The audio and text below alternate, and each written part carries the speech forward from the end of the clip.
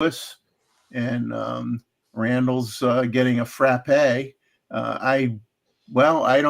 guess I don't know nothing about frappes. I guess it's something to do with coffee, I assume. I'm not a coffee drinker, so I don't really know. I hope so. It doesn't sound a very nice word. You know, it would be worse if there was a C in the front of it. Yeah, I mean,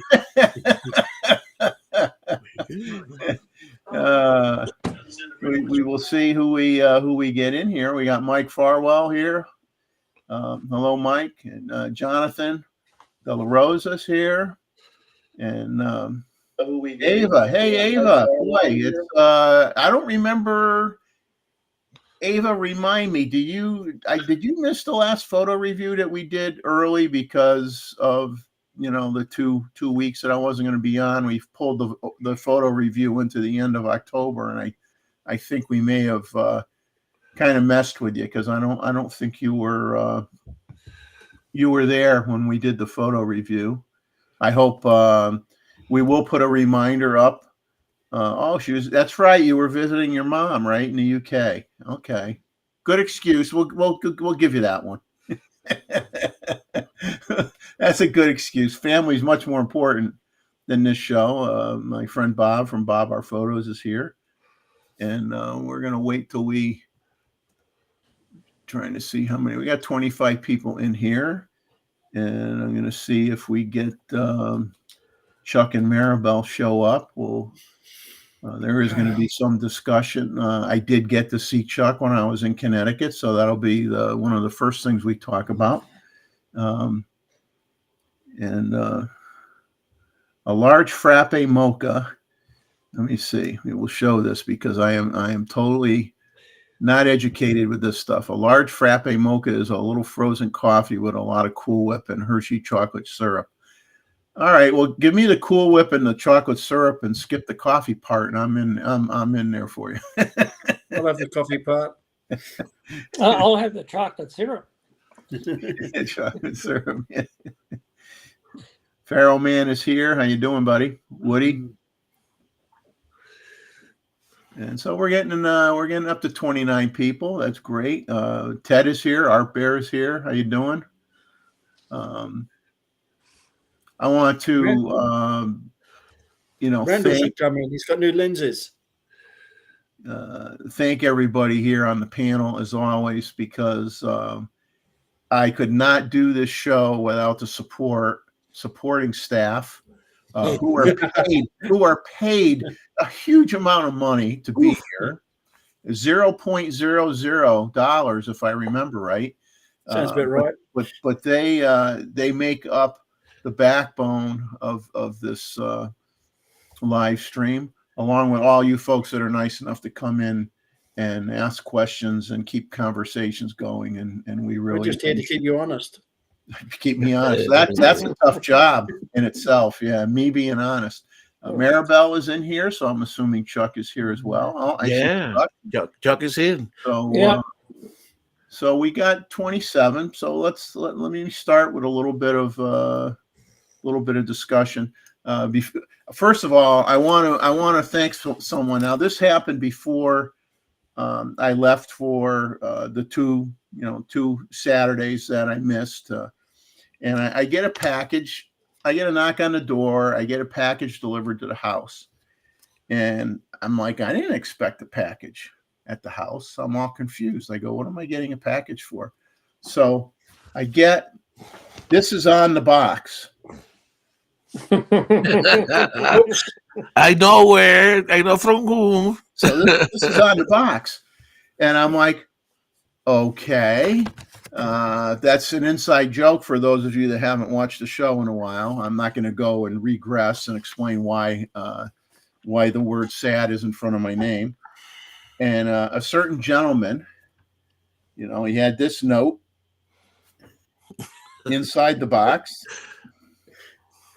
And all of a sudden, once I figured out how to put it together, which was my trained eye, and I ended up with with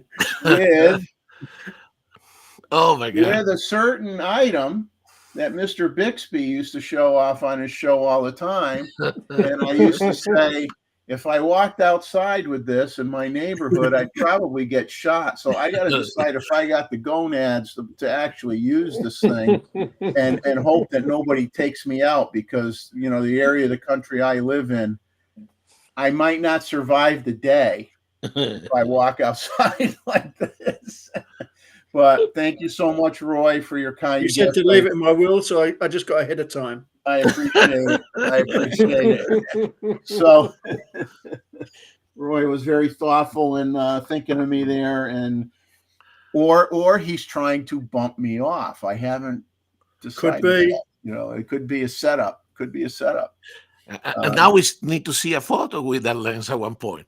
Yes, yes. Just outside the White House. So I'm going to put up an image here. Let me share an image, and I got to remember how to do this because I'm rusty now.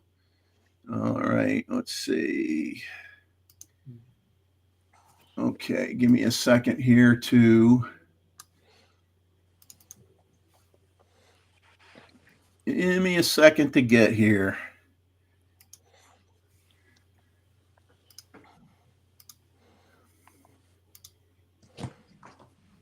Okay. Ooh. So I went to Connecticut, as you guys know, most of you know, and I was very, very fortunate and privileged to finally meet Chuck.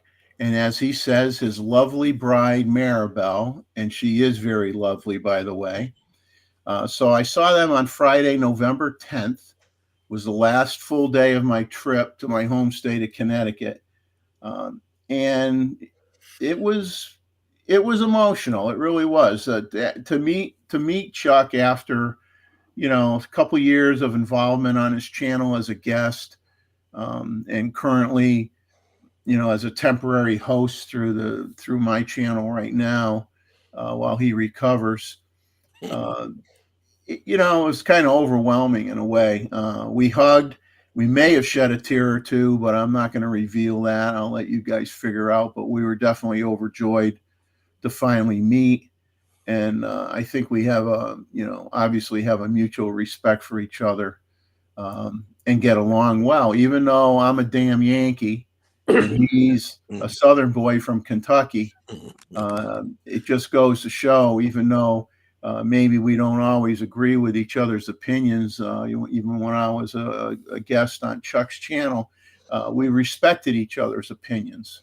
You don't have to always agree to have a reasonable discussion and a disagreement at times, once in a while.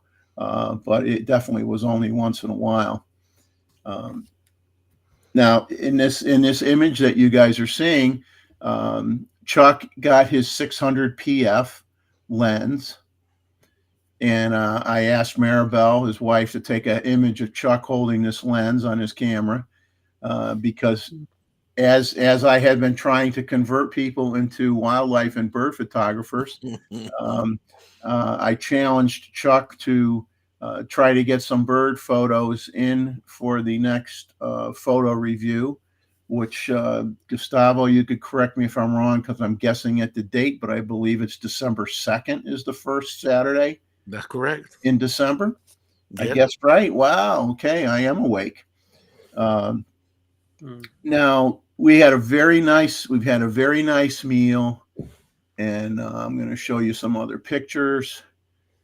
So let me, I'm going to be going back and forth between sharing and not sharing and bringing up different images. I'll bring up an image of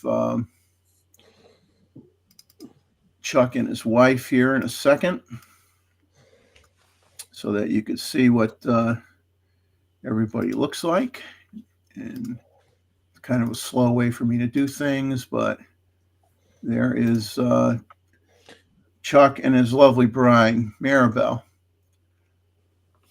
So this was in front of a restaurant that we had lunch at. We had good conversation. Company was fantastic, obviously, and we talked a little bit about the situation, YouTube in general. how difficult it can be to be in the YouTube universe, as they say, and how at times, I guess things can get a little too overdone with certain channels. And so we had a lot of general conversation, and of course I had to show him, the pictures of my grandchildren, and we talked about our families a little bit, and we had a great meal. And I'll bring up a few more images here. Just bear with me a little at a time. Now, let me see. So you were able to see in real time that wonderful hair of Mr. Chuck? Well, he knows darn well that I'm very jealous of the hairline. That I think it's awful that he has perfect hair like all the time, and so look at that hairdo. I mean, come on, man, Chuck. You're killing me. You're killing me. It's like, but you know what? Some probably 20 years from now, Chuck, I may get even, and you may actually like look like this. So not to scare you or anything, but there is that possibility. He's going to live to 100 with that hair. Get to 100, yeah. So let's see if we have any. Marabel did take a few blackmail photos of me and Chuck here, so I'll just put a few of them up here. It's good to see anyway. Mm-hmm. Fantastic. So this is proof that we really did meet. Which one are you? And I'm the guy on the left with the good hair. Chuck's the guy on the right. And but it was really special. It really was. And I don't want to over exaggerate it, but it's kind of like you have a preconception of what this person's going to be like when you meet them for real, versus virtually like we do every week. And he fit the bill. I mean, he's an original guy. Normally they say never meet your heroes. Yeah. I mean, it really was. It really was special. No doubt about it. Well, and also prove that we complain about the internet and this modern world that we live with, all the, social media, but there is benefit to it, correct? The fact that you guys and most of everybody here has able to meet and establish some friendship, it's amazing, correct? So no, I can see why you could got emotional meeting with Mr. Chuck. Yeah, and Jeff, I think you did an excellent job with Photoshop, especially that picture of both of you with that plant in front of you. It's pretty hard to edit you into that.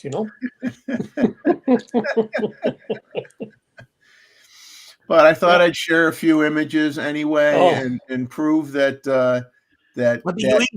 that he does exist, as like the M&M commercial. He does exist. He does exist. Not AI generated at all. So we'll get a little serious here. Chuck and his wife. Obviously, Chuck's been through a lot. It's been like 5 months since he took ill. And they felt comfortable with me at this time now, discussing his condition on the show. Previously, I was evasive, to say the least, but that was out of respect for the family. I mean, when someone's going through something, the world doesn't necessarily need to know what's going on in my life any more than Chuck's life, and you have to respect that. And they've been kind enough to feel comfortable enough now for me to share some information. And some of these things you may have somewhat figured out on your own over time, or you've made your own assumptions as to what's going on. But to make a long story short, Chuck had a stroke. Okay. And He's made great strides since that event around 5 months ago. It affected the right side of his body. He continues physical therapy to improve the dexterity and the strength of his right hand. Little numbness in the hand, and not the best dexterity yet with the fingertips. Grabbing small objects, things like that. That he's As long as you working can press on. a shutter button. As long as he can push the shutter button, yeah. But he walks perfectly fine. He has full comprehension of any conversation that he has with a person, or anything that he watches on TV, which hopefully he's watching TV that's doesn't inflate his blood pressure too much. And Not too many M&M commercials. that's right, not too many M&M commercials. And now, unfortunately, his speech is an issue that he's been working very diligently on with a speech therapist. What was 5 days a week, it's going to get throttled down to 3, but he's going to be getting a lot of homework assignments. So he's going to be doing a lot of things to try to continue to improve his speech. He could formulate short sentences, has to pause at times, might get, word might get stuck in his head, doesn't come out right away. Just, effects from the stroke, that he's trying to work through. But I think he's doing remarkably well at this stage of the game. He's very fortunate that he's had a great team of doctors and caregivers and therapists to work with him, that are continuing to work with him. And his goal to me was he wanted to get his speech to the point where he could join as a panel guest on this show in 3 months' time.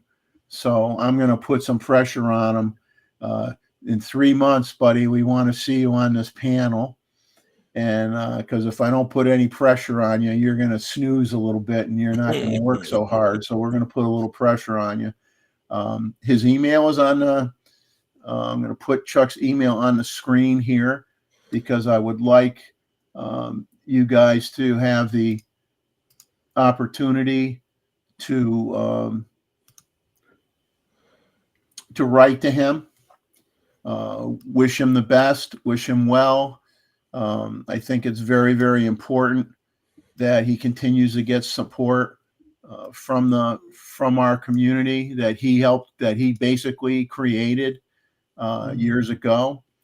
And I'm not going to speak for them and say that everyone's going to get a response, but I'll guarantee you that everything you write, anything anybody writes, will be read and appreciated. So please send him some emails of support and throw out some love to him, because he deserves it. Now Chuck lost like 50 pounds. He did have another medical scenario that went on that was discovered while he was recovering from the stroke, and we won't get into that other than to say that he had that procedure done a while ago. It worked out well, but he lost a bit of weight. So if you guys could figure out heart healthy foods that can bulk them up, which is kind of an oxymoron, but if you can think of anything that we could stuff in his belly to get him a little bit fatter, so that he can play Santa Claus for Christmas, maybe. Send him some suggestions in the emails of recipes or whatever that you may have that are healthy enough but might put a few pounds on them.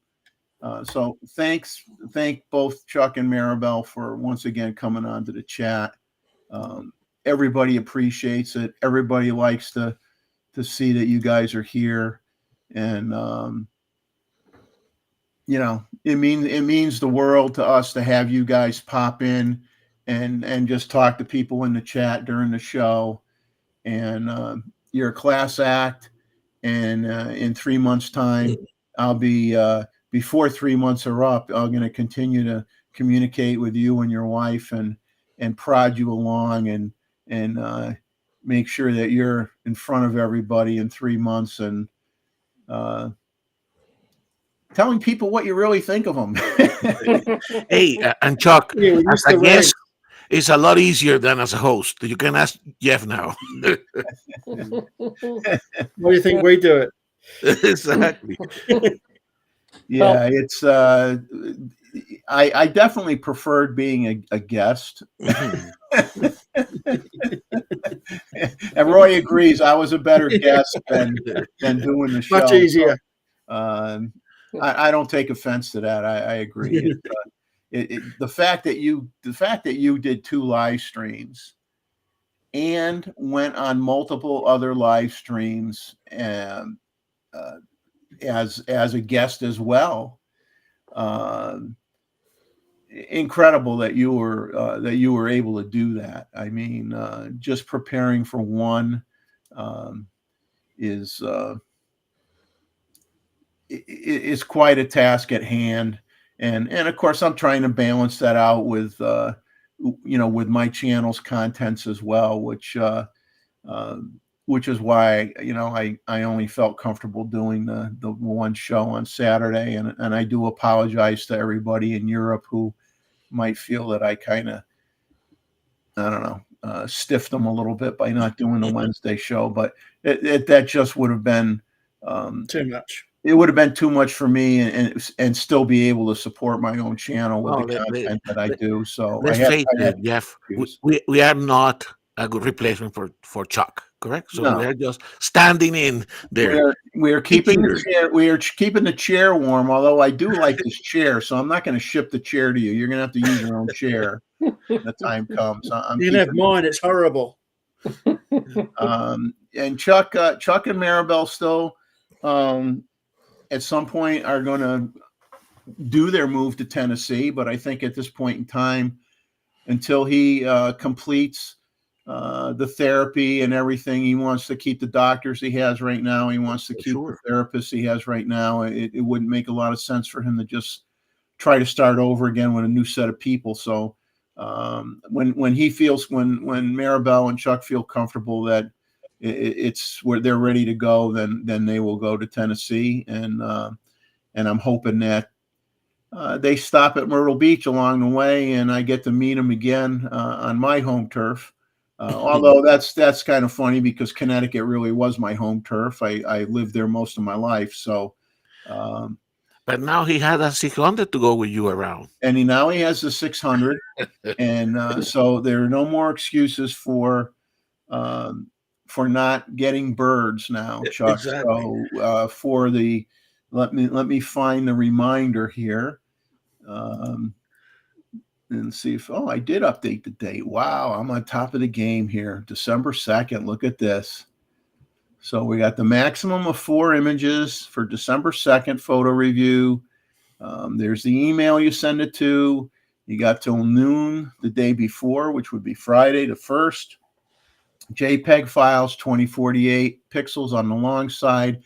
And as has been my routine anyway, right, wrong, or indifferent, to be generic and allow you to send in pictures of anything that you darn well feel like you want to send in. Black and white, scanned film images, something you took a day ago, something you took 5-10 years ago. It doesn't matter. Whatever you want to share with everyone here is fine with us. And so hopefully we will get a good turnaround of activity with sharing the images again, like we had. We had over 60 images in our impromptu bump the photo review up by a week, the end of October. We had over 60 images, plus we did get some during the show that I just shared by clicking on it, in my email and showing it on the screen. So we were probably close to 70 by the time we were all done. So, I mean, that's just crazy good. I mean, that was wonderful. I mean, that's really wonderful because I think everybody enjoys seeing what everybody else does. I mean, I think that's what kind of makes the community click so well, is that the diversity within the community of whatever, whether like Roy with product photography and Gustavo and I wildlife and I'm David. semi-retired. I'm not anymore. We're not going to ever let you retire. If I have to, I'll send you my wedding ring to take a picture of it, just to keep you fresh and in practice. And David with the Aurora Borealis shots and the patience he has when he did that shot with the cannon going off was like crazy good. Really, really interesting stuff. You have to have the patience of a saint to be able to pull off some of the stuff that he's doing. And then the underwater shots we got from Scubarazzi and mind blowing and everybody's shots, I mean, Joe Stroud's stuff, which always never ceases to amaze us, the preparation he puts in and how much he thinks about the story he's going to tell with his pictures. And so keep them coming, guys. Start sending them in. And I'll put this thing back up again a little later in the show. And, we will talk about it again. And before I blab any further, I want my panel of experts here to fill everybody in on what they've been doing since they had 2 Saturdays off. I would expect that they did some pretty phenomenal things. So I'm going to let them. We'll start with Roy, Gustavo, and then David. You guys share what you've done the last 2 weekends with everybody, because I think everybody would like to know. I've done very little. I've just moved my studio up to the theatre. I'm in a whole new mess at the moment. Nothing works. Nothing works. Now you've moved all your lenses up too? All your equipment? Yeah, upstairs and everything. Oof. I've got a lot of exercise. But do you still have your view so that we can see your magpies? I've only got little windows now. Oh, okay. So it's going to be nice and dark up here, hopefully. All right. If the camera was working, I'd take you over to the window and show you what I've got. Okay. Don't worry, Roy. We ensure that you will fix your studio there and your museum, so that make sure that you have everything at hand for us when we talk about any product. I gave away a lot of it this week. Okay. Oh no! Make it thinner. No. That way I don't have to carry it upstairs. You got to make the museum happen. You can't give it all away. Well, you got a piece of it, Jeff. Yeah, I know. A very small piece. I know. Well, I just don't want to get caught. Could be fatal. Like got trigger. I got to modify this to shoot out Nerf balls. Still get your shot. Still impressive. So, Jeff, which body are you going to put on that?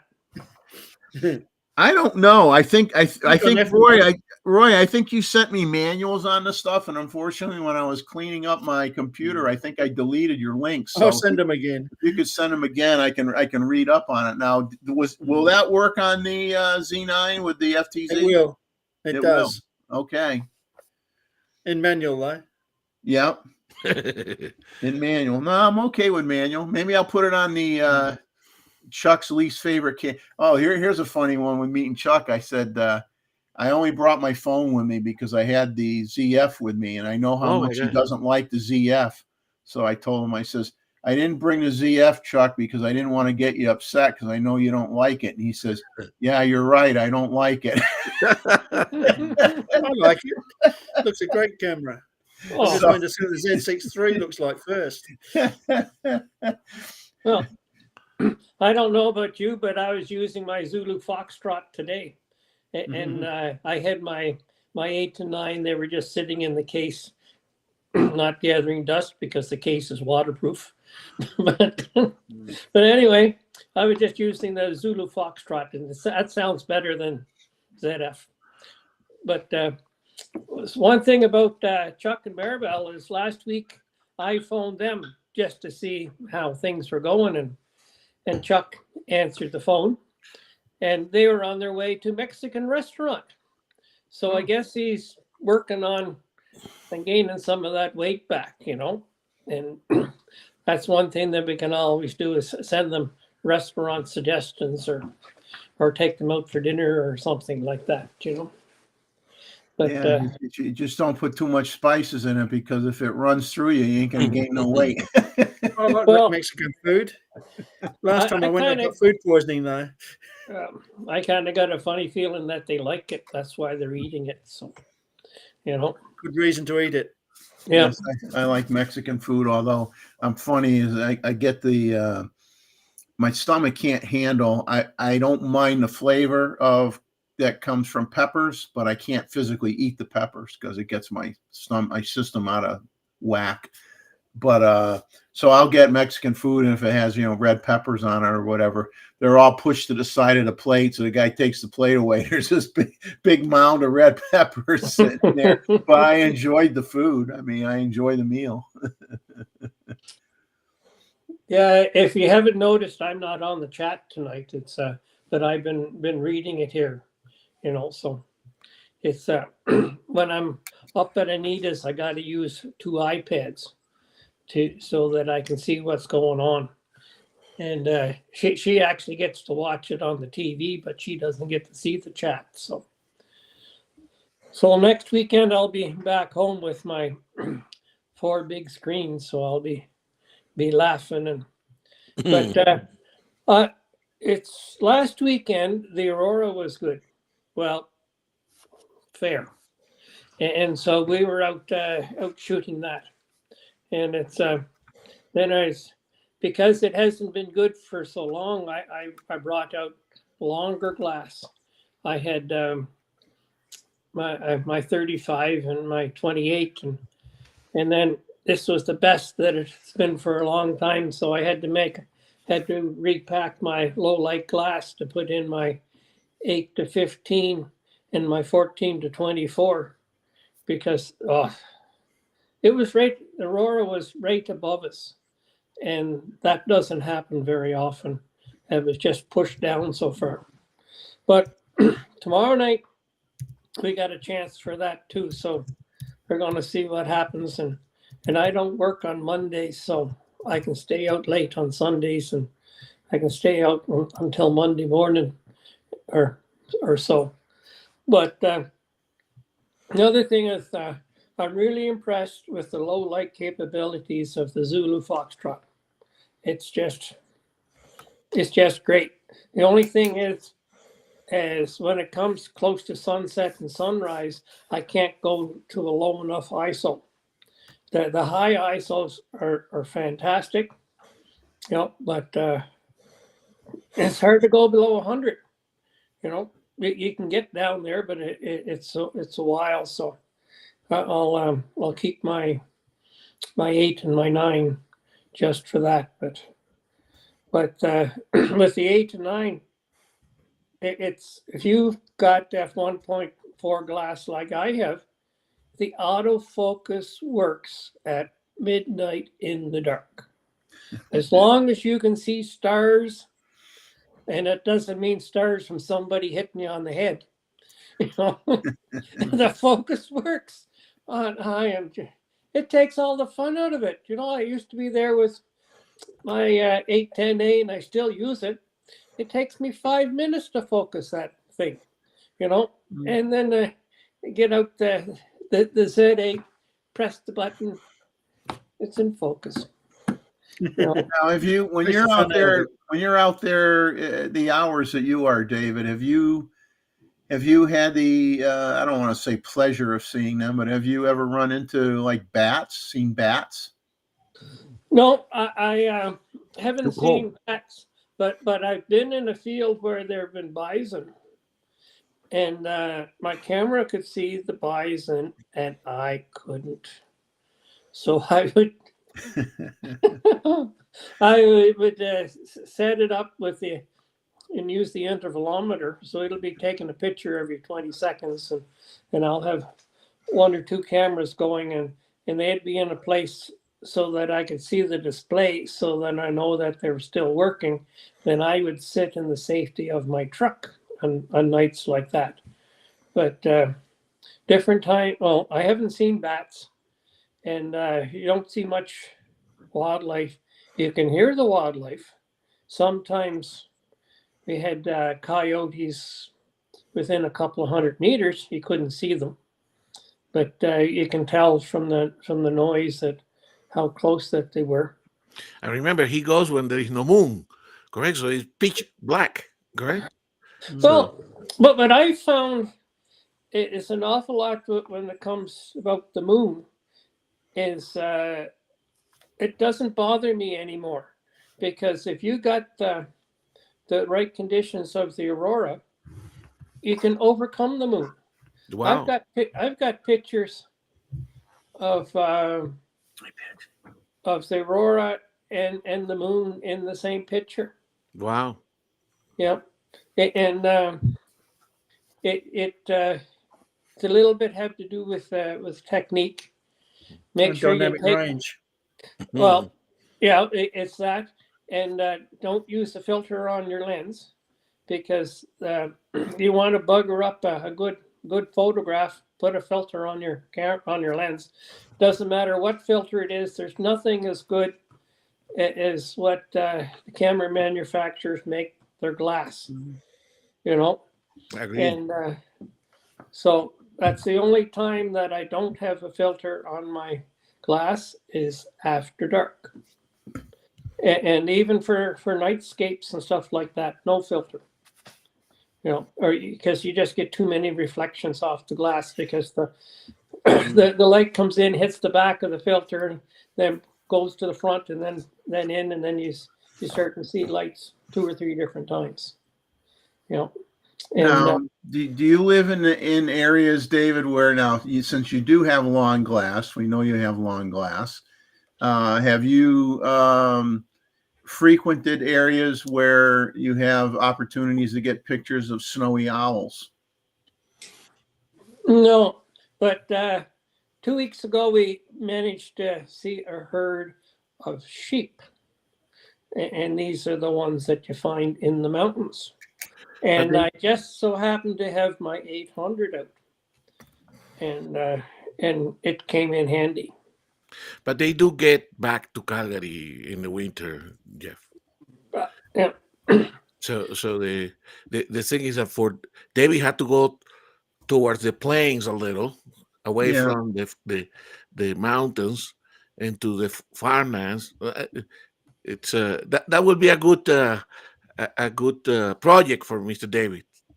Well, there's that gentleman.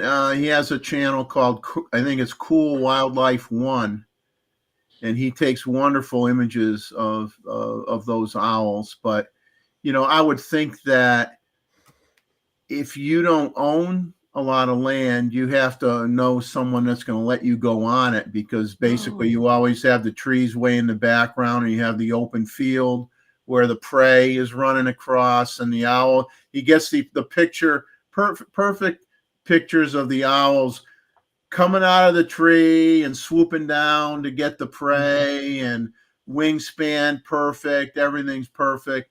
No, the road photography. There are a lot of those owls, certainly around Calgary.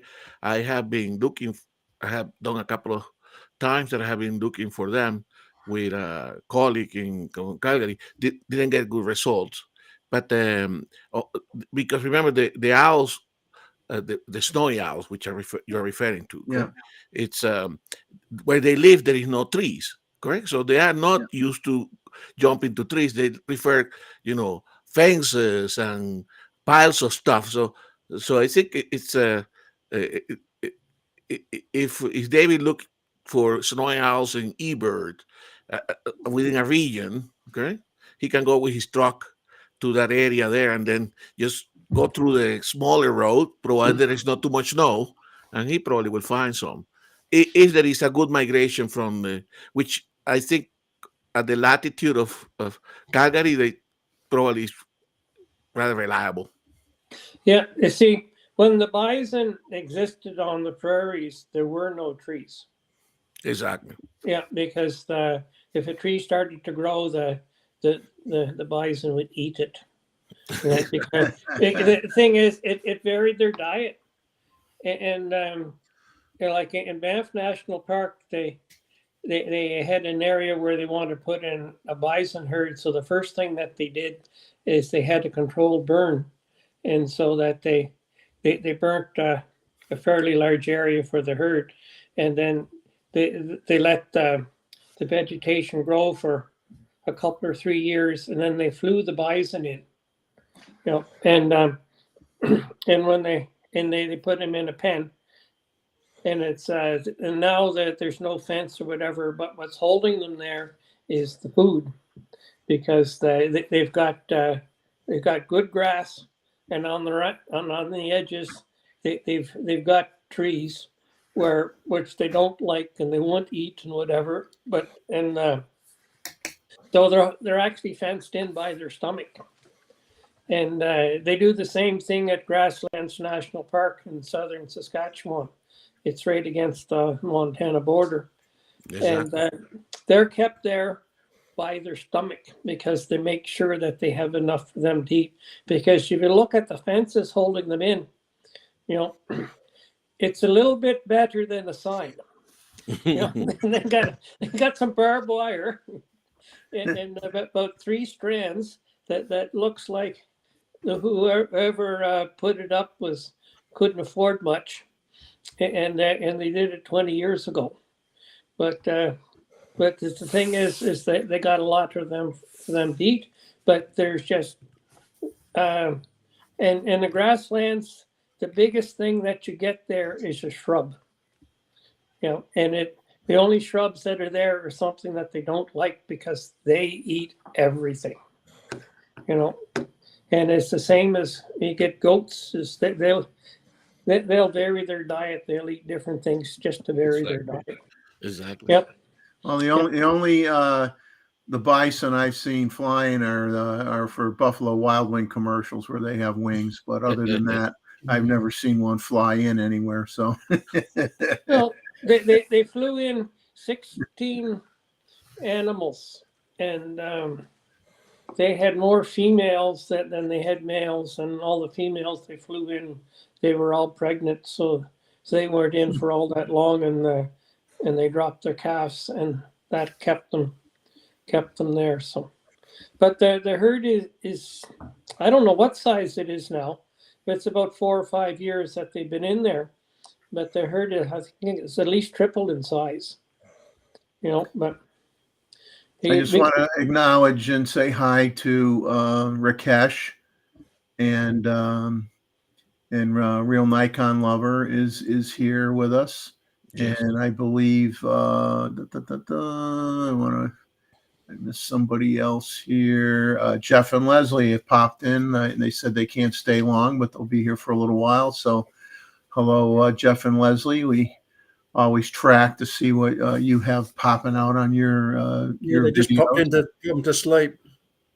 You know, and but so what lens is okay. What's that? So what lens is Chuck going to get to go with his 600 PF? He can't have just one. I can. Yeah. Well, is that like the Lay's potato chips commercial? No one can have just one. No one can eat just one. No one can buy just one. Right? With a Nikon, no one can buy just one. It's just like M&Ms, you know. Yeah. So Ava is saying that she we'll put her comment up here. She gave up trying to resist. Well, you know, resistance is futile if you watch Star Wars, right? You bought the Z8. Good choice. Didn't want to wait on the 180-6. Bought the 400-4.5 and the TC-14. Hey, good for you. You're going to have a great time. You're going to have a lot of fun with that combination. So once again, we will put the pressure on you as well that you must share images taken with this new camera and lens and share it with the rest of us on the December 2nd photo review. Nothing like a little pressure to get you out there to shoot, right? Ava's made good choices there, I think. Good combination. Yes, you did. You made good choices. Now, did you buy those when you were in England? Did you buy them at Gray's? Did you go to Gray's and buy them? See Becky and Con, did they give you a deal? I'd love to go there. I was at Gray's, but the two of them were out of the store that day. Oh, But I bought a toque instead. You know, they call it a beanie, but in Canada it's called a toque. Yeah, I think toque sounds better. Yeah, but anyway, it's Which one, beanies? yeah. But one thing about glass is there's always a new piece coming out. But what I found is lately is the stuff that I want. Nikon isn't making, so I ended up going with the Sigma, and the Sigma Art glass it's fantastic. Yeah. And that's what I've been using after dark lately. I've got a 28. Well, you're trying to show it off in public. Well, Dave, you know, see, it doesn't matter what lens or camera Dave uses because he puts tape over all the names, so nobody really knows what he's using anyway. It's all top. With Dave, it's all top secret. See, you got gaffer tape or whatever on the camera. You don't know what he's shooting. It's all hush hush, man. You know, you don't want to reveal your gear. Well, if you look at my 850 on the front, it says D8. You know, because the 50 is blacked out. You know, and I did the same with my 750. And it's you know, because who do you know that's got a D8 or a D7? Oh, I got an email from the person I buy a lot of camera gear from, and he says, Jeff, are you interested in the 600 PF, Jeff? Jeff, I'm calling you, Jeff. Do you want the 600 PF? And I said, no, I do not. I said, I spent enough money on camera gear this year, and I just put some money into the house, and I says, I'm done for the year. I says, I have 2 lenses on my list for next year, the 135 Plena and the 14 to 30 f4. I think I'm going to look at getting. So Not the 14 to 24. but I can tell you is now that I have used it a little bit more, it is a good replacement for the 500. I have no doubt that it's better than the 500. To be honest with you, I'm sure it is. Just that too much overlap for me. I got too much other stuff, so I could do without it. No, the 180 to 600 is a fantastic lens. Okay, versatile being assumed, but the 600. I tell you, the weight different only, and I did some comparison. You remember you asked me to do some comparison. I probably show it next week. So, but definitely is for me, correct? It opened handheld photography at the 600 millimeter range. Yeah, I was not able to do that with my old 600. Even the 800, I don't think is appropriate for hand holding over a long time. Okay, but You can't do it with a 600 f4 either. Exactly. This F4, it was impossible, certainly for me. Correct. And then but D600, you can really carry it around. So it's like the 500, Jeff. Yeah, that's what I liked about the 500. You could be out there for 10 hours. Exactly. So you're not even tired. I mean, you're like, lens? What lens? that's what is made for, correct? That's I'm surprised that the handheld video is so easy on these new lenses. I never did that before. Yeah, that's what it's made for. But so Eva, that's a great combination. We like to see some photo for sure on your learning curve here, like we all have to do with all this new equipment, right? Yeah, we learning. You just have to take it slow. Exactly. And don't have measured levels of expectation.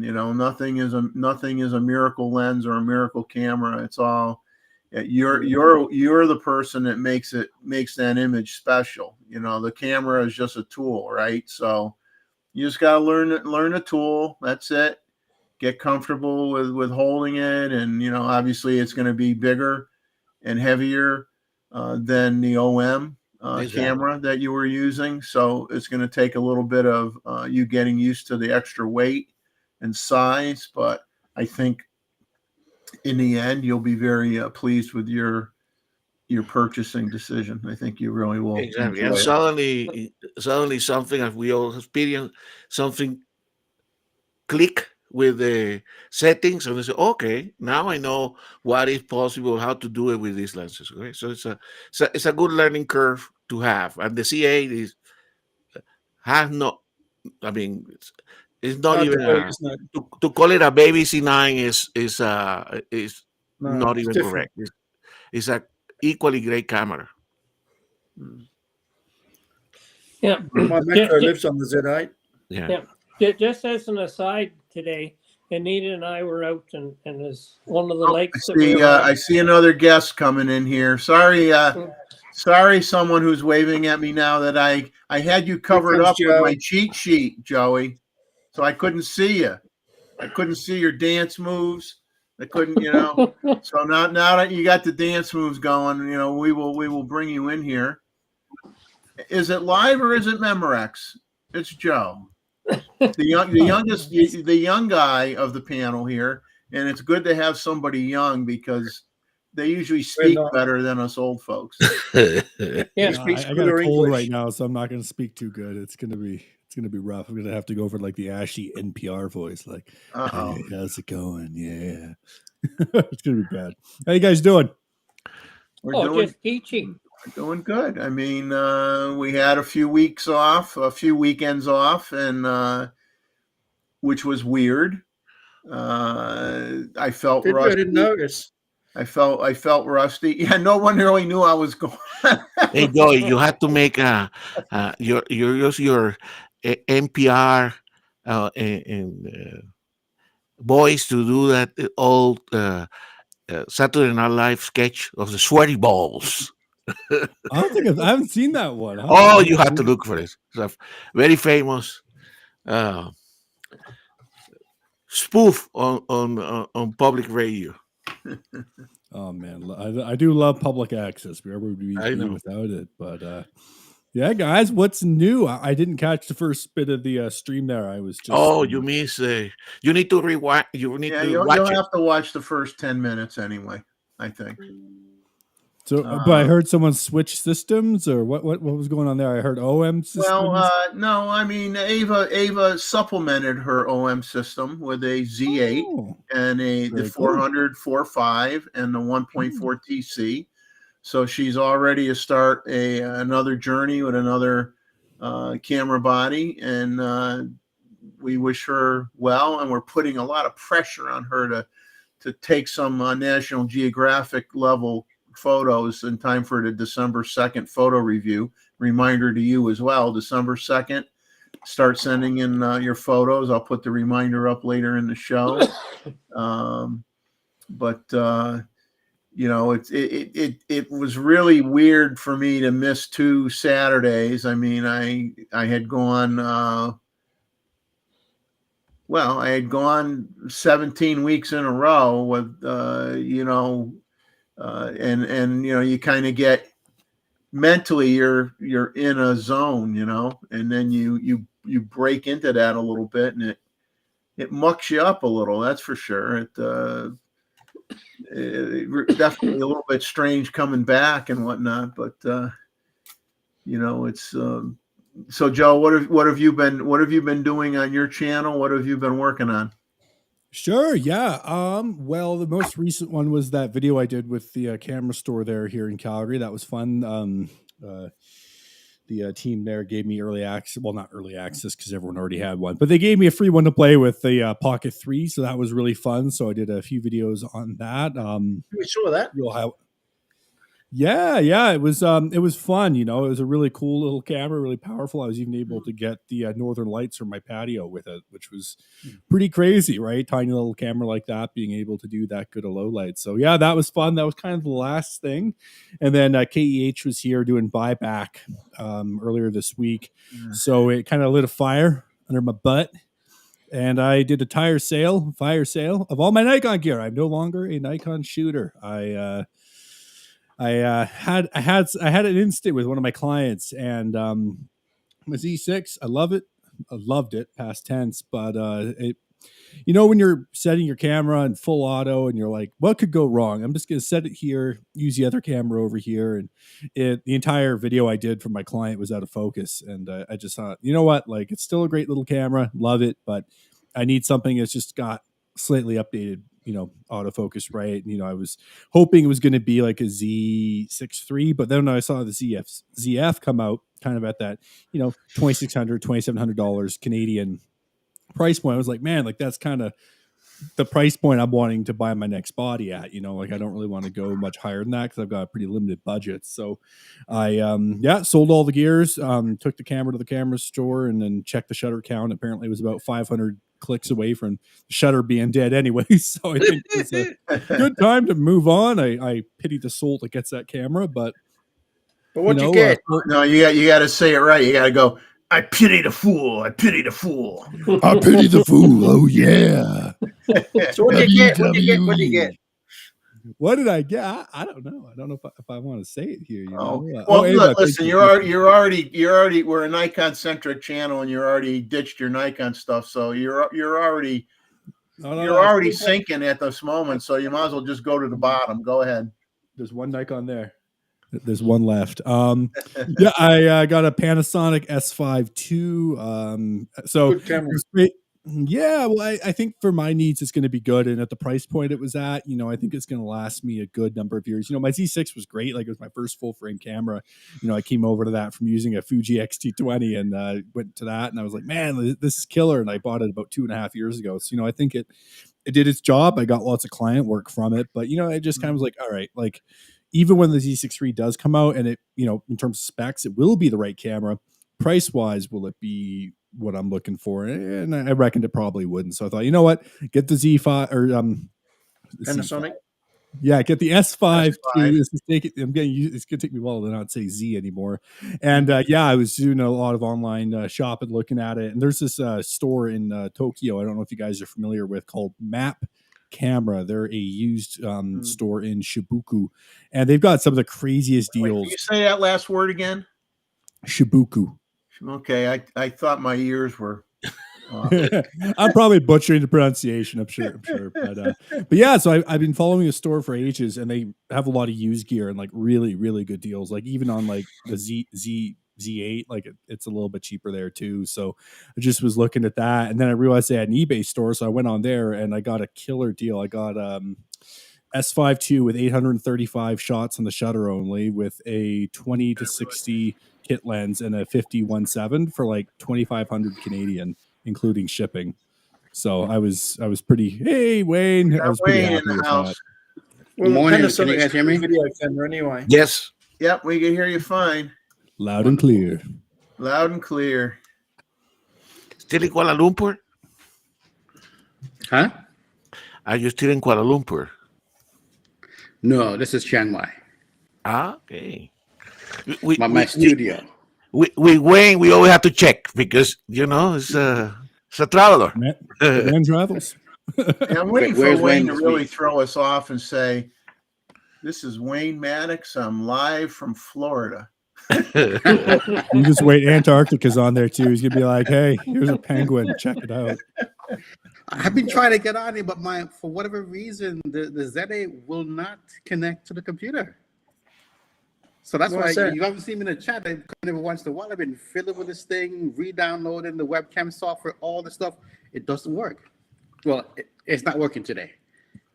Works on my I wanna main do some computer. other I'm things plugged with it. into the laptop yet. It works with that. It works flawlessly on the main computer I've got. It's worked before, and that's what's odd. Because I plugged in the FX30 and it worked, but I wanted to use the Nikon today because you know how the The tripod The is set dual up. The angle USB is a makes bit it better. easy. Mm. Yeah, I don't know. It's weird today. But go ahead. I want to hear what Joe's new purchase.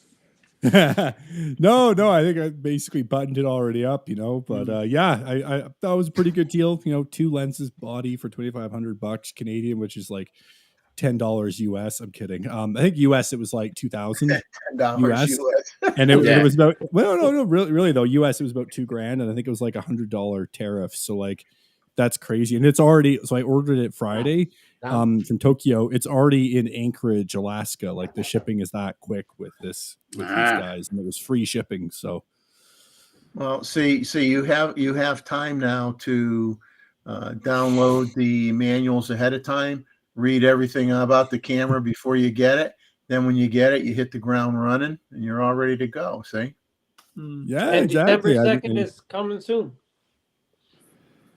Yeah. Someone It's like going to be Joe on is a good Tuesday. choice. Actually, it's going to be here on Tuesday, so it's even quicker. I don't think I got time. I'm going to watch some YouTube videos, and I'm getting it on Tuesday, and I got a client shoot that evening, so I'm going to trial by fire. We'll see what happens. Otherwise, So it'll it's just dangerous. they'll be stuck with me the ZV-1 for the entire shoot.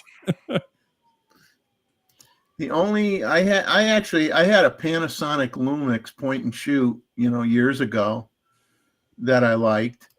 And then I'm going to try to find let's see if I can find my file here.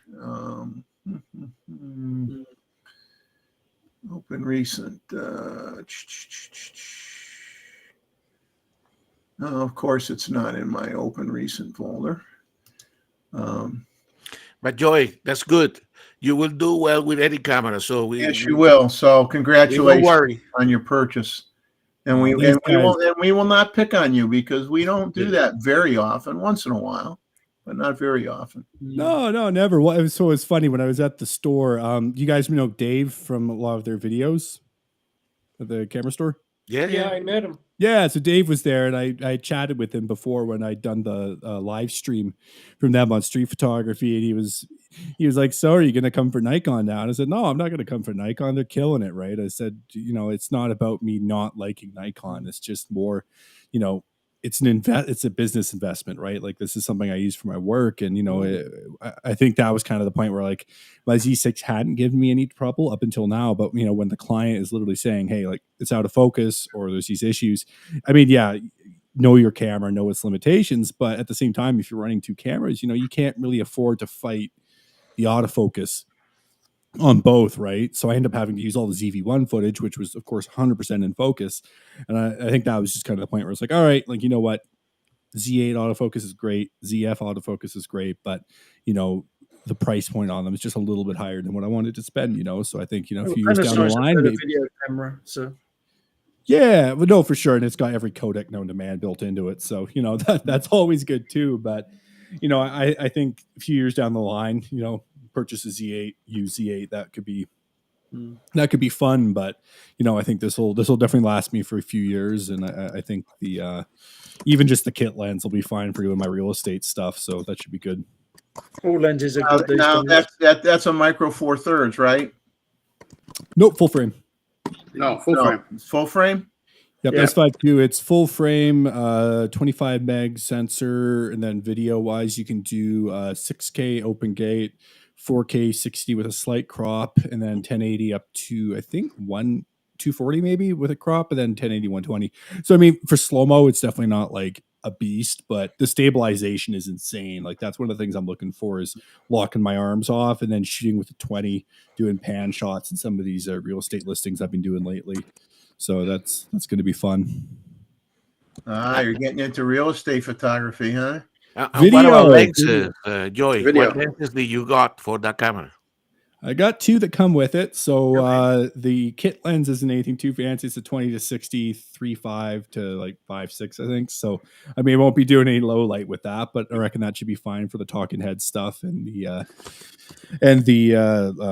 real estate. And then the other lens is a 50 mil 1.8. So I'll use that probably for most of my photography for now. And then down the line, get a 1 to 400 and maybe get a nice manual prime, because honestly you can get a 7 Artisans like 12 mil 2.8 for like $150, and I feel like No, I mean it's not going to be great, but I mean I feel like when you're shooting that wide, you don't need to really worry about focus, True. right? Everything's going to be in focus anyways. So I sold the bulk of the gear. The only thing I got left, I've got my really dinged up 17 to 35 2.8. I got a guy coming to pick that up tomorrow, and then I'm selling the 92.8 Tamron hopefully next week, and then I've got a 2x teleconverter version 3 that I'm gonna try to sell this week as well. So those are the last things. But the guy who bought my 7200 was so passionate. It was cool. It's one thing I liked about all the guys that bought the Nikon gear from me. They were super down to earth and like super cool. And they were like, "Why are you leaving?" And I'm like, "I'm sorry. I'm not trying to abandon the cause. Like You'll it's be not back. about that." Yeah, it's like I'm not leaving it because I'm going to start bashing it, right? I'm not going to be one of those guys, It's that camera was sick, and it did a lot of good for me for a very long time. So I'm never going to look back at that and say, "Man, what a piece of junk." Never, never, ever. I still use mine. Z6 III should be interesting, Oh, it's going to be killer. especially looking at the ZF. Oh, I want totally. to put up Jim's comment here on the Z9 reference manual, and not to show you what a nerd I can be at times. I actually read this manual cover to cover twice before I got my camera. So there are some of us that are odd. No, that's good, Jeff. I mean, I wish I had this is like me and my dad talking about camera gear, right? Like he'd be like, "Oh, I got my G7100," and I'm like, "Oh, cool." He's like, "I've been reading the manual," and I'm like, "Have you taken a photo with it yet?" "No." "I have to finish the manual." "What page are you on?" 7. "I fell asleep." "Okay, Dad, come on." Fell asleep when it said select the time zone. Oh God, yeah. I forget what camera it was that I had. It wasn't a Nikon, but every time I turned it off, it would go through this weird reset, and it would always ask me to set the time zone before I could take a photo. And I remember I missed. I forget. I think it was like a guy on a motorcycle was going by, and I took this thing out, and I was trying to get the shot, and it said set your time zone. Totally missed it, and I got rid of it. I think, yeah, Joe. All cameras have an internal battery in them. That when it goes dead, you're boogered. And your normal battery that you have, it recharges the internal battery to keep it going. And so you just don't want to take a chance. When I set my 750 in to be changed over to full spectrum, I sent it with the battery in it because I didn't want my internal battery to go for 3 weeks without the charge. That's a good idea. And so I did that on purpose. And when and the guy that was sending it to, he knew why the battery was still in it. So and then with your older cameras, that's one thing you got to watch out for. Because I don't know how easy they are to change, but I think you got to take it apart to change it. Dave, I'm all thumbs. That wouldn't go well for me. I tried opening a lens up once. There was this. It was like I think it was a FL 50 mil Canon f1.4, and I'd gotten it for like $10 from this old dude at this flea market in Seoul. And those lenses like in mint condition are $300-400 sometimes. Like it's a really nice lens, but this thing was dustier on the inside than the Sahara. So I was like, all right, I'm going to open this thing up and I'm going to save it. It went in the garbage. That didn't go well. The whole thing just kind of exploded, and there were springs coming out of it. Molds are killer. Yeah, I know. These springs started coming out of it. I'm like, where are the springs fitting into this? Like the amount of ingenuity that went into this old lens astounded me. I thought it was just a slab of glass. I thought, man, what could go wrong? A lot, apparently. Well, I was watching a YouTube video that is putting Sigma lenses together. And the number of steps that it goes through is just amazing, and and as they had this thing for putting screws onto the screwdriver, and they would take the screwdriver and they put it in this V-shaped thing, and they would put the screw on it, and then they had to tap 2 things, and I think the second one was glue. And then they go and they didn't have to twist the screwdriver because it did that for them, and torque the screw and whatever. And it's amazing, but the number of steps that they go through to make any piece of glass, and this was It's not the glass, it's all the little motors and things, and electronics are the complicated bits. Yeah, because I had my 100 to 400 rebuilt, and because I dropped it, and actually it came off my Z9, and it bounced off the cobbles in Scotland, and it Wayne, behave. But I'm trying to tilt the monitor so I can Oh, we know what you're trying to do, baby girl. Ooh. Wayne's trying to guess his subscribers' OnlyFans this account. is a G-rated live stream. It's rated Wayne. Let's go mad. I'm typing away here. I'm like, this is uncomfortable. I'm like looking at the screen at the top of it. I'm like, you're uncomfortable. How do you think we feel? It's going down, down, down.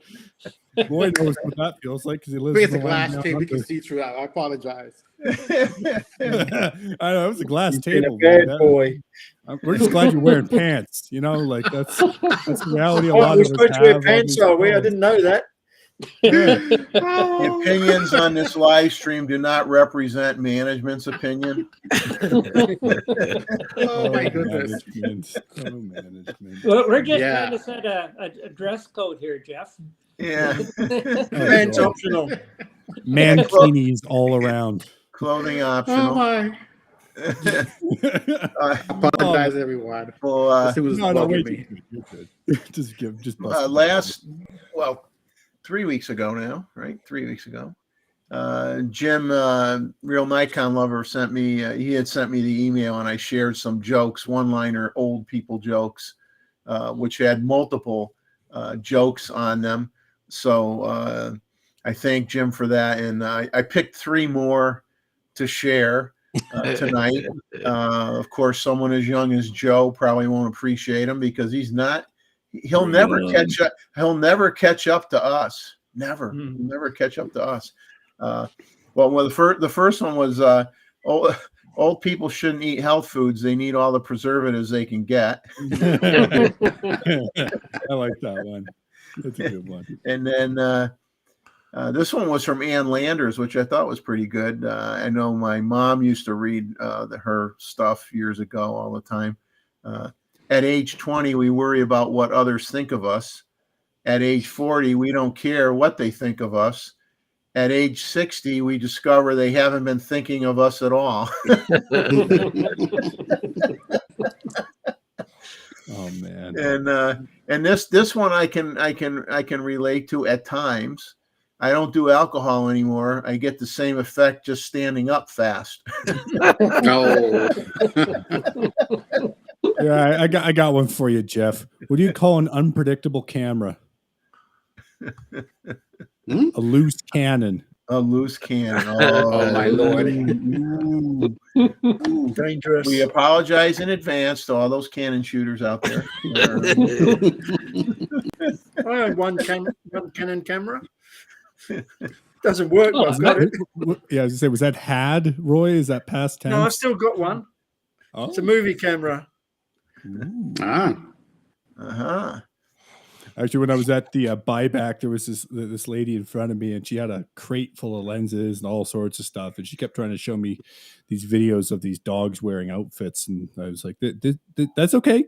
That's very nice." She kept trying to chat with me, so we chatted a little bit, and she gets to the guy. She pulls his first lens out, and it's this Canon 20-70, and the whole front of it's just being smashed. Like it's just like it's not even the lens filter. Like it's just junk. And the guy's like, I think we're good. She's like, why? This could be saved. He's like, how? How would we save? He's like, that's up to you. To fix it with the buy. Yeah, I know. It's like, man, like that was aggressively destroyed. Like to get actually through the front lens element, the amount of effort you would have to put in, like it was completely, like someone took a hammer to that. It must have like dropped it. Let me ask a question. Special effects lens. Go ahead, Wayne. Somebody asked about, well, I think I asked about the A9 III. Is anybody here thinking about that camera or like it or have any things about it you dislike? Camera. I've got a whole segment later in the show to talk about that camera. Wasn't ready to jump to it just yet, but I guess we could if since there are people asking about it. Let me skip to my notes. I actually before. Let's see. How do I want to word this? I mean, obviously it's getting a lot of press, which very well it should. Okay, it's a Sony. It will do. And the thing is too, I've always felt of all the, well, not just camera manufacturers, but in general, Sony has the best marketing machine of almost any company out there. I mean, because they've developed that over decades and decades of providing consumer electronics to the world. And if there's anyone that can put a spin or a marketing campaign together on anything they make that will put anybody else to shame, it is Sony. I mean, they know how to market their product. And before the live stream went on, I watched a discussion between Frames TM, Matt Irwin, and I think it's Baron from Photography Discourse. And they talked a lot about different things. And then they did talk about the A9 III a little bit. And so I'll go over some of the specs on that camera. I'll give you my opinion, which is just an opinion. Go ahead, Joe. Oh, no, I'm saying good night to Chuck. Chuck's leaving. Chuck is leaving. Good night, Oh, Chuck. Chuck's taking off. Chuck, have a good one, man. Thanks for coming on and chatting with everybody. And I really enjoyed the visit with you. Last week. I mean, I had a great time, and I hope we get to meet again. Marabel, it was a pleasure meeting you as well. And I'll tell you, Chuck's got the best live-in nurse he could ever have in his wife, because she has done a lot of research on strokes and whatnot, and she knows probably as much as the doctors right now. I mean, I was in that similar situation when my wife had cancer, and I did all sorts of research about the type of cancer she had and whatnot, and so that I could talk intelligently to the doctors, and they didn't, feel like I didn't know what they were talking about, or they didn't want to tell me anything because I wouldn't understand. So as someone who is a caregiver for someone that has had a serious situation occur, I applaud her for her efforts and her work to keep Chuck on the right track. And Chuck's a fighter. I mean, anyone who served as an Army Ranger for as many years as Chuck did is definitely a fighter, and he ain't going to give up, and he's doing a great job. And we love you, man. We want you back as soon as we can get you back. And we need to see him in the panel in 2024. And yeah, the goal is 3 months from now. For those of you that tuned in late, 3 months from now, we hope to have Chuck on the panel with us. That's the goal, is 3 months from now. Even if he said nothing. That's right. I mean, Chuck, you just can come on and look pretty and eat M&Ms. Tell people what you think of them. We are doing coast. Be a bobblehead like the rest of us here. Yes, well, this is not in. So Jeff, what Saturday is that going to be in 3 months from now? We got to have a date. I'm gonna have to look it up. I didn't get that far ahead. but I will be teasing him. But Chuck, have a good one, and hopefully we see you next Saturday as well. We appreciate it. It'd be the second Saturday in February, and before then, we want to see pictures from Chuck with his 600 PF. That's right. We want to see We want to see some images on the 600 PF for the December 2nd photo review. And I guess a good a time as any here. Before I talk about the Sony camera a little bit, let me just throw up the reminder again for our photo review coming up. Please start looking through your files and picking out some images that you want to share. No subject is generic. Pick whatever you want, as always. You know, we had a record-setting amount the last Saturday in October. By the time we were done with the show, we probably easily showed 70 images. I mean, it was really crazy. I mean, I'm surprised that any of us had our voices left by the end of the show, because it was a lot of good stuff. A lot. I mean, truly great stuff from everybody. I mean, it's really, it's my highlight of the month when we do that. When we do that show. So you see, Chuck always had good timing. We started to talk Sony, so he said bye-bye. Yeah. Well, let's talk about the A9 III a little bit. I'm just going to pick certain specs. For those who may or may not know, it's a 24.6 megapixel CMOS sensor, full frame.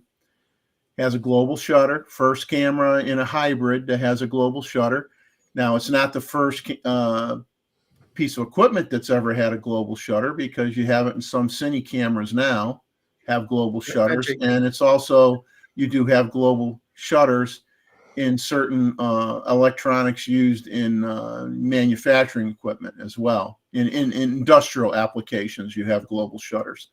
So it's not like it's new, and it's not like we would all be kidding ourselves if we really felt that Nikon and Canon were not already developing the stuff in parallel with Sony. I mean, Sony happened to announce it first. I mean, I don't believe their camera is going to be available for pre-order until sometime the end of February, if I remember right, when I was reading. So it's a little ways away, and obviously a lot of the talk isn't necessarily, it can't really be 100% accurate, because there's not enough information out there to make it 100% accurate. So it's really a lot of, as always, a lot of opinions and whatnot. But anyway, it's a magnesium alloy body. Okay, it weighs 1.4 pounds. It's interesting that they did change no one's really talking about it. They did change the ergonomics of the camera. They changed the grip. They angled the shutter release button, so it's pretty much like what Nikon has in terms of comfort, with the shutter release button. Now, to me, and I'll get into a little more, I don't know why they're so hung up on these CFE A cards and not going to the B cards, because some of the features that they're promoting require obviously a global shutter camera is going to have a lot of data. Okay, it's capturing everything in one shot. Okay, it's not scanning fast. It's boom, it's there. It got the whole image. Okay, you got an awful lot of data, and having cards that are, 1, more expensive, 2, less capacity, 3, not as fast, does not make sense to me when you're going to promote the camera, because it can do 120 frames per second raw. Well, I think that's not a problem, because it'll do it for a few seconds, which is probably enough. Well, it's it'll just do it 1.6 seconds. 1.6 seconds, and the buffer is full. Yeah, that's probably enough for most people, but it's not a good choice. No, it's not a good choice. I think as far as the card speed, I don't think that's bad. I think the buffer is basically handling the transfer, because they're saying it's 6 gigabytes per second, according to what they're saying. So that's going into the buffer, and then the buffer is feeding into the card at some point. But they're not telling you that's happening, because the card is not 6 gigabytes per second. Right. Now the other thing is the base ISO And here's where, and this is not really an assumption. This is a statement of fact. Is your dynamic range is directly related to your how low your ISO goes. Okay, so a Z8 or a Z9 can shoot at ISO 64. This camera so far, unless they change the specs, the base ISO is 250. So you're almost 2 stops. But global shutters don't have the dynamic range of the present sensors anyway. Right, but Also like I said, that's a, you know, it's not going to be as good, but you don't really know what it's going to be until we get closer to the camera being available for people to try out and do raw shots and really talk about it more. But you do know it's not going to be the same dynamic range as what you're going to get from a top of the line Canon or Nikon camera right now, because it's just because of the ISO range. Now, because it's a specialized camera. Yeah, it's a niche camera. It's a niche camera. It's great for event photographers, wedding photographers, and that. Well, the only thing is, most wedding photographers, they want a higher resolution camera than 24 megapixels. I don't think they do. I think they're pretty happy with that because they don't want to deal with the files. I think most of them are shooting about 24 megapixels anyway. Yeah, I think the file size isn't bad. I think for a lot of people talking about dynamic range, especially from Sony, because that's one of the big push. A lot of the creators on YouTube are Sony people. So usually when these guys are talking about stuff, whenever Sony announces a camera, there's always whatever the dynamic range is. And when you look at that, it's even the A7R, sorry, not the R, the A7 IV had like 14 stops of dynamic range or somewhere in that region. And, you know, while people don't talk about it a lot, these are things that Sony always push. So for them not to even market it at all, that's what got people started thinking, is like, well, you left out a bunch of things that you normally would talk about. But I'm thinking, so it's a sports photographer thing. You're doing it either in a stadium or all these, you know, other places. If you're doing wildlife, as they also say, you're not really worried about that because you are capturing what is like right here. You're not capturing a full scene. So the content creators and all those people that they invited, not all of them are going to be shooting in this area. The video side of it is where now the dynamic range really comes in. And people are saying, well, we really don't know what it's going this side. And yes, rightfully so, while it can do all these wonderful things, well, why doesn't it have this little thing? The sensor, you know, some interview I saw with B&H where the guy says, well, you know, the dynamic range is going to be good. But it's like, well, you didn't talk about it. You didn't specify it in like all your cameras.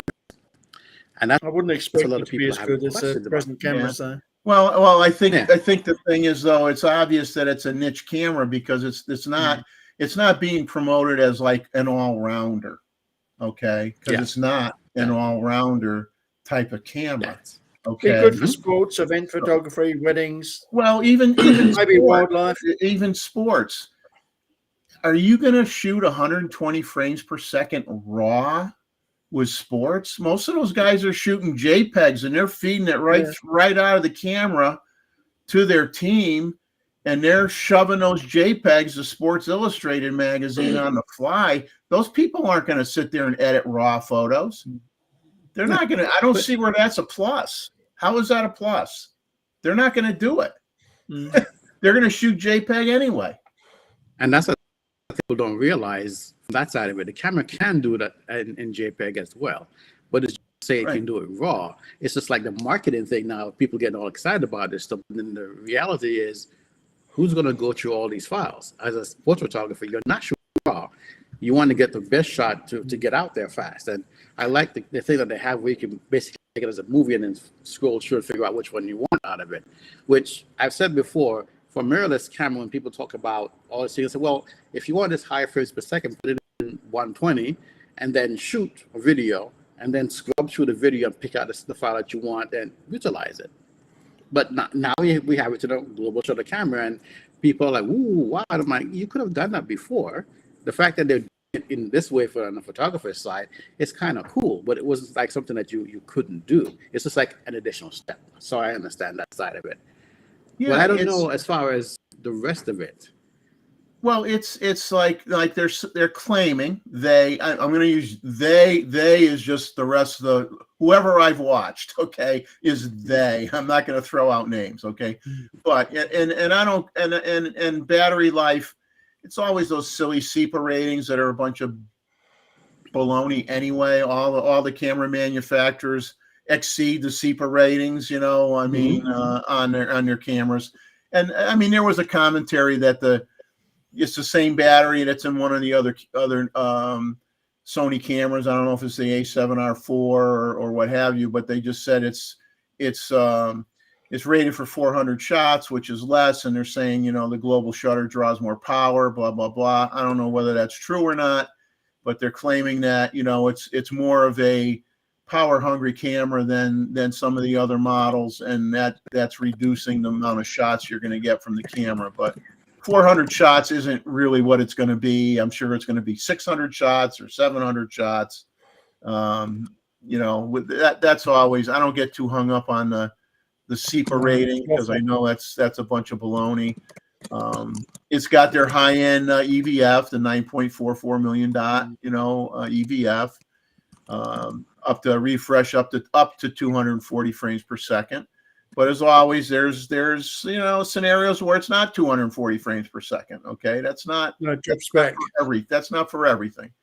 It's got the voice memo. They put in the they're calling it a let me find it here. Dun, dun, dun, dun. Let me see what they call it. They had an interesting name for it. They have well, what's similar to the shutter shield that you have on the Z9 and the Z8, but they call it something else. The shading curtain. They call it a shading curtain. Of course I do. Basically the same thing. Could you know, shady curtain. It's you know, it has good video capability. I'm not going to knock the video capability at all. It's very good for the camera. 4K 60 downsampled from 6K, 4K 120 no crop. You know, it has the pre-capture mode now. Okay, so I mean, I think a lot of us that have done pre-capture with the Z9 in which you can only do with JPEG files wish that you could do pre-capture in RAW. Well, obviously, you could do pre-capture in RAW with this camera. So for some people doing wildlife that use pre-capture a lot, they might say, yeah, that's really cool. I really like that. Now, what's confusing is this data is coming right off of Sony's website. Okay, I didn't just pull this out of my behind. Okay, this is from Sony's own website. Now they say no banding, and here's the key, from certain light sources, not all. A lot of the people out there are saying there's just no banding whatsoever. No. That's impossible. That's impossible. You're always going to get banding. You're going to megapixels. You know, you have different frequencies with different light sources, and you're going to be able to eliminate a frequency of a light source predominantly, and you're going to have other things that may still give you a banding effect. So they're saying from certain light sources, but the people out there talking about this camera are saying, oh wow, you know, global shutter, no banding at all. It's great, no banding. You be very careful. Be very, very careful what people say and how they word it. And you know, I'm just saying it's no different than I'm telling you. I could pick on Nikon too. There are always some of the specs that get promoted the most. Pixel shift have what pixel shift and have certain conditions where they work well and they don't work well. Well, the manufacturer is only going to talk about the good stuff. They're not going to get an asterisk or number. Right. There's like, you know, go down to subnote number 3. Oh, does not work in this mode. Oh, this switch has to be in this position. That switch has to be in this position. And by the time you read it, you're like dizzy, you know? So you got to be careful with a lot of this stuff because like I said, these guys, they're all trying to be marketing experts, but Sony takes the top of the list when it comes to marketing. They know how to market stuff. They do. My big thing is Your, I love your the flash influencers are just speed. spreading things and people are buying into it. Nobody's looking at the site to find out all the information about it. When I see about the flash thing and say it was a 1/16,000th of a second if you are at like f1.8 or something like that, and I said, well, nobody talks about this stuff. If when all these guys who want to shoot wide open and control the lighting, yeah, it's nice to have the higher shutter speed. You're kind of limited, and managing the video this morning. You have no flash output at 1/80,000th of a second. What are you illuminating? A flower that's 2 inches away from the flash? And Well, will your flash sync? Most flashes won't. Yeah, that's and that's right. the other thing. Your camera may be capable of it, but if you can't buy a flash that will sync at that speed, what's the good of having a camera that will? Right. So like the specs are impressive, but then you have to look at the practical use of the spec and say, what flash unit will allow me to do that? And how much is the flash output? What is the distance that I'm going to get from that flash? And your flash duration is going to be longer than that 1/80,000th of a second. So you're chopping off the power. You got hardly any power at all.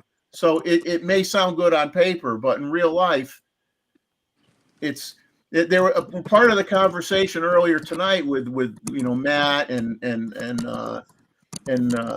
Frames. Baron and Frames, which was a very good point. Is you really actually, like the Nikon, I think does 1/32,000th of a second. Okay, so you could shoot at ISO 64 instead of ISO 250. So you got almost 2 stops benefit on the Nikon side there, and 1/32,000th of a second versus 1/80,000th of a second. That's a lot less than 2 stops. So in terms of control of your exposure, you actually have more control with the ISO 64 at ISO 32,000 than you do at ISO 250 at shutter speed 1/80,000th. So if you do the math and you figure it out, you're actually going to have more light gathering capability with a Z8 or a Z9 than you will with the Sony global shutter. Nikons and the Canons are still more practical. 14-bit recording, that's great. 8-bit, 10-bit, HEIF, JPEG, RAW files. Now, one thing that I don't understand is because I don't understand why the camera manufacturers are trying to limit the aspect ratio so much of the images. You should be able to go in and pick whether it be 3:2 or 5:4 or 16:9 or why is that so difficult to have multiple aspect ratio capability or square format, right? You got some cameras that do square format. So the Sony just does a 3:2 aspect ratio. So, I mean, I wish every camera manufacturer had multiple aspect ratios and also gave you, like they used to on the old Nikon cameras, where you had different size raw files that you could create.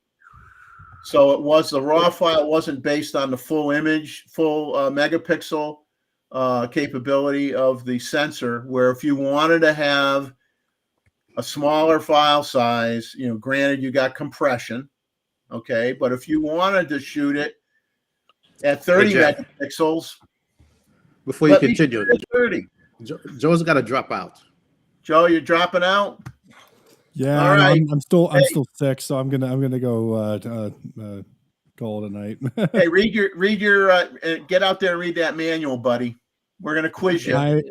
I will do some research. I will do some stargazing, and then I will do a client shoot with no knowledge or preconceived knowledge about it. That's dangerous, doesn't it? I might read the manual a little bit and test you next Saturday if you come on. My clients, the distillery, they're chill. They're just like, all right, cool, let's have fun. Maybe give them a bit of their own product before I start shooting. I'd never shoot a new camera without testing it out first. No, I'm joking, Roy. I'm going to take my ZV-1 with me, and I already told him like I'm probably going to be Yeah. shooting with that for the majority, so we'll be good. Just be nice to put a bit of miles good on to it, hear. but yeah, it'll You be good. worried me. Yeah, I have a know. good one, Joe. I worried me too. Good video camera though. Yeah, but Roy, you Panasonic. got to have the liberal arts confidence going into things, right? It's like, man, I never I've have read confidence in nothing. anything. I don't trust anything. Well, Roy, I trust you, so there's that. Oh, thank you. All right, no problem, guys. Cheers. Have a great Later, night. Joe. Jeff, thanks for having Have a me. good I one, will. Joe. They'll submit some blurry photos. Don't you worry. They'll be there. It's nice to have some youth on the panel here. Yeah. You know, Yeah. I do what I can, and I like bringing the mean age of this group down by about 10 years. So I Yeah, do what I can. that's More like I feel 20. younger with you here, Joe. Yeah, great. I'm thank glad you do that because I feel younger every time you come on. Yeah, and guys, don't forget for $29.99, you guys can subscribe to Wayne's OnlyFans account. We'll be sending out messenger pigeons afterwards with registration codes. All right, good night, guys. See Good night. Later, Joe. you later. But let's see. In conclusion, here, I think my tempered opinion is that it's a niche camera. It's I hate it when all the guys are saying it's a game changer. It's not a game changer. It's a natural evolution of the camera, because everybody's been talking about global shutter for years. It's going to happen. It's going to happen. It's going to happen. Now it happened. Now it's happening. Okay, so it's an evolution of the camera technology. To say it's a game changer, I mean that's like clickbait titles. I mean that's just a little too. I'd rather have 16-bit stills. Yeah, I mean, so yeah. I think, but the thing is, like, if you had my biggest, even if and I'm not saying I dislike this camera. Okay, I'm happy with what I have. And people are saying, well, you're just saying that because you don't like Sony. Well, that's not true. Okay, I have no heartburn with any brand. Okay, I'm just saying, here's what you got to look at. Okay, if you had this camera with these video specs, and you had a 24 megapixel BSI CMOS sensor in it, not the global shutter. Okay, what do you think you would pay for this camera body? I don't think you'd be paying more than $2,500. They want six grand for this camera. So I think you're paying $3,500 extra to have this global shutter feature with the reduced banding, higher frame rate in RAW, so on and so forth. But I mean, how many people are going to spend $6,000 for a 24 megapixel full frame camera? Not me. And so this is the other thing, because you have other manufacturers that are doing between 24, 26 megapixels who are giving you 6K RAW on the video side, right? 6K recording, maybe externally RAW, not internally, but that's there. And that's not even available in that camera at that price point. So when I saw them, okay, so you have overcyclable 6K, 4K footage. Why would you have given us 6K as well? And more to it for say, okay, we're giving you more. We can do RAW. If it's not internal because of the size of the body, it's going to overheat for sure. Do it externally. You could have done that. The capability is there. That's more. Who knows? Maybe they will add it in the future. But to me, the two thing is the global shutter, 120 frames per second, 4K 120, no more any crop. It's a straight thing. It's great. Whatever was it, I can do 4K 120. It's got a crop. Well, yeah, every Sony's had a small crop when you do 4K 120. I saw somebody watch a video and we did a video on the ZF and they were saying, "Oh man, there's a crop." And I'm like, yeah, most cameras do it at that level. It's like there's not nobody that doesn't do it. Yeah. So now you have one camera that says, "Oh yeah, we give it a full 4K." That's great, but still, in my mind, for a professional camera with no grip, and that's my only gripe on that one is you couldn't even take the time to make it with a built-in grip. But you're going to price it more than cameras that has built-in grip, full capabilities. The global shutter alone is not worth that much. But I understand it's first-generation stuff. Yeah. and they're trying to make back some of the money on it. And it's not like it's not going to come out in other cameras in the future, because what we've been doing right now is A7S III sensor went into FX3, it went into the ZV1, the FR7, and there was something else that it's in. So they're using the sensors, so they're capitalizing on development over multiple bodies or multiple years. The A9 III has the screen from the A7. Some of the features inside of it is going to, the A7R V are going to come from that same camera. Some of the software is coming from someone, tweaks from the same camera. So it's not like a whole lot of stuff. The real thing is the sensor. Yeah, I mean, Rakesh, I'll just respectfully disagree. He says not just the global shutter, but the specs that they're highlighting, that they're marketing, are completely based on the fact that you have a global shutter. Right. You would not have 120 frames per second RAW if you did not have the global shutter. Okay, so True. yeah, so the global shutter has a lot to do with their marketing campaign. Okay, your flash sync being available through your whole complement of shutter speeds is because you have a global shutter. So all this stuff is tied in with the global shutter. It has other things, but a lot of those other specs in that camera aren't any better than an A7R IV. Yeah, but the thing is it significantly better than what the ZA and Z do when you talk about photography, and that you can capture something without, like a golf swing, for example, if people talk about, or batting the ball and doesn't look oval. You don't get that with a Z8 or a Z9 right now. You could talk to Ronald Palmer. So it's not significantly better. Ronald Palmer is rolling shutter.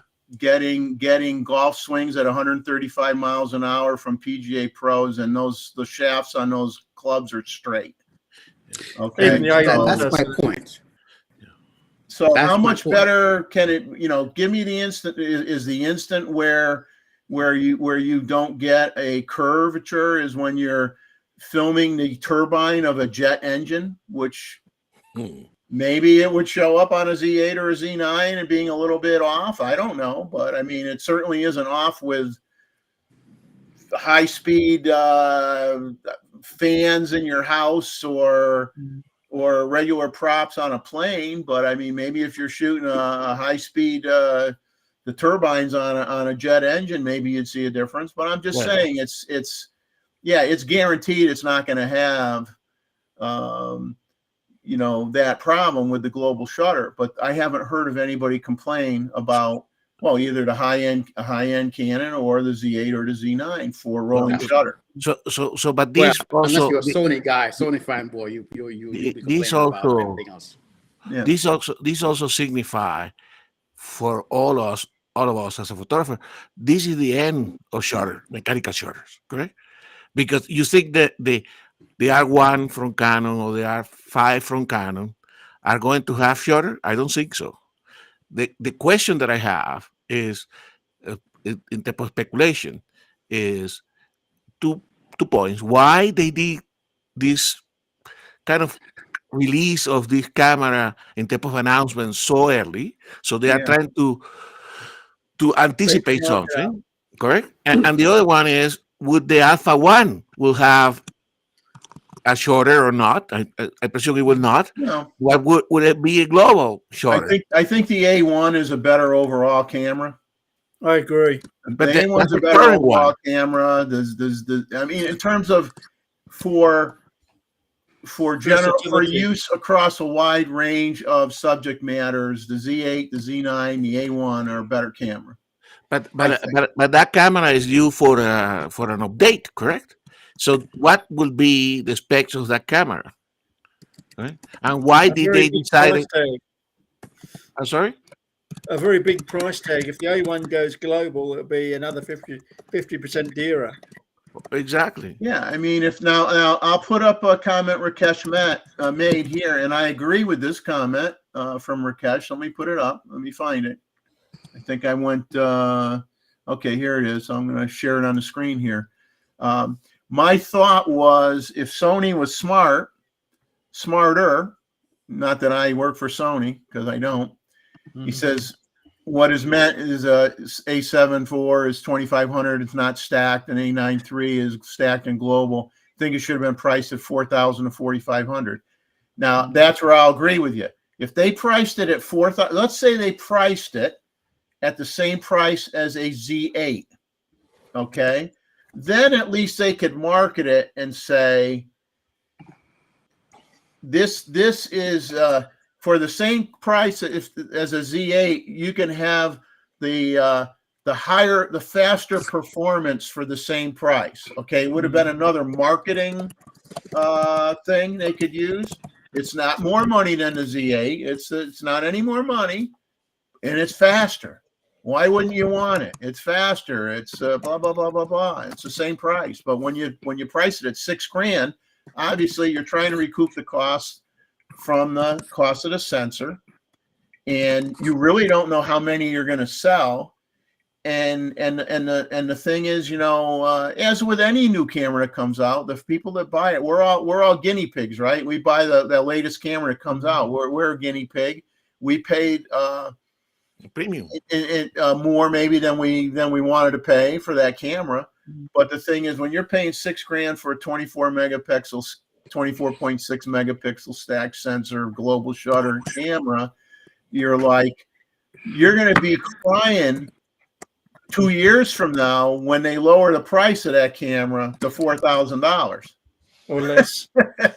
So there is a penalty for being first on the boat, if you know what I mean, for any camera brand, but especially with this level of technology, you're taking the hit for everybody else until those quantities crank up and you start putting that same sensor technology in other camera bodies to lower the cost. So I think there's a niche, and some people are gonna love it because you don't have to use an ND filter. You're shooting on the beach. You got a bright background. You want to you don't want to sit there and say, okay, my flash sync is 1/250th of a second. I'm gonna set my camera in manual mode. I'm gonna adjust my camera so at 1/250th of a second my background looks perfect. I'm going to put my fill flash on there. It's synced for 1/250th of a second. I'm going to adjust it. Bang. Foreground, subject matter and background are balanced and they look perfectly fine. Well, you're going to be able to basically have more control with the global shutter and the flash to shoot wide open with your lenses, which you probably are not able to do right now. Okay, so ND filters. Yeah, and with no ND filter. So there is a niche. There's a niche. More Let convenient. me add something here. As Rakesh put the price up there, I just realized it is $1,500 more than the 8. So looking at that, it's not that big of a bump.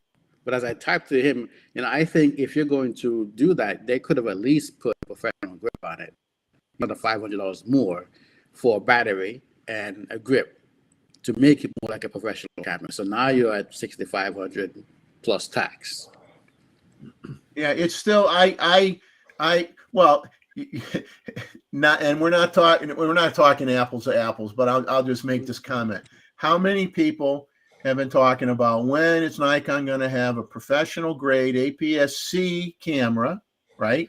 D500 replacement, and for the most part, most people are saying, I don't want to pay more than $2,000 for it. Okay.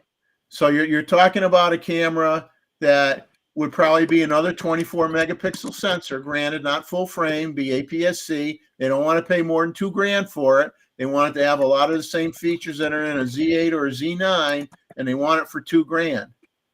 So are those people going to jump and buy a full frame 24.6 global shutter camera for $6,000 when they don't want to spend $2,000? Not likely, is it? I mean, really? I could never think about spending $6,000 for a 24 megapixel camera when I spent $2,000 for a 24 megapixel ZF, right? Yeah, That's but better than- on the other hand, it's a new tool with new capabilities, and that's welcome. Yeah, it's like you said, it's the future. It's the future, and you got to start somewhere, right? Exactly. So things will only improve, prices will only go down. It's a question of whether for your use case, whether you can justify $6,000 or not for what you do. And here's something else. I was just chatting with Rakesh in the chat, and going back to like this. I remember when the FX3 came out. It was what, 38 or somewhere at that price, and I'm like, why would they price it, at that low? It's a 12 megapixel sensor. I think Sony have gotten people kind of conditioned to think that you get great ISO, great dynamic range, and all these things. You can pay the extra for it, and the extra is not a small amount. But then here you come with the FX30, 1700. Was it 1799, 1800 for it, 2200 with the handle. Great dynamic range as well. A little bit compromised in some areas, but it still performs very well. And you're now saying it's okay to do this, and people are like, "Oh yeah, $6,000, it's worth it." Because if you're used to paying, if you're going $3,800 for the FX3, and now you're getting a global shutter at $6,000, in their mind, it's well worth it. And it just hit me a while ago. It's like, Sony cameras always been better than, higher priced. There are some good performance in some areas over other cameras. Autofocus and, focus and so on, it's great. Is the build quality at the same level? No, because most people have to keep buying and upgrading over time to get that next level stuff, which is what a lot of Sony users complain about. But they're still doing it. So if you're in a camp and you have the money and what are you trading or whatever you're doing, you're happy doing that. It's okay. So for those guys, I think, they're going to be fine with that. But those are on the outside, it's like, it doesn't make any sense. But when you start to look at it from the standpoint, if you're already in that field and you're already spending this kind of money, then I guess it's not that big a thing. It's just us on the outside seeing it. Well, one comment that was made on Matt Irwin's discussion was Sony has the market with all the AP press photographers. So, okay, so the AP press photographers are all issued Sony cameras. So the AP press photographers are not paying for the camera themselves, right? Okay, the camera is being provided to them by their publishing company or whatever. So that's where they're going to sell some of those cameras, because the AP press corps, say covering sports, might be given those cameras to use for sport photography. So that's when you're going to start seeing those cameras out there, because they have that tie-in with the with AP. So that's going to help them get that camera out there where it's kind of visible. People will see it out there. Well, the one thing, Jeff, is you look at these sports photographers, how much money do they spend on glass? And how many pieces of glass do they have? What's an extra couple of grand for a camera to get more out of that glass? It's really nothing. Exactly. And as an aside, on Nikon rumors, he mentioned there's a new Nikon that's coming out that's similar, but because he hasn't heard that much about it, he didn't say anything. Yeah, I have that in my notes too. That and obviously here we go with everybody. Not everybody. Let's just say certain channels or certain people like to make it out like Nikon, Canon, and Sony hate each other's guts. They don't. They go out and they have meals together. They play golf together. They talk shop. They talk shop together. Some of them in the same buildings. Yeah, so they're talking about a Nikon Z high-speed camera for the Olympics, supposedly, according to Nikon rumors, and they go, supposedly half the pixels of the Z9. Okay, so now you're in the same megapixel area as the A9 III. Global shutter with high-resolution mode, ? And Nikon rumors guy says this was received, information was received prior to the A9 III announcement. So is it Nikon's answer to A9 III ?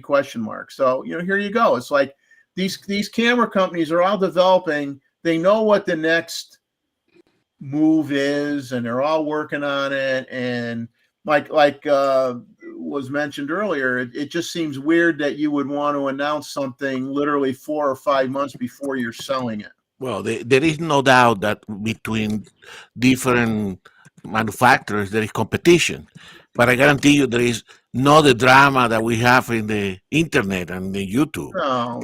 They In don't. Japan, they all get along fine. It's in the States where we try to make it out like one brand hates the other brand, and that's not real world. That's Well, not what it is. and in any professional endeavor, correct?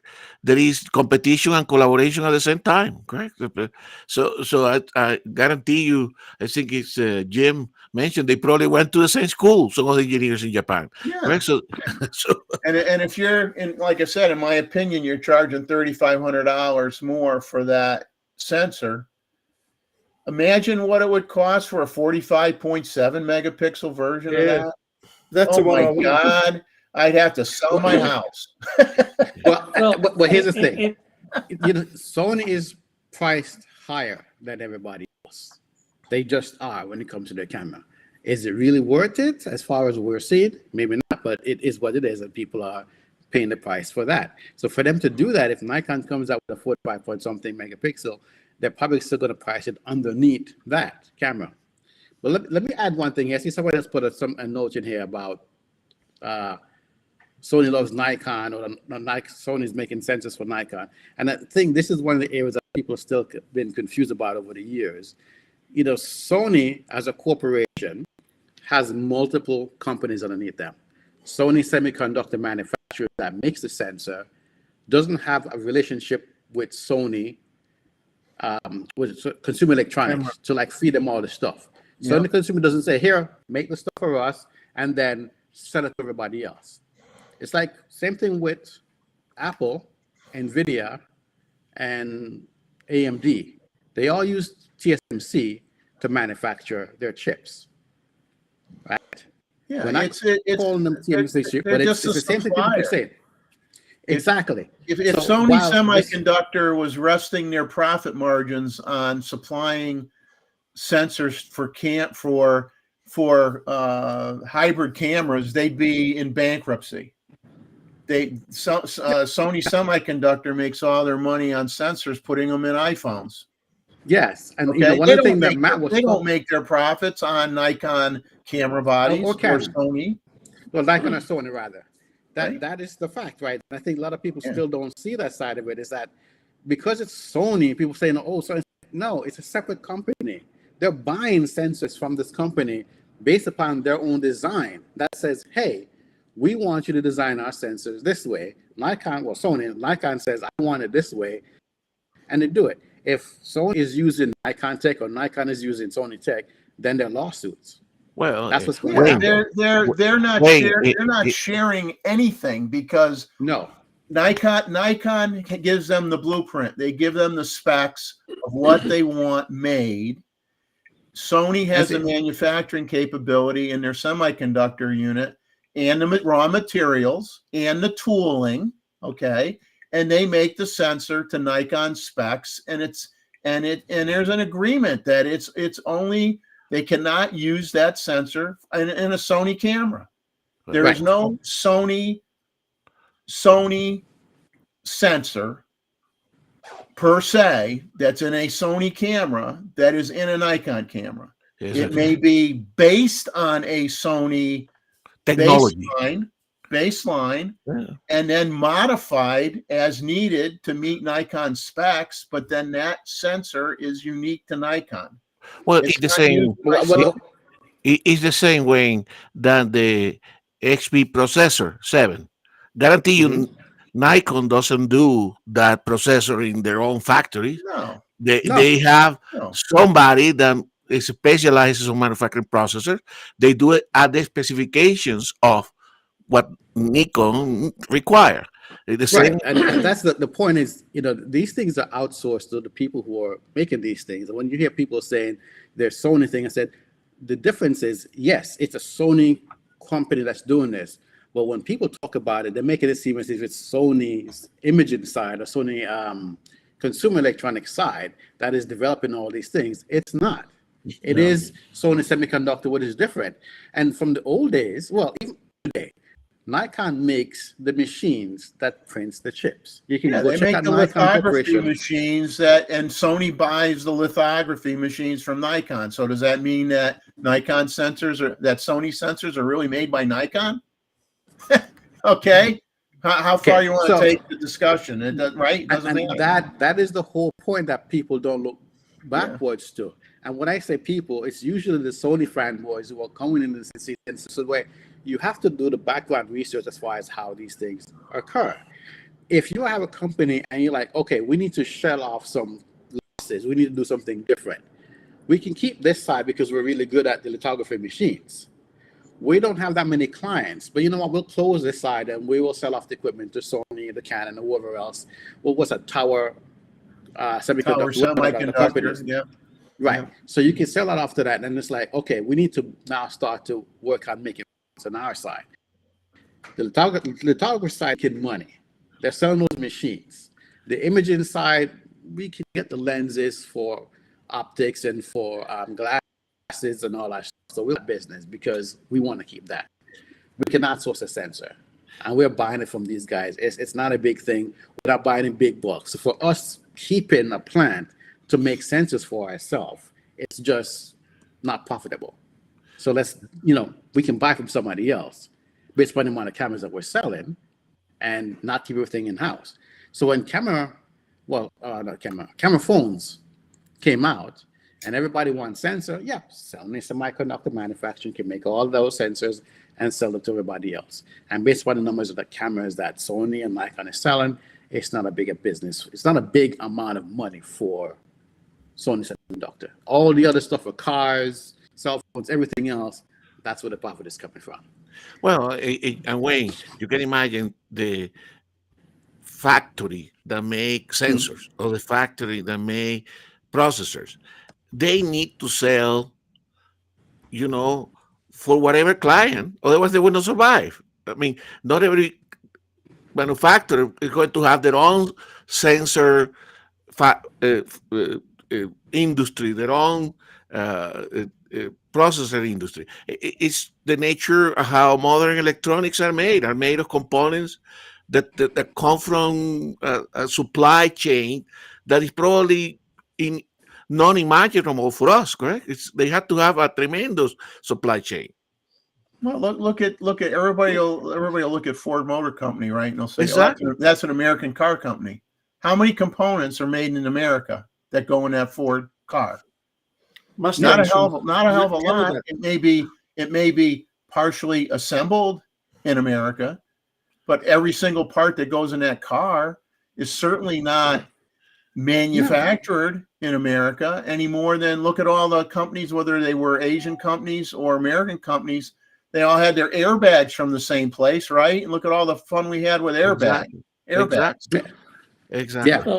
So one company that's been doing that, right? Or two companies, but the main one has been having issues. And one of the other things that I'd read about a couple of years back, where there was Hyundai Mobis that used to do their interiors and so on, and basically Hyundai chopped that line, sold it off as a separate company.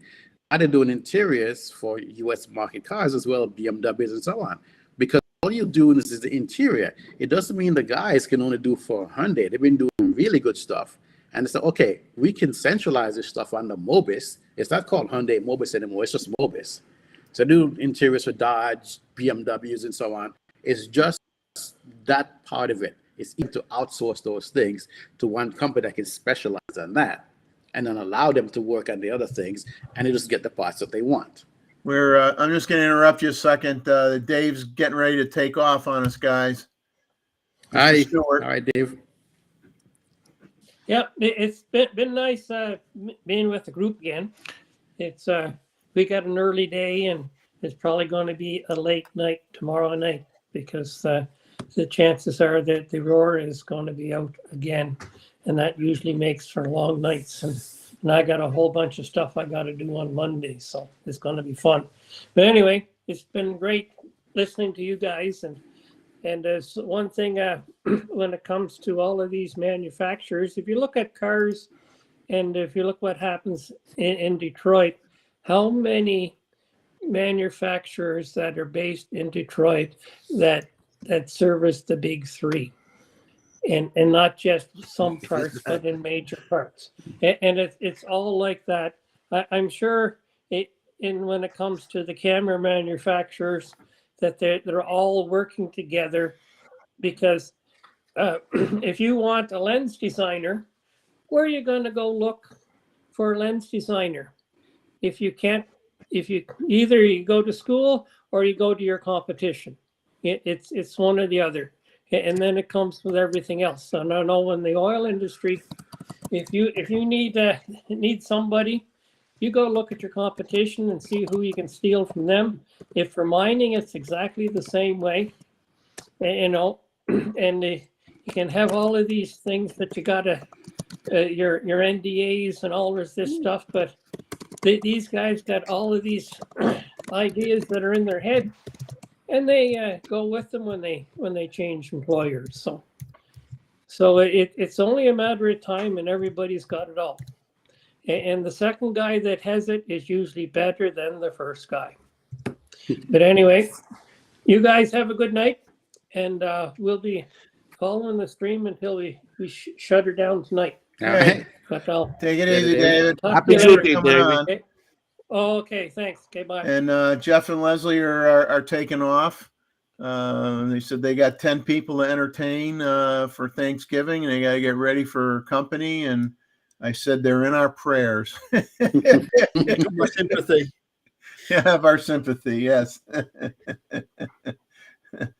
and yeah, while we're on the subject of Thanksgiving, obviously, we all wish everybody out there and everyone on the panel a very happy Thanksgiving for those who celebrate it.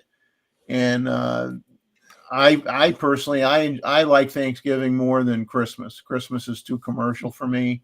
Thanksgiving to me is all about getting together with family and friends, and it's not about gift exchanging and this, that, and the other. It's just about enjoying people's company, talking about family, talking about what you may want to do with your friends down the road and things like that. And to me, that's a lot more important than what Santa leaves in your sock come Christmas time. So that's just my spin on it. I love Thanksgiving, and the turkey doesn't love me, but I love the turkey. I dislike Thanksgiving, and I'll say that because some years back, I remember when this whole Black Friday thing started. We had some family come up from upstate New York. I'm driving from DC to go up there to visit, and people who live like in the Bronx, Brooklyn, and so on, they usually don't want to go up there because it's too far of a drive, blah, blah, blah. Then they found out that there was an outlet mall up there, and other malls up there. And like after dinner, whatever time is it, 7 o'clock or 9 o'clock when everything's open, these people are taking off, they're gone just to, get to the opening for Black Friday, early Black Friday. And I'm like, I thought we're supposed to have a family get together. What's this? So I'm like, after that, I'm not coming to New York anymore. Second time it happened, I was like, nope, not doing this. This is ridiculous. People are just going off the shop, and it seems more, as time goes on, more and more stores are opening earlier. So I got notification from Amazon like yesterday, like early Black Friday. I'm like, it's a week away, a whole week. Seriously? But yeah. So yeah, Black Friday used to be one Friday. Now it's like a month of Fridays. Oh yeah, you can have Black Friday in the summertime, Black Friday, whatever they want to call it. It's called different 50 shades of gray, 50 shades of Black Friday. Yeah. We get it here too. It's terrible. It's spread. But let's see if what else you got? Oh, I got Tim Hunter wants a link to come on. Let me we'll see if we can outnumber the Americans.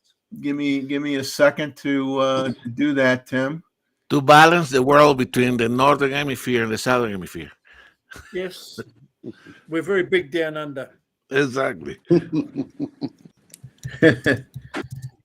I will go over some other information. I think we I don't like to use the term we beat up on Sony, because I mean, I think we just had a engaging conversation about it, and I think, you know, it's inevitable that it was going to happen, and it doesn't surprise me that they're coming out with it first, since they manufacture sensors.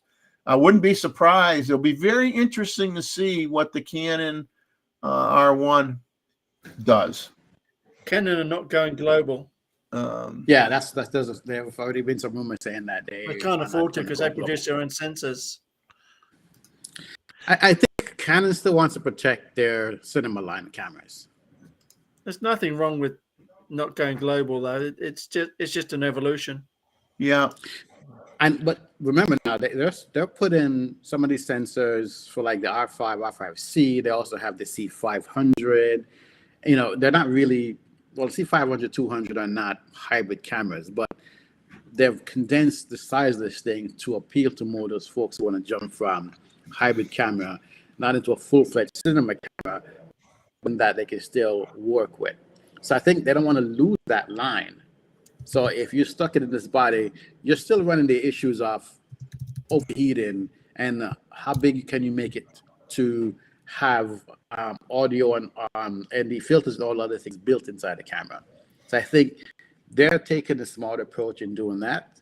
You know, Sony have this inside of it. I would have expected it. Maybe they would have put that kind of thing if it's on the photo side, with the video side, which I think is going to come in FX something body. I think that's going to happen, you know, shortly after the A9 III comes out. Maybe within a year or so, we'll see that sensor in another body. Yeah. I think it'll come out quicker than that. Oh, we got After the Tim Olympics. joining us here. Let me bring Tim in, and hopefully success. Yes, I see Tim. Hello. Hello, sir. Hey, How are you? welcome. Good. Yourself? Not bad. We're moving fast tonight, considering when we had 2 weekends off. We're hustling. Yeah.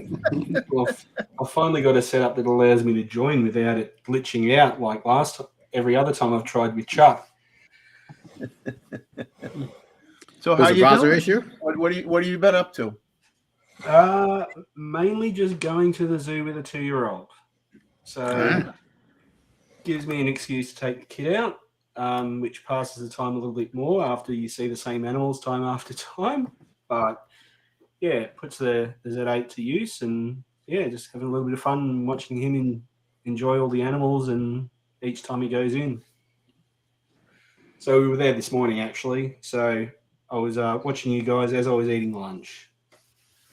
That'd turn you off, wouldn't it? Well, it helps with the diet, I've got to say, Roy. Well, I'll tell you, there's nothing like the joy that you see with a young child. Not even necessarily seeing things for the first time, but you know, even if they saw a giraffe every day for a week, they're going to have that same look every time they see a giraffe. You know. Yeah, well, he's busy napping, and Mum's gone out to do some shopping. So got the house to myself and a quiet child. So thought I'd check in with you guys because it's been too long. So what's your weather been like? Same as Roy. Getting warm. Yeah, we're coming into Getting summer. warm. So forecast is it's going to be a hot summer, which isn't good for the bushfires or wildfires that you guys call them. You don't need any more of those. You had your share of those. Yeah, We still get them. We're probably due, to be honest. It's probably been about 5 years. It probably goes in 5-year cycles. So it has been a while since the real. Big one. Malakuta had some a few years ago, but yeah, it goes up very quickly. Very dry country, Australia. I've obviously lifted the all the feels by coming in talking about bushfires. But no, the weather's been great. It's just nice to get out and just stretch the legs after a pretty chilly winter. Yeah, we're at the opposite end of the scale here, where winter's just starting to. We're not there yet in South Carolina, obviously in the U.S. I mean, we're still, probably low to mid 40s in the early morning Fahrenheit, and maybe in the mid 60s to as much as 70, depending on the day. By Sounds like an Australian winter. By afternoon, but we'll get when we hit into December. We've had days where it's 14 degrees Fahrenheit. I mean, I didn't realize that when I moved here. I mean, I had vacationed in this part of the U.S. for over 30 years, but it was always based on my children's school break schedule, which was always in the summertime. So I was always used to coming down here and sweating like crazy every time we came down on vacation. And in my mind, I guess I was thinking, oh, it doesn't ever get cold here. And then the first year we lived here, I'm shooting at the at the park, and with the wind chill, it was like 14 degrees, and I'm wearing clothes like I would wear if I was in New England. I'm wearing a heavy jacket and fleece lined pants and gloves and a hat and everything. Yeah, when I went to when I did my trip to the States, 2011, it was a December, January trip, and we hit Florida, well, mainly Orlando, in early January, and it was between 15 and 18 degrees Celsius. So temperature-wise, kind of reminded me a bit of Melbourne, because we're lower. But I'm sure in the summer with the humidity, because it's more like Queensland. But yeah, it does get chilly despite perceptions. Now, do you like? Well, have you lived in Australia your whole life? Yeah, so I'm born and bred, but like most Aussies, we like to jump on a plane and get out of the country. So, but mainly, like the States has been the furthest I've gone. So I did a 6-week trip over there, but mainly sticking to Asia at the moment. So Japan's my favorite country to go to. It's just Agreed. It's just a beautiful place. Nice people. You could be walking around town at 3 a.m. in the morning in the red light district of Shinjuku and carrying 15 grams worth of gear on your back and not be afraid. Exactly. It's just an amazing place. And each city is just so uniquely different. It's got its own characteristics about it. And it's a lot larger than what people realize until you get over there. But you don't run for trains. Like if you miss a train, another one's coming 2 minutes later. I think the national carrier had to apologize a few years ago because the train left 16 seconds early. Oh, wow. It's a different world over there. But I enjoyed the images that Matt Irwin shared on his channel when he went to Japan recently for about 2 weeks on a family vacation. And I think he also met with some Nikon, bigwigs at Nikon at the time as well. But the images were, of course, he does street photography, of course, is primarily what he does, and beautiful. It was just beautiful there. I mean, I love the images he took. Although I must say that the footage that he made in Singapore, that was also. I used to visit long time ago Singapore frequently, and it was always a nice city. But I can see there's a lot of new stuff to see. That shopping mall close to the airport. Nice. Oh, that was crazy. That was crazy, wasn't it? I wrote to Matt on that. I said, imagine if not that it would be a lens that you'd normally pack when you're going on traveling, but I says that would have been a neat fisheye lens photo shot of that that dome or that ceiling there in that place that he went to. That was amazing. Just, what I find interesting is in those places how you notice the difference in just as particularly at night, just the differences in the light color that the street lights put out. Like if you compare like Matt's when he's gone over to Japan and say frames with his street in India, it's a very warm orange light in India, and in Japan it's a very cool neon light. It's just those little things that I didn't think I'd ever notice, but because I've gotten into photography, you just pick up those little nuances that doesn't mean anything. It's just a weird observation that you make as you watch that content. Yeah. Tim, seeing the light, that's our curse. Yeah, well, it's our curse that we see it, and sometimes our camera does not. And that's the curse. And our wallet thanks us for our curse. trying to convince the camera to show you what you see with your eyes is the challenge, right? Yeah, I mean, at least we don't have to carry. At least we don't have to carry those color correction filters anymore. No. One thing I underestimated when I got the Z8 was having a computer set up that could actually handle the files.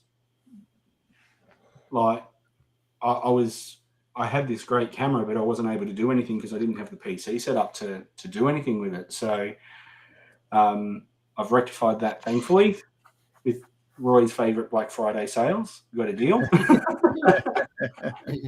So, yeah, it's made such a difference to be able to. So what did you get, Tim? I went completely overkill. I got a Lenovo Legion T7 Tower. Okay. i9 with a NVIDIA RTX 480 graphics card. Okay. And 64 gigabytes of RAM. All right. So you should be set for a couple of years, 3-4 years. Yeah, I think if I have to upgrade anytime soon, you'll have a rest in peace, Tim, because my partner would have thrown me in front of the car. Yeah. I had to update to I had to do a computer update as well because I decided foolishly that I would enter the video realm, of which the file sizes are chokingly large, and had to buy RAID systems and had to buy a computer that can handle the video content. And yeah, you have that. You could start that old debate, what's cheaper, shooting with film or shooting with digital.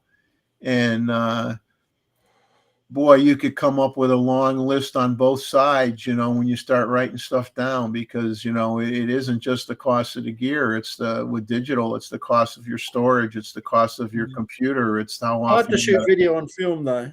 Upgrade, Yeah. Well, true, but buy a movie camera. You buy a movie camera. I've got one. I get out my mom's old find her own old Brownie Super 8, 8mm film. Terrible. If you're going the film route and going full blown and doing a darkroom setup so you could set it all up at home, you'd probably factor in the cost of the square meterage of your house that you're giving up and all that. So it's all comparative. Yeah. There's worse habits in the world to have. Well, yeah, I just use the excuse. I tell my wife that you always know where I am, right? I'm right upstairs on the computer, or I'm taking pictures. I says, I'm not carousing, I'm not drinking, I'm not gambling. I says, you know where I am. So I says, that's the price you pay. and you've got the receipts. You can show your search history to show that it's all above board. Oh no, you don't show them. No, well, I would never want to show I'd have to make up a set of fake receipts. I say, yeah, I got the Z9. It was only $1,500. There's a few other Nikon rumor things. If there are those that may or may not have noticed, there's a minor ZF firmware upgrade for a bug fix where the viewfinder live view display may not show correctly under some conditions, and so they have a bug fixed, and they added slow motion video recording. So that kind of ups good like the firmware version to 1.10. So if you have not done so and you have that camera, I have not yet updated mine. I'll be doing that later in the week. And interesting enough, they have a firmware upgrade version 1.5 for the ZFC because they're coming out. Could not find the specs on the battery. They're coming out with a new ENEL 225A rechargeable lithium ion battery for $69.95 that Nikon's coming out with that can be used on the ZFC, the Z30, and the Z50. So I'm assuming it's a much higher capacity battery. And they're taking pre-orders right now on Adorama, B&H, that type of thing, but could not find any specs on the battery to compare it to the existing battery that's in the camera. If someone else can find that or happens to know that information, share that in the chat. But like I said before, don't be surprised that I would not be surprised that eventually they come out with another upgraded battery for the Z8 as well. I mean, I think it's just a matter of time. How long, I don't know, but don't be shocked if they come out with a higher capacity battery to put in the Z8. I think whatever they do, they need to re-engineer the battery grip so it doesn't bump out, like it follows the body flush and doesn't tick off people's OCDs. Like the Z6 and the Z7s, it bumps out, and the Z8 battery grip, I mean, it just doesn't look pretty on the camera. No, I don't know who designed that battery grip for the Z8, but it's dimensionally not even the same. It's not line on line. It doesn't blend well with the body. I don't know what they were thinking. Just having a nice flush and slimline to make it aesthetically pleasing and feel good in the hand. Yeah. Rather than having random bumps come out. Like you look at the photo of it on a camera and it's just like, no, it looks ugly. Yeah. Obviously, you've never used a Sony then. Ooh. I didn't say that. I did. I hate my Sony. It feels uncomfortable and the ergonomics are terrible. So you think, Jeff, that we will get some firmware updates for the Z8 and the Z9 and the CF somewhere in the first quarter before the new cameras get released, or after the new cameras? If not sooner. No, I think it'll come out before any new cameras come out. I think they'll, I think the question that none of us really know the answer to is obviously the Z9 has some features in it that the Z8 doesn't. The Z8 has a few features in it that the Z9 doesn't have. And it's like, are they ever going to balance them out where they're the same, or are they always going to have one or two things that are different with both? I don't know, to make people feel better about what they paid for the Z9. I don't know. I mean, to me, the Z9, the differences with the Z9 with the two CFEB cards and the built-in grip and so on and so forth, to me is worth the extra money for me personally. But you're not suffering. My friend just bought a Z8. He had a D500 and he bought a Z8. He says, well, what do you think? I says, you're going to love that camera. I says, you're not going to have any complaints with that camera. He bought a Z8 and he's absolutely loving it. I'm letting him. I let my friend Bob use my 180 to 600 quite a few times when I got the 800 PF on my Z9. I'll say, you want to use my 180 to 6? He goes, sure. So that's on his list for a lens to buy next year. And he's used mine a half dozen times or more. So he's comfortable using it and he likes it. So I says, wait till I send you the rental fee bill that I didn't tell you about. The lens rental fee. Exactly. Just in time for Christmas. Here's the bill. But there should be some harmonization, correct, in terms of certain features like the autofocus modes, like Eva is suggesting. That should be common to all the cameras. Okay? Obviously, if we get the the pre-capture in RAW, that would be fantastic, correct? So I think it, I think they could do the pre-capture in RAW, but I think they could do it now, but they would obviously, I think they'd have to. It would be limited to so many shots, before. But so what? So if you give me pre-capture for 1 second.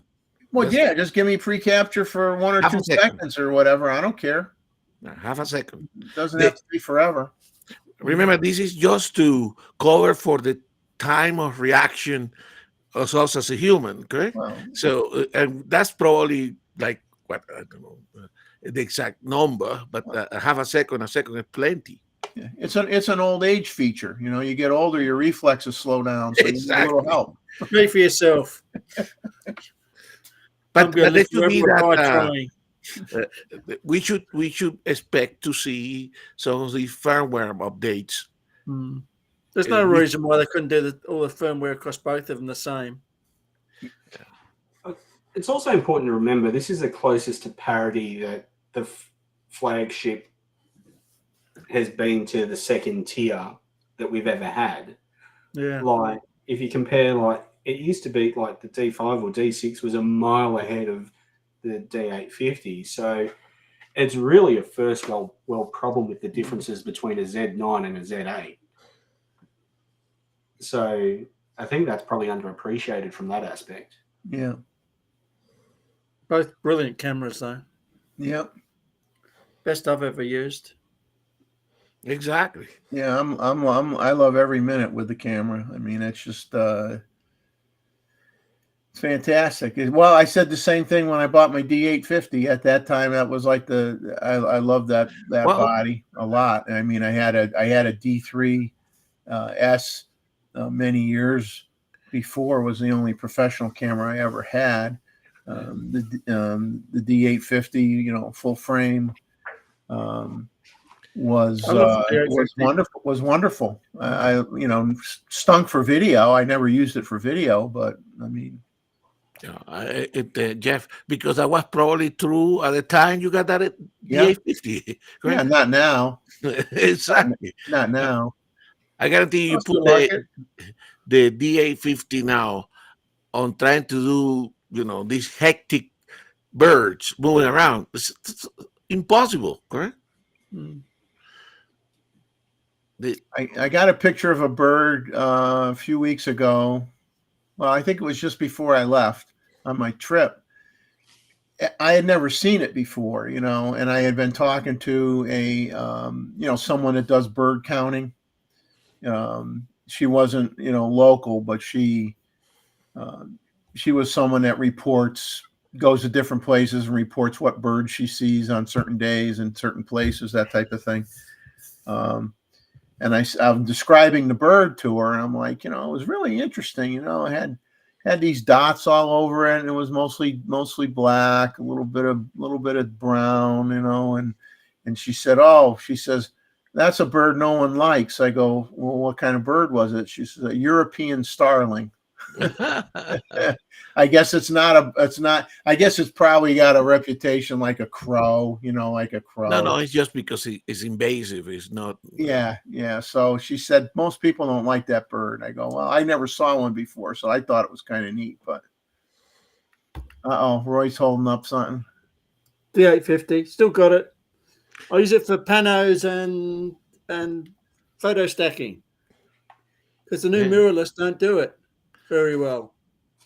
I still got one left, the one that I cracked the top screen a little bit with, but it still works. I could still read it, so I don't think I'm going to fix it. I mean, I'm not. It costs a lot, Jeff. That happened to me in 2 different cameras. It's like $300, $500 just for a little bit of plastic there. Okay? Yeah, I think it. I won't take it out in the rain, but I won't use it enough to justify getting it repaired. but for sure, But I the missed not being able to A50 preview photo stacking and things like that. On mirrorless, they don't give you a preview of what you're going to do, whereas an optical, you can see through the. and Roy, why is that? Do you know? I have no idea why they don't do that. Because you set up, you try and set up a photo stack or something to take 50 photos. Once you started setting up, you can't see what you're going to take anymore. So just touching the camera can move it a millimeter or so, Exactly. and that messes you up entirely. Whereas with an optical viewfinder, you can actually look through the lens before you start. Much better. Okay. So you see, they have to do with the optical viewfinder. You can check that your focus is right and everything. Whereas you can't do that with a mirrorless. Okay. Isn't it all on auto, Roy? What's this manual focus you're talking about? Hey, for those of you, obviously, like I said, happy Thanksgiving coming up to everybody, and it disturbs me that all the Christmas stuff is already out in the stores long before Thanksgiving. You can't enjoy one holiday before you have to, get smothered with the Christmas stuff. Money. But Nikon has their Black Friday deals going on, so if you're in the market for lenses or accessories or what have you, go to your local store or your favorite online vendor, peruse the deals available. And Nikon birthdays, they just celebrated their 90th anniversary. They had an ad out, celebrating 90 years of Nikon. That's pretty cool, wasn't it? That's Nikon lenses, isn't it? For their lenses, Nikon lenses, 90 years. Because they've been over 100 years now. Yeah. I remember the Angry Photographer giving Nikon a roast for a lackluster 100-year celebration back in the day. It was pretty pitiful, wasn't it? He lined them up with both barrels. He went a bit strange, though. So he deserves the topic too. But that celebration potentially interesting, correct? Because they are supposed to have some video or some readout for every of the lenses that they consider that have been, milestone lenses.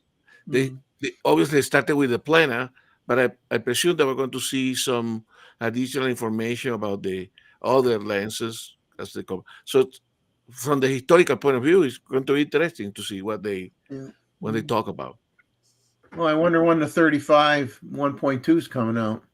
That's true. Anyone left on the list? It's the only one left on the list, and we're never going to see another list. So everything after that, it becomes a surprise. That is likely, given where we are in the year. That's going to be next year, correct? That 35. I would think if they were going to try to get Christmas sales, they should have already have it out now.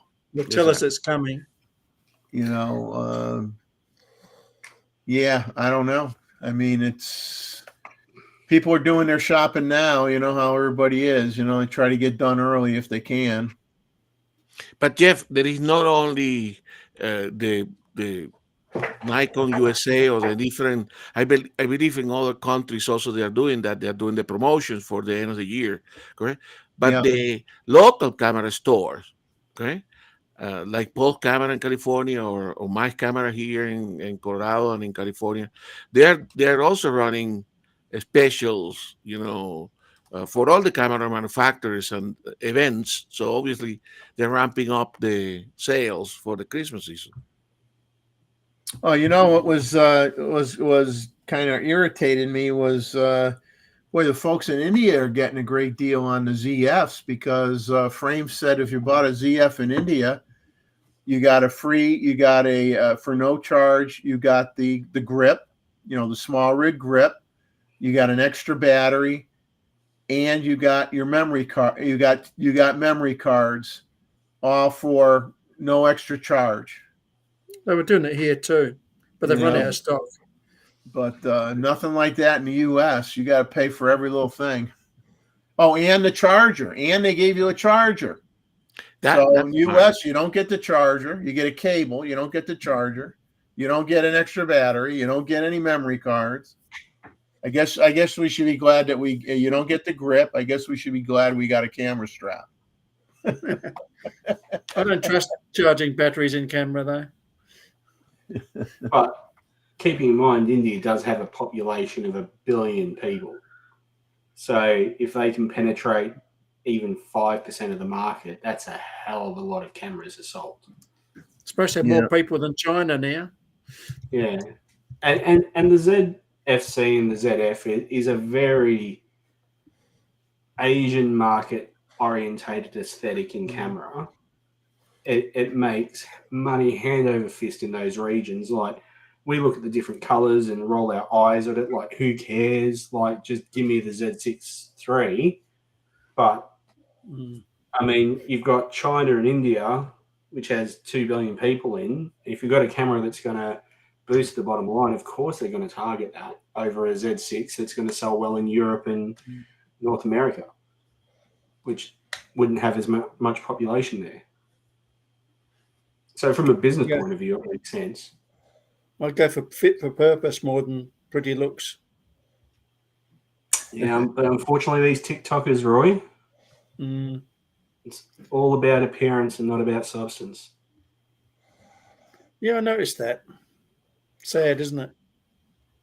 Well, when I was in Singapore in March, you've got kids rehearsing their dance routines on a phone with a ring light in train stations, and they get it wrong, they stop and start again. Like, they're all about that video content.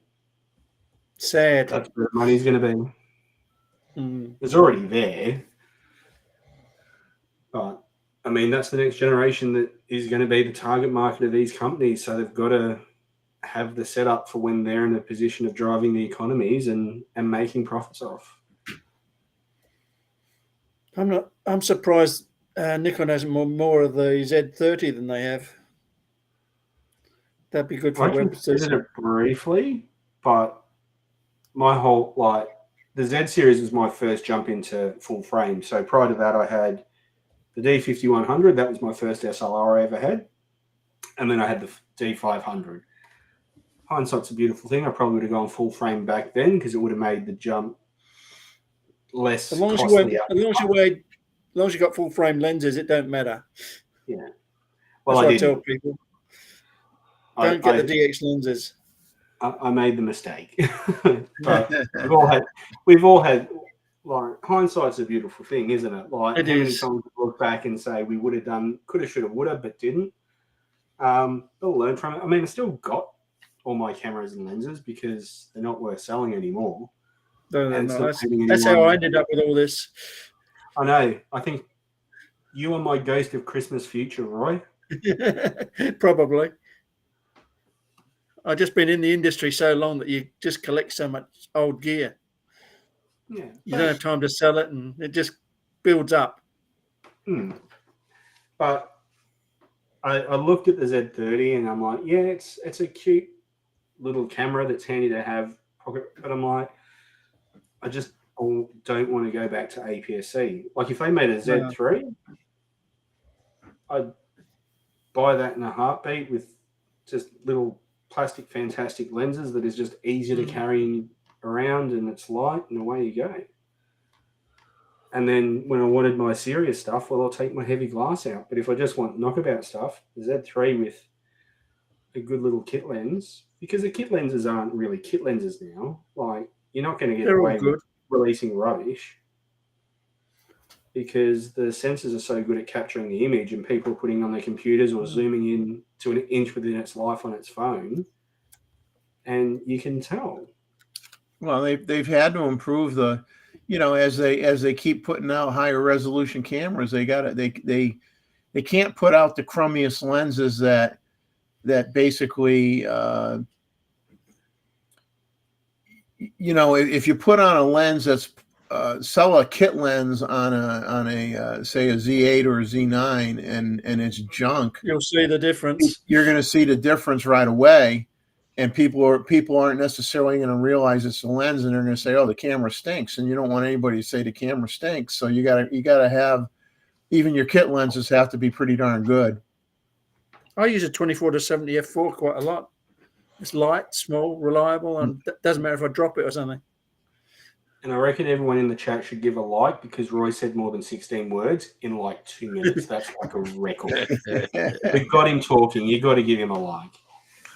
Yeah, a lot of talk in the chat about mechanical shutters versus electronic shutters, and limitations in taking advantage of the global shutter due to the speed of the memory cards or the capability of the memory cards, and as I said before, I think the Sony's persistence with the CFE A card reminds me of their persistence years ago with the memory stick. And Kodak with film. Yeah, I mean, at some point you just got to say, time to make the change, and you're the only ones using that stuff. I mean, well, you look at the lens mounts now, and it's objectively fair to say that the Sony lens mount for full frame is inferior, because wasn't the E mount designed for APS-C? It was by Minolta. Yeah. So at some point, physics is going to catch up with it. Well, they're going to have the same problem, though, that eventually every manufacturer's had, is how do we make sure we don't tick off all the people that have all the lenses that worked with the previous mount? Well, Canon cut their mount in the 80s, and that upset a lot of people, but they survived. And I think Sony really needs to do the same. Yeah. It was really the changing point for Canon, because they were too. When they went to the EOS, it went nuts. That's because they had a good AF system, whereas Nikon was still working on theirs. Who knows? Maybe Canon is working on lenses and stuff on a mount. So when they release it, they'll have a bunch of stuff coming out in the market, which is why they keep trickling stuff out on the same old design. We can't tell, but who knows? Plus, you've also got AI coming in at a rate of knots to correct things as well. Like software. Yeah. Like you just look at the new Google Pixel. Like, it can take great photos, but their whole mantra is, we'll fix it in post.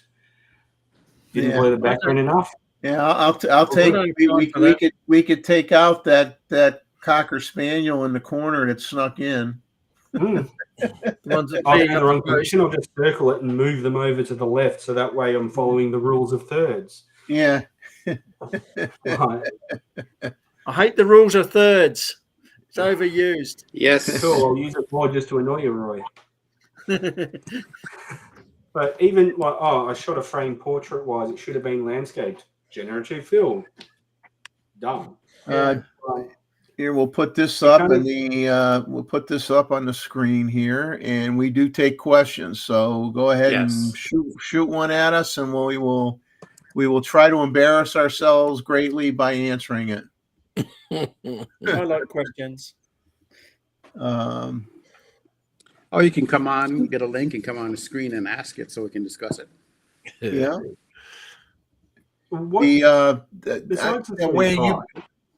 What lens do you feel is missing from the lineup now to be rounded out?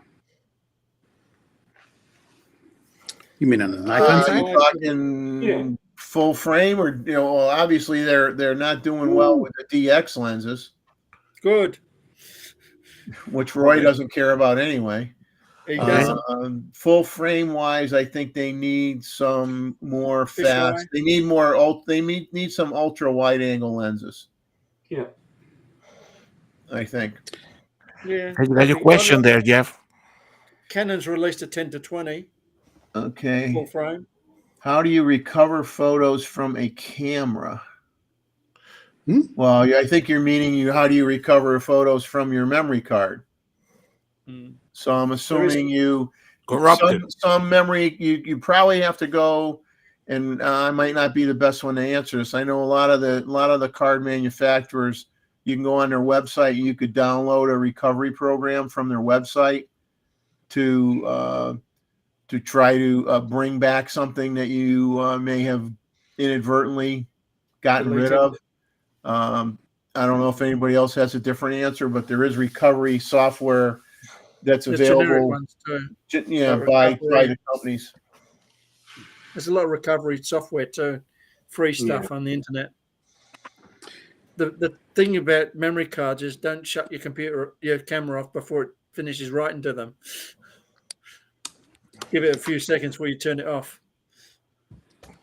For lenses, that we're just talking about, I'd like to see something that had like a power zoom switch. You know, they did one for the APS-C line on the full frame side, like this Sony full frame. I'd like to see that as well. Fun on the video side, because when you're zooming and you're trying to shoot at the same time, when you're twisting that lens, you are also shifting or moving the actual camera. With the zoom switch, I just move the rocker, and this camera is not moving. That I would like to see on a full frame video as well, not video. The DX, but I think that's the I wanted the DX is nice, but I'm saying on the full frame side, I'd like to see we need it in full frame. Yeah. My wife's got a P900, and it's a lovely camera for doing that. That's hey, a Nikon, right? I got this is kind of landing in your turf here of a Nikon, something discussed on Nikon Rumors, because I'm not familiar so much with this stuff. Is Small Rig. People might find it of interest though. Small Rig launched they call it a VB99 Pro Mini V-mount battery to power the Z8 when shooting 8.3K video, so that you can do 6 hours of support 6 hours of power. Fast charges in 2.5 hours. It's 70% of the size of the previous models, lighter and more portable. V-mount's not cheap though. What does it mean by V-mount battery? It's a battery about the size of a sandwich. That's it, yeah. So what do you hang that on? A V-mount. It's on there's another special clamp that's on your tripod, or what? It could be a clamp, but usually some of them have like a little plate that this plugs into. So instead of having it with like USB and so on, because the older ones didn't have all this, they probably have it built into the plate where you have your what's this thing called again? Don't they power like the Atomos's and the DTAP? So DTAP, bunch of DTAP connectors. But Small Rig came out with this one, DTAP and the barrel mount. Those were usually on the little things to centralize everything into one place, so you can plug it in on that plate. So that's why you use your V-mount, or like I said, a clamp that you can clamp onto your leg of your tripod or something. But that's usually when you video, it's big and heavy though. The kit, this makes them smaller, where the battery's on the back of it, and you're having a rig either for a shoulder or for hand carry. You have the battery in the back of it. So Small Rig is made there is smaller than the other ones, because usually the guys with like C200 and so on, they use like the bigger battery because it requires more power. So this, from what I'm seeing, at least for this level, is a 5099 150 watt version. So you could clip that on like if you buy a Small Rig V-mount frame for your Z8 or whatever, you can buy an attachment that'll clip on to the back of your Small Rig setup for Z8. There is a on your plate cage that you can like mount to the bottom, or you can do it with a rods, and then you can set it off to the back. Okay. So and that's when people say that the flip-up screen on a Nikon isn't the greatest. For sure, then you want a flip-out screen, because lots of times when you want to keep this in compact, you are now pushing the battery closer to here. So if you already have a screen that can flip out, you flip the screen out, the battery thing's on the bottom, and then when you're done, you flip it up here. So it's kind of sitting, if you can see it, it's sitting like close there. And then you can still see your screen and tilt your screen. But with the Nikon version, just tilt up, it kind of, it causes a problem for you to see the screen, which means now you have to go to an external monitor. But of course, like the Z8, battery. huh? That draws more power again, so you need a V battery to power it all. Yes, because external monitor, you're going to need that. You can power all those accessories from that. But if you want to keep it small and use the flip out screen, it works a little bit better if it's a good size screen. So this So the new pros and cons to battery, this new battery ain't cheap. It's $279. And Mm-hmm. I did look at the V-mount battery adapter plates, and they must have had a half a dozen or more different style adapter plates, depending on, you're mounting it on a light stand, you're mounting it on a tripod leg, you put it on a rig, So Yeah. for those of you V-mount that are is- into that, good luck figuring it out, man. It's mostly for video because you don't need that much power for stills. Yeah, I mean, Yeah, it 6 is. hours of recording. You're looking at conferences. Yeah. And if you're recording for 6 hours, what size memory card are you going to be putting it on? Like, it's probably fair to say you're going to be connecting it to a computer or hard drive directly to record to. Well, not necessarily, because usually those Panasonic and those Sony cameras are camcorders that you want to run for a long period of time. This is the kind of battery that they would normally use these things on. Well, they were bigger than this in the old days. And you can just, flip out one memory card, put another one in if you're not doing dual recording, and that's fine. It continuously runs because there's a fan built into the camcorder, keep it cool for hours and hours and hours of recording. But you need a battery that is capable to doing this. This is the smaller version. I mean, remember there's a 150. This footprint is smaller, and if the other one is smaller than this, the newer one, that makes it even better. Because I was thinking about getting a second one of this, but if I can get it smaller, for me, it's all about going through security and having the people check your battery, what size it is, and whether or not you can bring it on an airplane. So if I can have 2 of these in a smaller size, because the weight is now a bit less, that's worth it for me. But the V-mount is not a new thing. It's just been around for video, and Small Rig is now making this smaller size for hybrid camera users. And Godox and all that are using it for portable lighting as well. Huh? Godox and that are using it for portable lighting as well, so you can. Oh yeah, yep. Video and have it properly lit on the run. Yeah, there's a lot of uses because the Sony what do you call it, FP whatever battery that has been the one that everybody's been using for years. Yeah, I'm still but then you have using to it. keep swapping them Roy's out. got 10 of them. Roy's got 10 of them behind him, I'm sure. I have. So now you have this, which basically can replace a bunch of those. I got rid of a bunch of my batteries when I got this one. So I was thinking if I'm going to go out and carry it and then use an external monitor, maybe I would. But for now, the ZN monitor is pretty bright outside, so I don't even need to do that. I just wish it flipped out. That's We got a question in the chat for us. I'm going to put it up here. What are our thoughts on the 24-105 2.8 Canon and the Sony 300 2.8?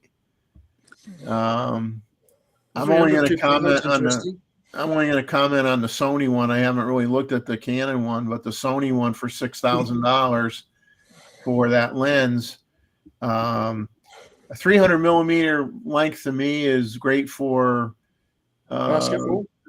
Yeah, basketball, outdoor soccer games, stuff like that.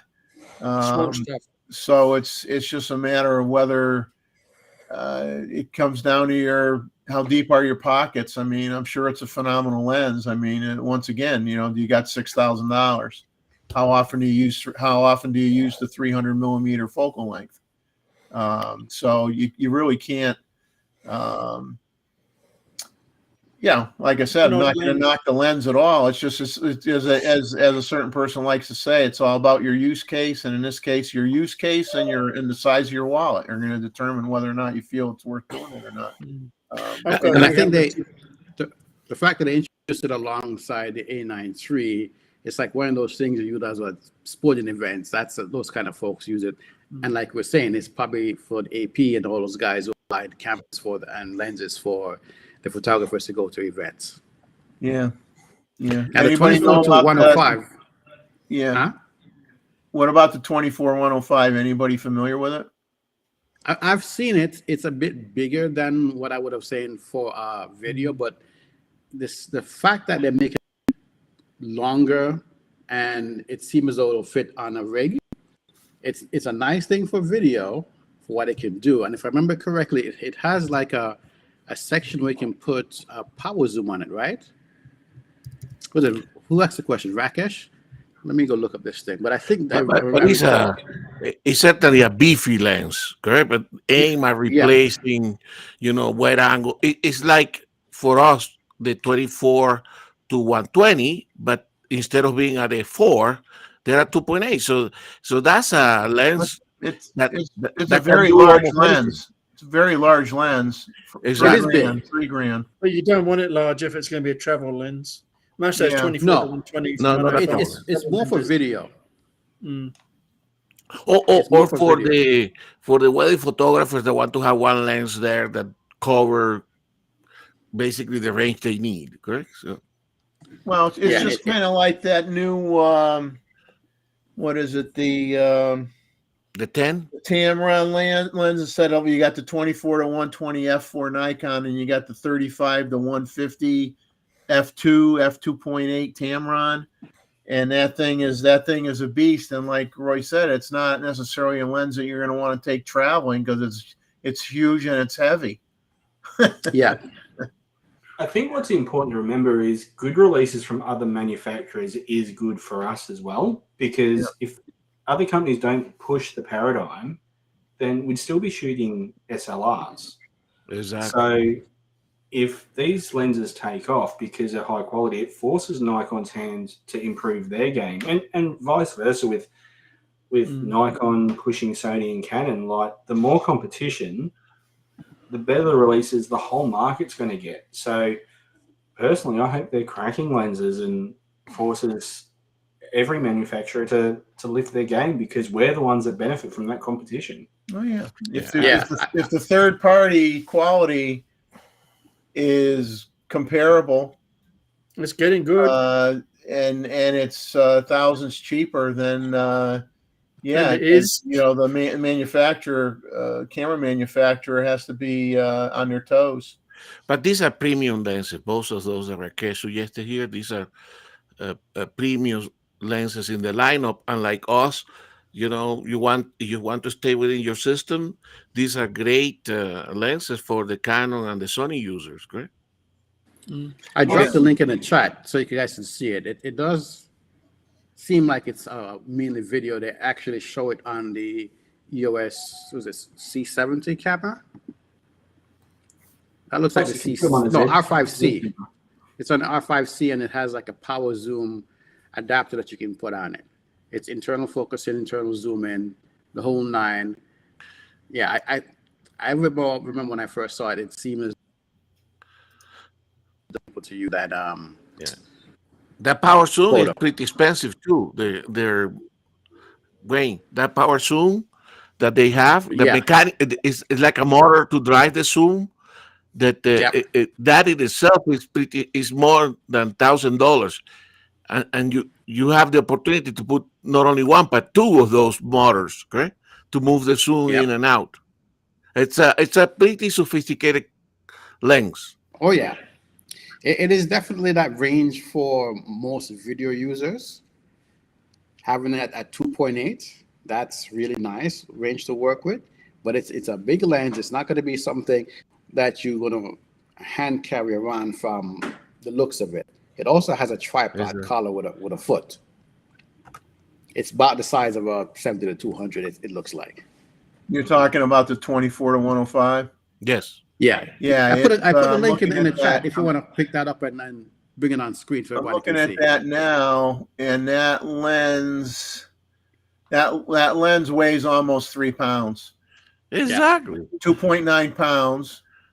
82 millimeter. 82 millimeter filter, 11 diaphragm blades. Can you bring it up on screen so everybody can see it? Yeah. Give me a second. Yeah, but those things that you can screw on the lens to drive the zoom, amazing. It's like a clip-on thing. Oh, you're here. Okay, I wrote the Canon side. So you scroll to the picture, probably they show it, Jeff. Well, you want to just see the There should be a shot with it with the oh, this is B&H. This is B&H. You want a shot of it with the foot? With the foot, No, it's an Foot, extension. hood. with attached to the camera and the Attached to the zoom camera. thing. Let me see if I can find one with it attached to the camera. So Wayne, you can always share with there is a share button in the in your restream session. Sometimes share screen, which is grayed out, but sometimes that works. They don't really have great pictures of it on the camera per No. se. It's on the Canon site. Let me see if I can pull that up and show. Yeah, I'm not on the Canon site, so that's why. Where's that share button? The middle one. Yeah, okay, hang on a second.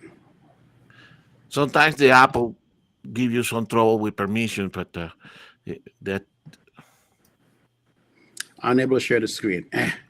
it's your permissions. So you need to for a future.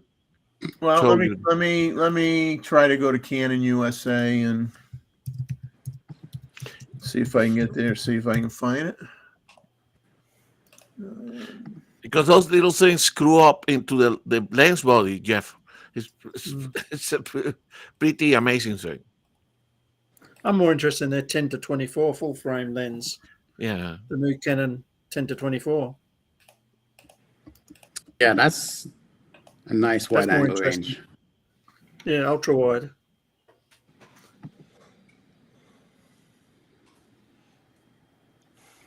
So it supports optional Canon power zoom adapters. Yeah, that's what we're talking That's the about. picture last you want picture to in see? The last picture It's in a the back video shows lens. on the body with the power zoom attachment. Yeah, okay. Let me get there. And And that motor is like $1,000 extra. Exactly. I'll have Yeah. two. Yeah, there's two different types. yeah. Interesting, can- but only for you videographers. Yeah, you can see Jeff. Yeah. On the side of the lens, it has a button to zoom in and zoom out. Yeah. Yeah. Yeah, right on the side. Exactly. Yeah.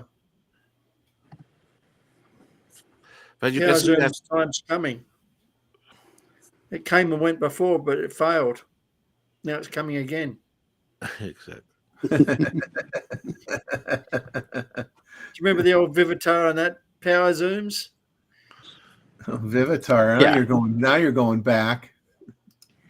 Made a big thing at the time, and they came and went. But now I think it'll come back and stay this time.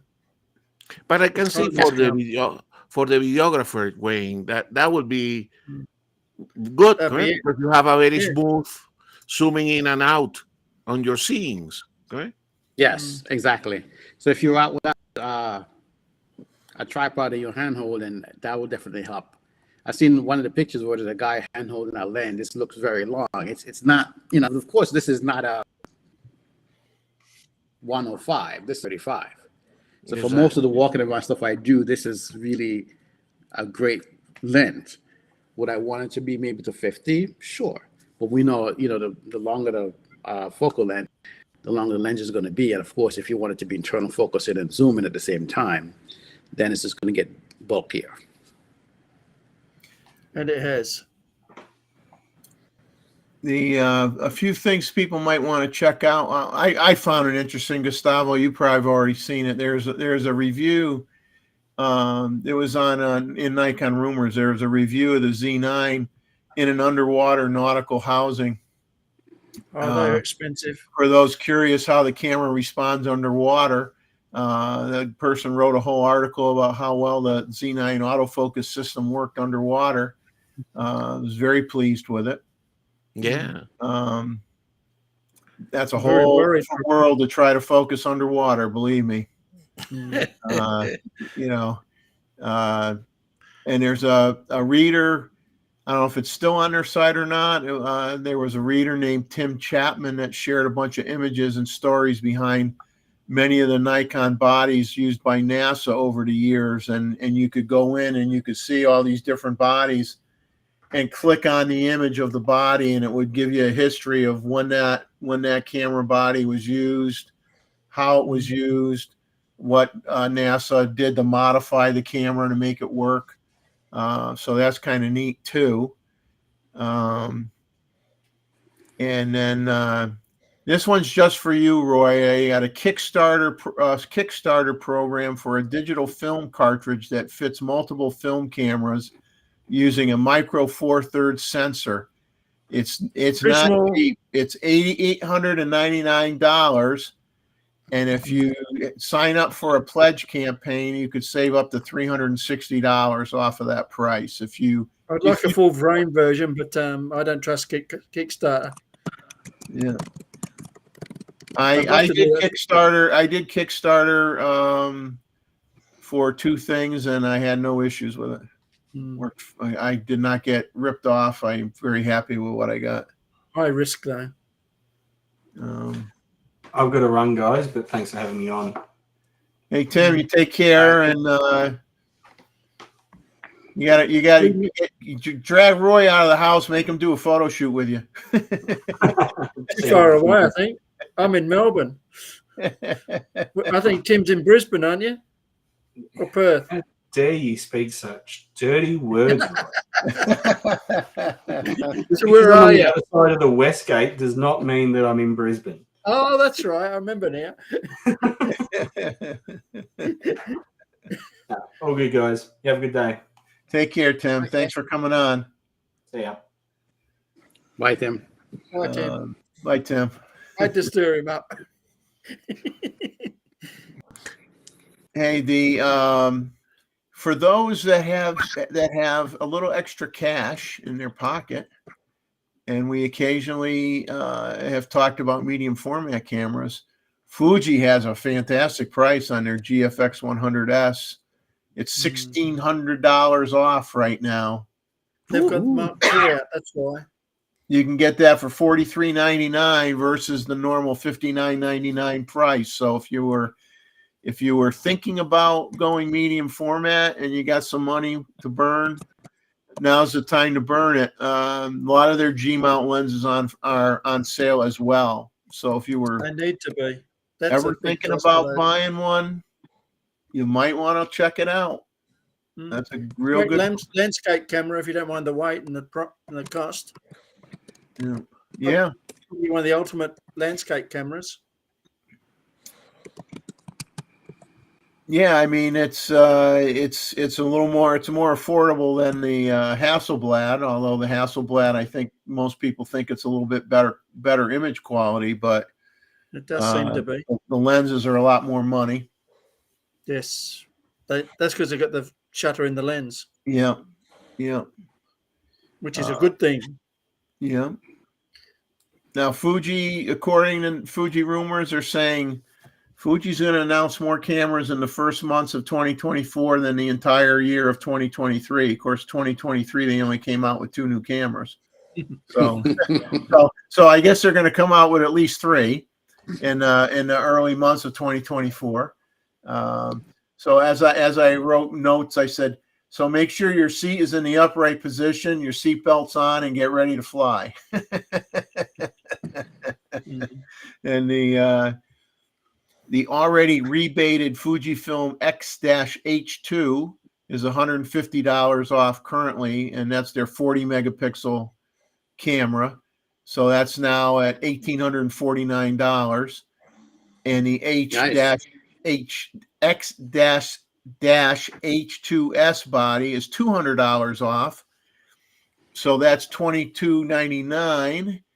And that's the 26.1 megapixel camera. And if you buy either one, you get right now you'll get the discount plus the free vertical grip, which is normally $200. So if you're thinking, I was thinking about that particular Fuji because I saw had some good things about it, but as in perusing and so on, apparently there is some focusing issues that occurred after one of their firmware updates that's not making as accurate as it used to be. So I just like, nope, I'll stick with my Sony. But you know, and then of course, I mean, there is a plethora of Black Friday deals on every kind of camera, every kind of software package out there for your computer relative to photo editing, video editing, Sharpening, all that. noise reduction. Oh my goodness! You want to get dizzy? Go look at all the sales on software right now. So if you're into software or you're lacking software, you go on any of the sites and try not to have a headache. You get a lifetime warranty on some of that software. They don't tell you it's not your lifetime; it's a lifetime of the company. If it goes bust, you lose it. Yeah. Yeah, warranty's only good as long as the company that makes it's still around. And if they get bought out by somebody, then somebody doesn't have to honor it either. That's right. That's up to them. All right, guys, I'm gonna have to jump off. It's past that 12 o'clock time. My wife is sending me a message here, so we're gonna hit the road. I'm gonna hit the road. And I'll see you guys in the next time. Well, next weekend. All right. Thanks for joining us, Wayne, as always. Appreciate it. Great being here. Great seeing all you guys. Night to all you guys and the rest. Yeah. Take care. And in case people didn't notice, as they say, we're back. Watch out. Yeah.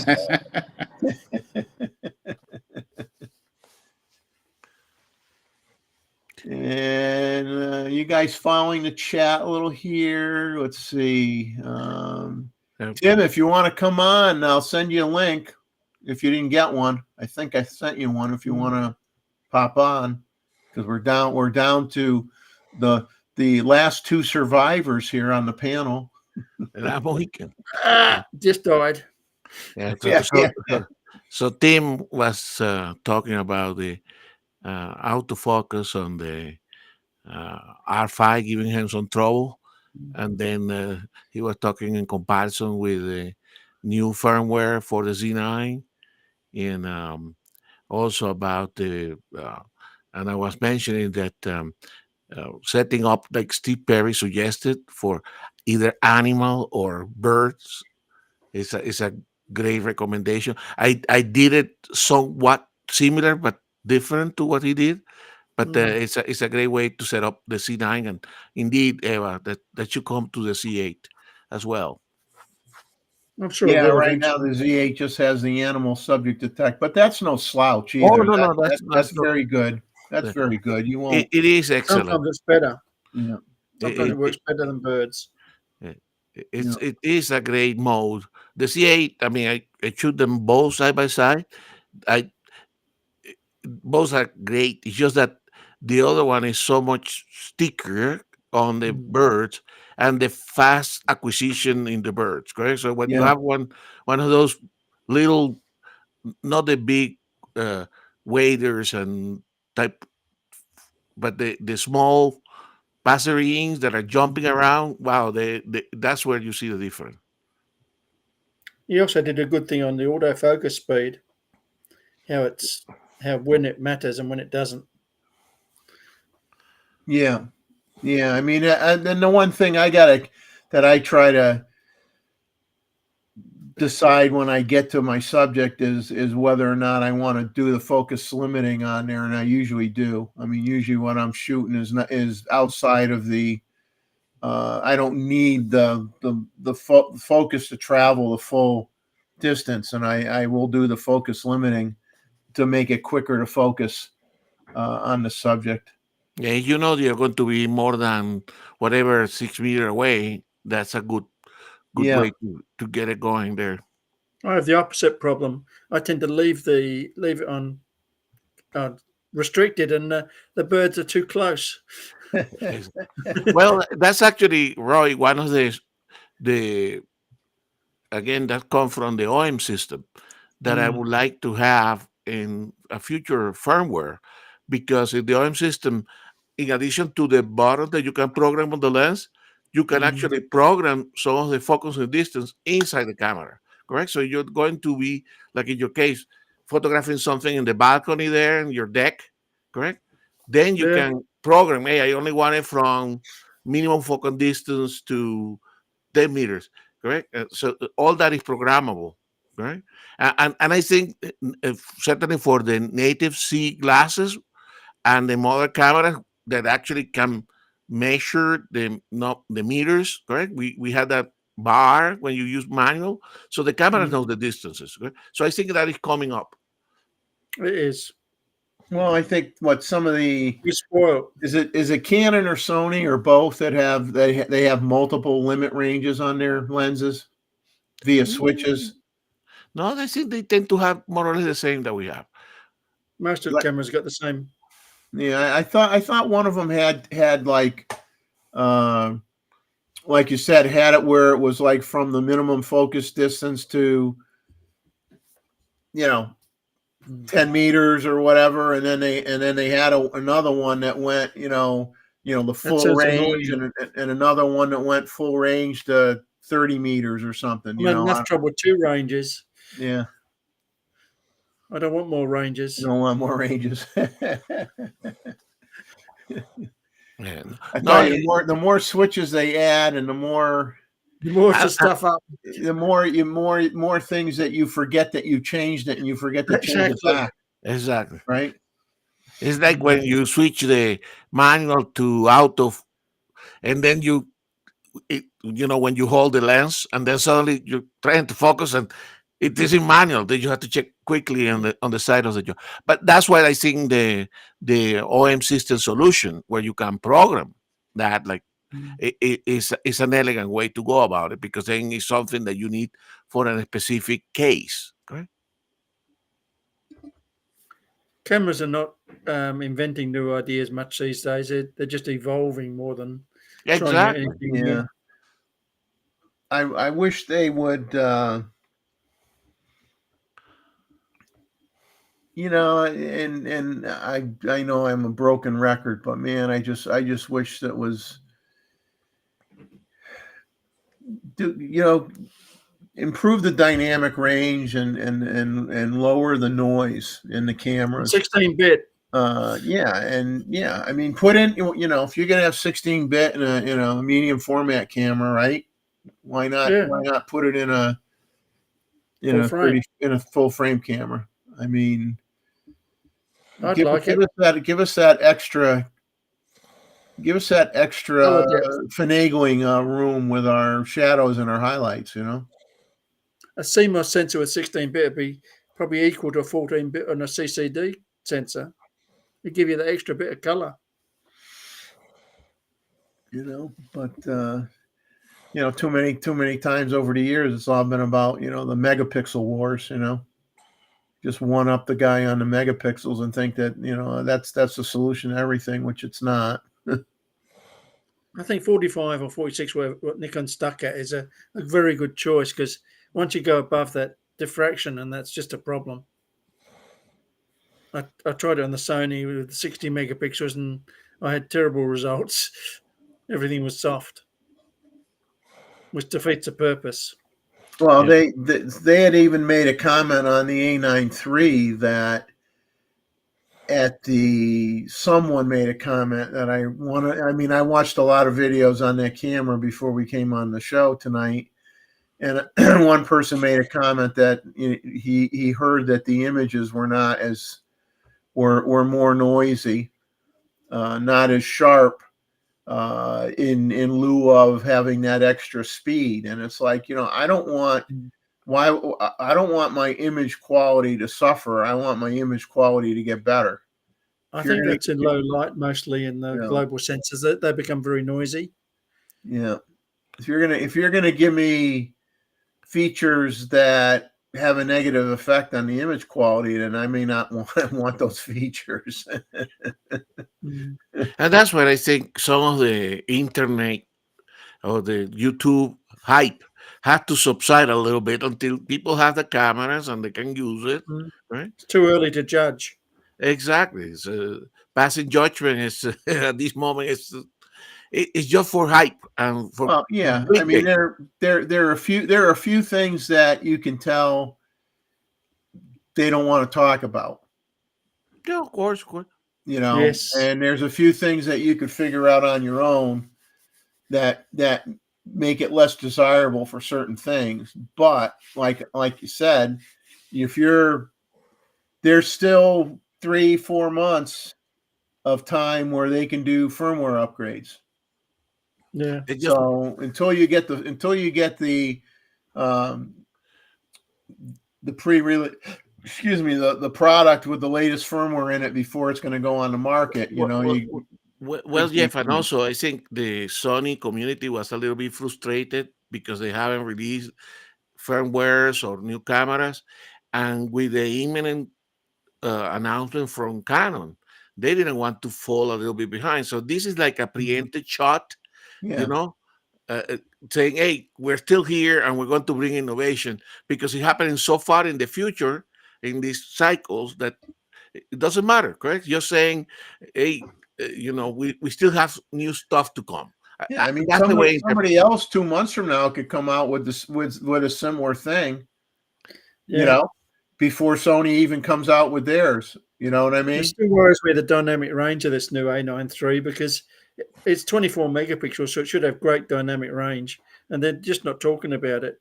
And the base ISO of 125 is or 250, whatever it is that's the base ISO is where you get your best dynamic range. Right. So 250, yeah, is what their low end is. So 250. that's not going to be Roy, and if they wanted to, if this is a camera for the associated with the Olympics next year, correct? They could have I think waited a it'd be little good bit. for that. I think it'd be good for sports and I event know. photographers, weddings, that sort of thing, but not for me. It's not No, not but my camera. if this is saying as an announcement in time for the Olympics, they could have waited a little bit. So I think this signified that they want to preempt some announcements. I mean, you guys were talking about how good they are a PR. Well, this is part of the PR, correct? They're the best. Some of their events are amazing. Well, they don't like people walking around in Nikon t-shirts, though, it seems. I don't know why. Well, you can see that event where they blew it. I think where they've blown it though is they've ticked off their community with the lack of firmware updates. Exactly. And instead of my running joke is they don't do firmware updates, they just come out with another camera. They do. That's what they told me when my A7 started to play up. They said, "Oh, we've got a new camera coming out. Just buy that." Yeah, there you go. I mean, you know. So I didn't. Yeah. But it's But I do like a low base. I'd like to see Nikon go to 32 as a base ISO. Exactly. Give me 16 bits and that, and I'd be happy with the next A9. That's all I need, those two things. Lovely cameras. Z8's brilliant. Z9's brilliant. By the way, just chatting here again about Chuck. So Chuck released his predictions for I think that was probably a few days before you show up there in Connecticut to have dinner with him or to have lunch with him. Remember he sent that video with his predictions. Yeah, he was quite good. Yeah, the thing. Oh, since you mentioned that, I mean, a lot of people have already left, but no, I should have brought it up. I should have brought it up earlier. I screwed up. I forgot. For those that have watched some of the videos that Chuck has put out, a couple video snippets lately. Replays. Be aware they're replays. Okay, so there were people commenting because apparently in one of the replays, somewhere along the way, it said, you know, join me tomorrow night for my live stream or whatever. and he's not doing a live stream, people. If you're seeing anything on Chuck's channel right now, it's a replay. So do not assume that if you hear him talk about a live stream, that that's going to happen. That's not going to happen. We're hoping that 3 months from now, he is a guest on the panel on the show here, and that's if not sooner. But we're hoping. He told me he's going to try to get on the show within 3 months to be on the panel. So don't watch the old videos and think that if it mentions a live stream event, some people typed back saying, "Oh, can't wait to see you tomorrow night," or whatever. Well, if you went to look for him, obviously you didn't find him because he wasn't doing it. But these were predictions before the Z8 announcement. Yeah, he had that table, what the Z6 III was going to be, what the Z7 III was going to be, what the one was going to be the high megapixel camera, one's going to be he had a whole bunch of exactly predictions. Yeah. And we will check when the Z6 and the Z7 III get announced whether he was right, because what he did that was different from other people in the YouTube, he put pen on paper or and show it, correct? So because it is very very easy for the people, YouTubers, to come, I said and I predicted this, but hey, there is no evidence that you predicted, or he put his table, correct? Oh, he wasn't afraid to be wrong. I mean, exactly. If I'm wrong, I'll admit that I was wrong. I mean, it was his best guess. So what was going to happen, and it's pretty darn close, right? So far. Well, that's thing come with wisdom and age, that you're not afraid to be wrong. There's nothing to be ashamed to be wrong every now and then. Cal Jackson's asking if we heard if Chuck was coming back. Cal, if you watch the first 10 minutes of the show, basically we talk about Chuck's medical condition, but to make it short, he had a stroke. He's having difficulty speaking in any lengthy type of conversation right now. He's getting speech therapy. He is hoping to come back on this show as a guest in 3 months' time as he continues to get speech therapy. So we're hoping that does occur. I had lunch with him and his wife on the 10th of the month. When I was visiting in Connecticut, I got to see the two of them and have lunch with them, and it was fantastic to see him. And he has full comprehension of everything. He's walking good, a little bit limited on his right hand use, a little bit not finite dexterity with the fingers, and a little numbness in the hand. But he understands everything you're talking about, and he communicates as best he can. But right now, it's not to the level that he wants to be at. To it sounds like he's lucky though to do his show or come on yet on this show. So eventually he will, and we're all looking forward to that. We're going to pitch in and buy him a ZF. Oh yeah, I had my ZF with me, and I didn't bring it with me when I visited him because I knew how much he didn't like it, and I told him that, and he says, "You're right, I don't like the ZF. I don't like it." I'm sure that he would not have approved of you having an orange camera either. Oh yeah. I guess it's good that I didn't bring it, but I'm mad at myself that I did not bring it, because I'll tell you what happened when I drove back. I was staying at my brother-in-law's place, and like 2 houses down from their house was like 3 parking spots for guests. So I would park the car there and then walk to their house. So I parked the car in there. I did something on my phone. I think I confirmed my flight coming back to South Carolina. So I get out of the car, and what do I see for the first time in my life? And what a beautiful animal. I saw my first bobcat. Oh, so I saw a bobcat, and I'm like, oh man, that's so cool, So I only had my phone, and I don't take a lot of pictures with my phone. So I'm trying to take a picture with my phone, and they all came out blurry because it was moving. Oh, right. So I did not end up with a good image of the bobcat, but it was funny. I tried to get it. It was walking parallel to me, Okay. and so it was looking straight ahead. So I wanted it to turn its head and look at me. So I dragged my foot on the asphalt, and it heard the noise, and it turned its head, and it looked right at me, and I got the picture, and I got home, and I put it on the computer, and I go, toss it, not sharp enough, no good. What is my You always 500 carry a camera. I said if I had my ZF with me, I would have had a perfectly tack sharp Bobcat picture that I could show you guys tonight, but You always have a camera. I screwed up.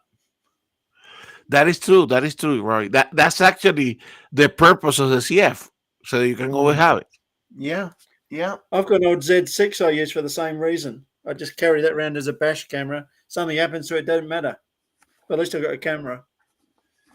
I was so upset, Gustavo. I mean, it was such a beautiful animal. It was such a beautiful. And you said that animal. was where? Close to Chuck's house?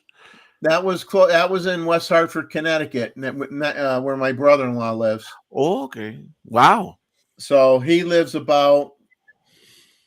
When I met them to eat, I drove 50 minutes to get to the restaurant.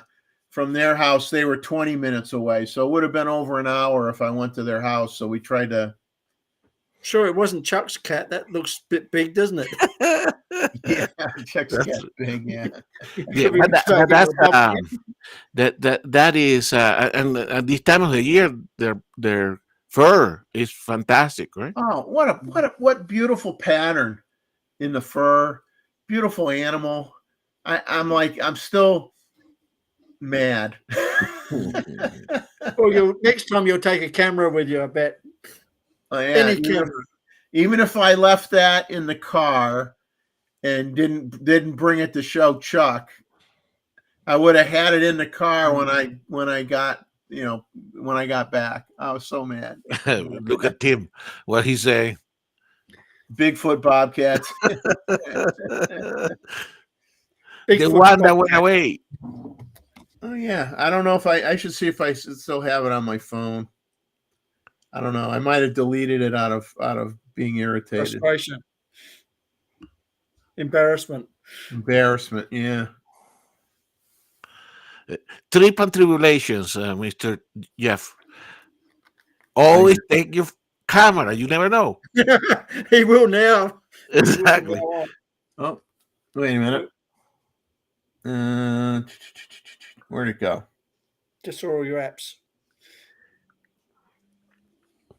I touched the camera. Oh my God. And that was with an iPhone? That was with my Samsung. Samsung. But it's blurry.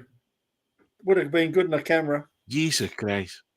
Isn't that beautiful? The animal? Oh my God. So how long did you for how long did you cry after that? He became sad Jeffrey again. Yeah. Exactly. Yeah. So send your sympathies to this address.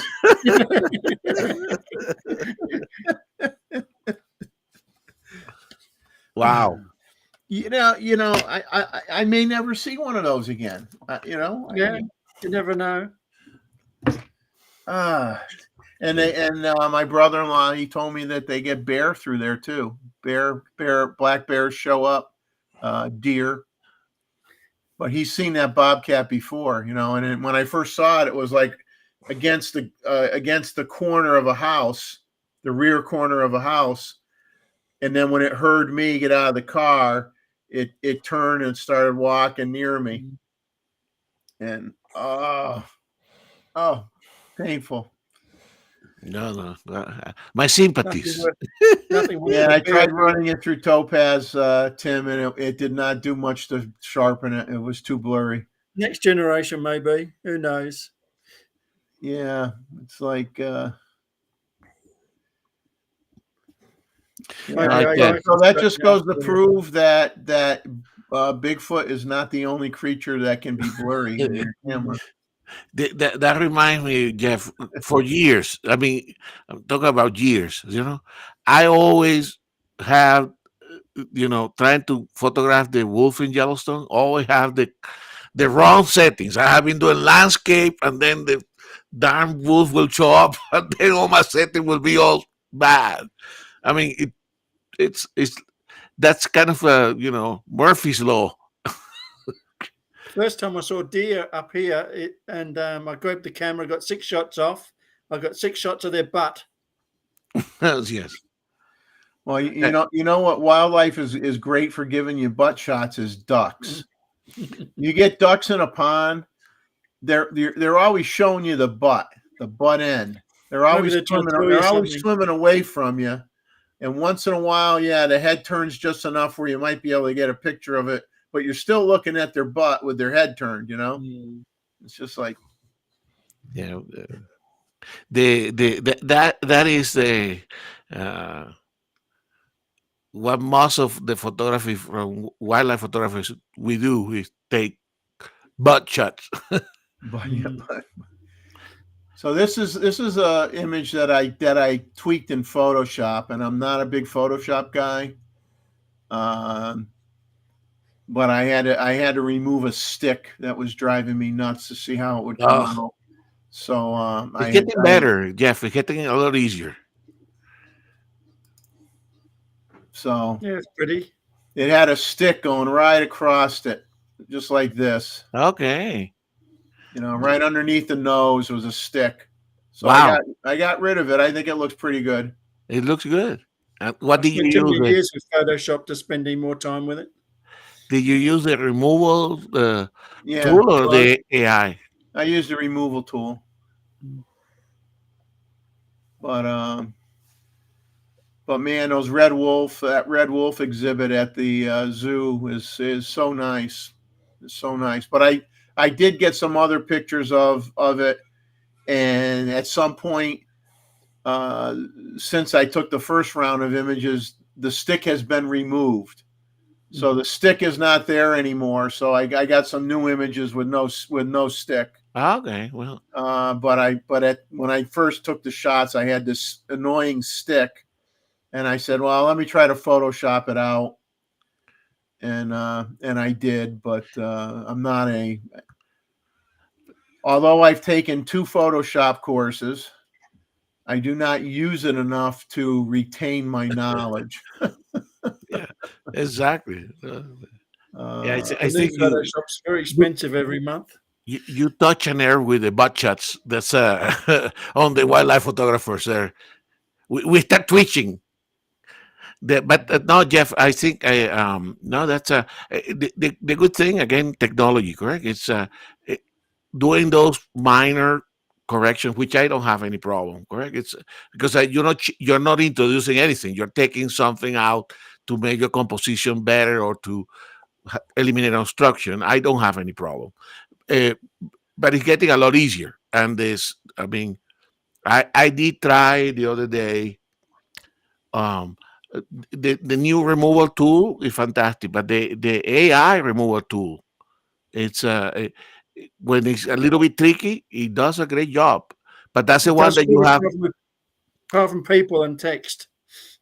Yeah, exactly. But that one also have. I think with the subscription, you get only a limited number of time that you can use that tool.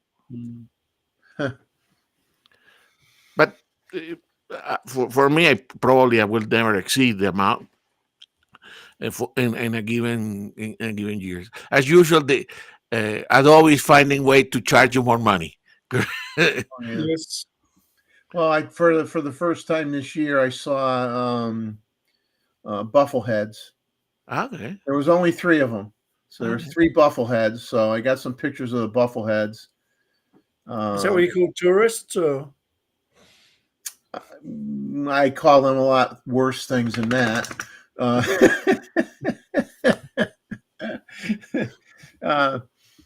The mergansers haven't shown up yet. There'll usually be some mergansers. But I'm not. I wish we had the. They're trying to make that. You guys know my story about them trying to create a duck pond where the whole story there. Well, so they've always had mergansers there. They've always had buffleheads there. On both sides. of the road. Doesn't matter. But what I've never seen there is they call it. I've never seen wood ducks. Wood ducks are very cool looking. Yeah, And harlequin ducks are beautiful. Harlequin ducks. no, but those are not those are not going to be in your area. Well, we do have harlequin ducks and wood ducks. Yeah. Yeah. No, wood duck for sure, but I think because remember the harlequin ducks are basically sea ducks, correct? They feed in the sea, but they nest in rapids, correct? So, for instance, the one that I used to, they go to the Pacific coast during the summer, but during this breeding season, they go all the way into the rapids here in Colorado and in Wyoming. Hey, by the way, put the photo review date again because yes.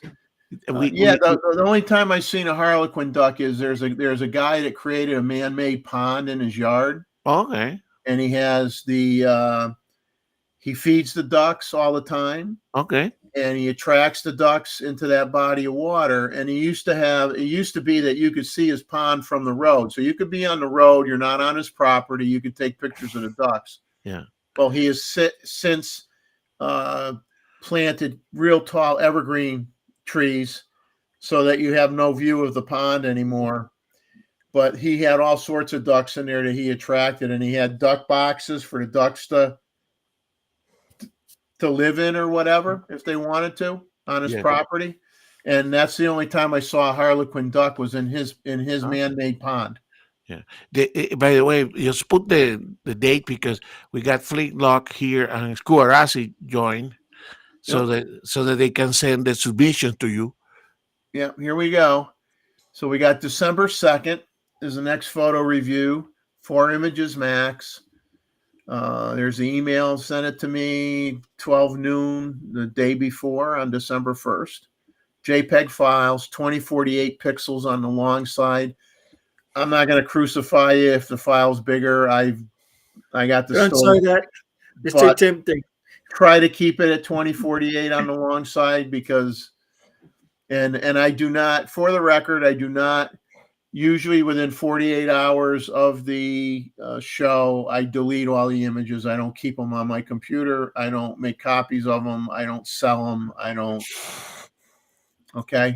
save them. I thought what might be a neat idea. I'll throw this out there. People can think about it for next year, maybe. If we, and I don't know if people would have any interest in it. You know, if we wanted to, let's say, during the for every show.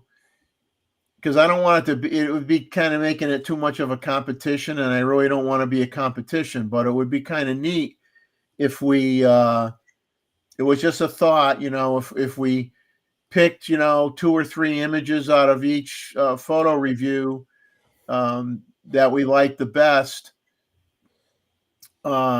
which is obviously subjective, and then near the end of the year, we show those images, and then we pick 12 to put in a calendar, and then maybe we can make some calendars up based on people's photos that they took during the photo review, and maybe we try to sell some of the calendars and donate the money to charity or something. Exactly. No, that sounds like a good idea. Just a thought, but I don't want it to get too competitive where, you know. That's my only concern is right now it's we're sharing.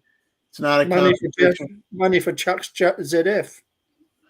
Yeah. We'll save up for Chuck's ZF. Chuck. You know what? If he had that camera, he would like it. I challenge anybody. I think it's a very attractive camera, and you would enjoy the camera. It's a different shooting experience. It slows you down, but you can change the controls on it so it works very much like a Z6 camera if you want it to. But I'd love one, but I'm wanting to see what the Z6 looks like. It's cool. It is a cool camera. Jim Jim saying that this send Chuck a pink Pink one.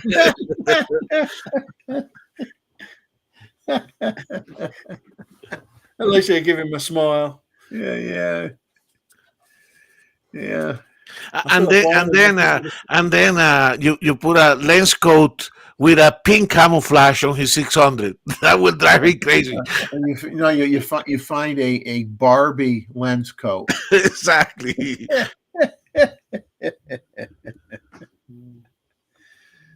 Hey, Scuba Rozzy, how you doing? Kubarasi need to go back to the beginning of the show. Yeah, if Scuba Rozzy, real quick, go watch the first 10 minutes of the show later in the day, and you'll get an update on Chuck, because I've repeated it like 3 times, so I don't want to repeat it anymore. So watch the first 10 minutes of the show. You'll get a health update on Chuck and what's going on with him. But bottom line is, we're hoping that he makes a visit on the show in like 3 months from now is what his goal is, to try to come on as a panel And if member. he doesn't, we're buying him a ZF. Yeah. If he doesn't show up, we'll have to chip in and buy him a ZF, which he doesn't like. So we'll have to tease him that way.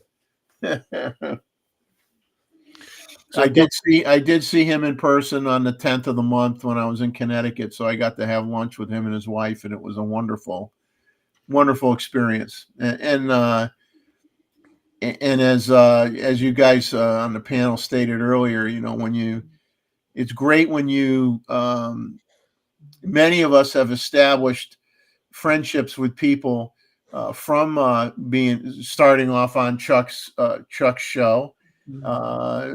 Mazman, Tim and I are good friends, and we never would have known each other. And we've taken pictures together, both in North Carolina when he visits his dad, and he's come to Myrtle Beach and taken pictures with me, and we talk quite often. And that friendship wouldn't have existed if we had not met through the virtual world of YouTube via Chuck's channel. So, and getting to meet Chuck and his wife was a thrill. I mean, I felt that I was meeting a movie star, kind of, sort of, So I was kind of nervous, to be honest with you, meeting him a little bit, and it was great. It was great. Flint's saying him and Lee Rothman got to be buddies via Chuck's channel. Yeah, it's just we all have a common love here, irregardless of the genre that we shoot. We just enjoy getting out and doing what we do, what we like to do, and I think it's fantastic. And the photo review is a culmination of everybody's love of what they do every month, and we all get to enjoy it. That's a special show every month, I think. And get inspired about what is possible. Oh yeah, I mean, when I see, I mean, there's,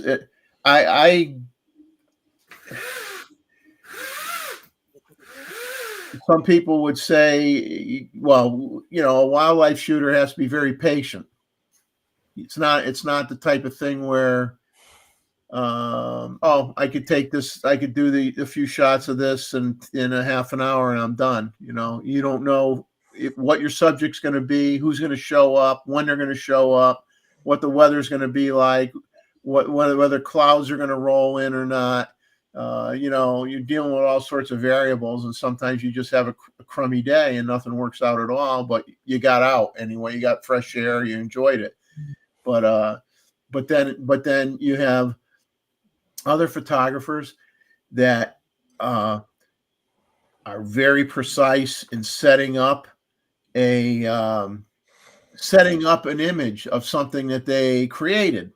Like I think of Scuba Rozzy's shot of that when he first shared some photos, he had an image of M&Ms, as like something for Chuck, and that took him quite a long time to set that up, and who knows how many shots he took to get the result that he wanted. But you know, patience comes in many ways. Sometimes it's patience that you need to get that perfect light when you're taking a landscape, or the patience that you need waiting for that wildlife to show up, or that bird to turn its head a certain way, or that bird to get a fish and you want to get it getting the fish, or what have you, or setting up an extravagant setup with multiple lights and filters and things like that. And that's where I live. And that's Roy's world.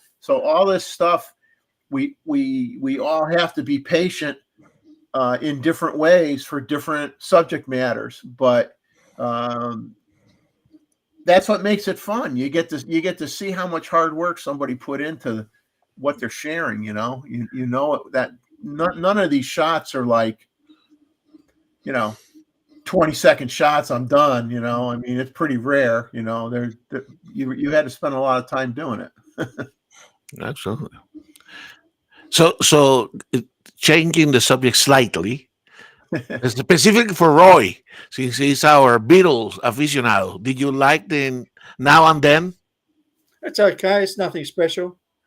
I liked it. It's okay, but it's not up to their usual standard. I can see why they didn't put it out on a record. Yeah. But again, technology, correct? Yeah, technologies. They've separated his voice from the background, which is the AI part. It's not actually AI generating. Exactly. Yeah. Which is interesting, which is more tuned to what we're doing in photography these days. Yeah, but it's I did like it, and it's amazing that how emotionally attached to you are some people that you never met, correct? You just live in the same time, and how much influence they have. The only people I see most weeks. Exactly. I spend days and days without meeting anyone. Well, I would like to think you could do better than us. I don't know about that. At least you're photographers. Most people I meet are not.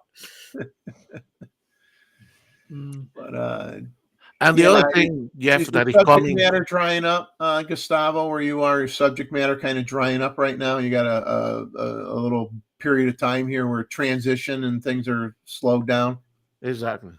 No, I was saying that the other thing that is coming to us on bird photographers is that there was a decision made of change a bunch of names of birds that were associated with people, correct?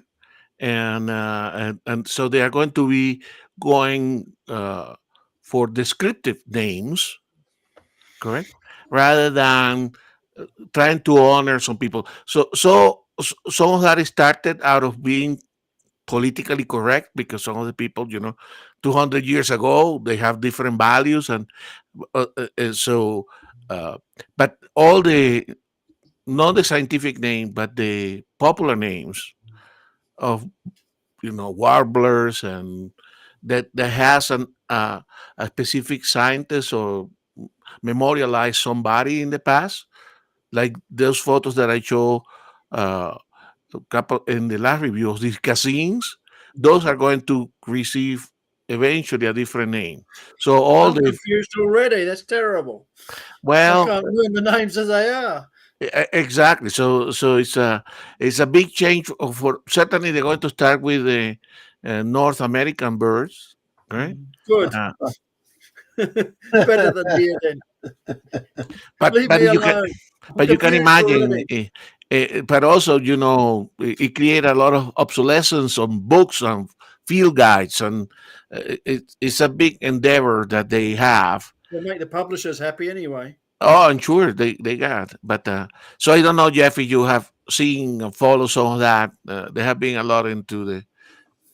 Well, I heard a rumor that there was some political correctness going on with bird names, and I just kind of shrugged, and I'm like, okay, I myself don't know of any bird names that should insult anybody personally, but I can think of a few. But then again, I don't know. There's probably tens of thousands of birds I've never heard of before, so I can't comment on that. But I always screw up with I think they call it. Well, it's a gallinule. It used to be called a moorhen. Okay. Moorhen, and they changed the name to I don't know if it's lesser gallinule or whatever. So I always keep calling it a moorhen, and I got people correcting me, and I go, I got 3 bird books that still call it a moorhen. I didn't get the update yet, so I don't shoot the messenger. Yeah, no, I mean, it's like anything. There is new guidelines, correct? But they started because of correctness, or not political correctness, but basically trying to not memorialize somebody that on modern standards is not considered to be appropriate. But in order to avoid the controversy, what they say, we're going to change. We're not going to name any birds after anybody, right? So that change is coming.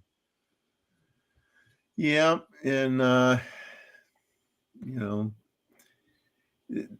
well, there's changes always coming, right, from somewhere. Oh, exactly. From somewhere. But you can imagine that now they have to have these big discussions because they can be named after a description of the bird, or they can be named after a particular environment. Okay, so it's so I thought it was interesting to see.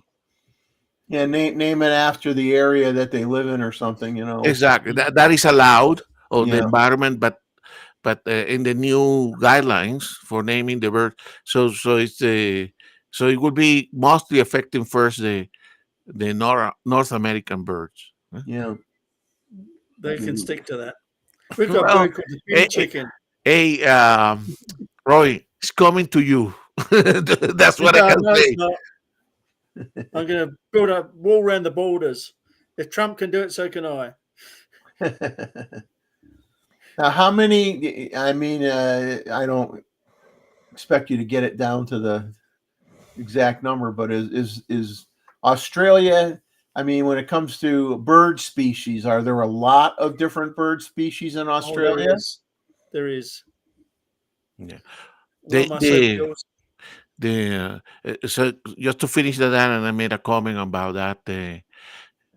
It's going to, for North American birds, it's going to affect about 70 species. Right? Now, in terms of different species, the country that has the greatest number of species of bird, as you probably know, is Colombia. Right? So there are more bird species in Colombia, and that is followed by a small country, which is Ecuador. I think it's Peru, and then Ecuador, and then Venezuela. I haven't killed them all off yet.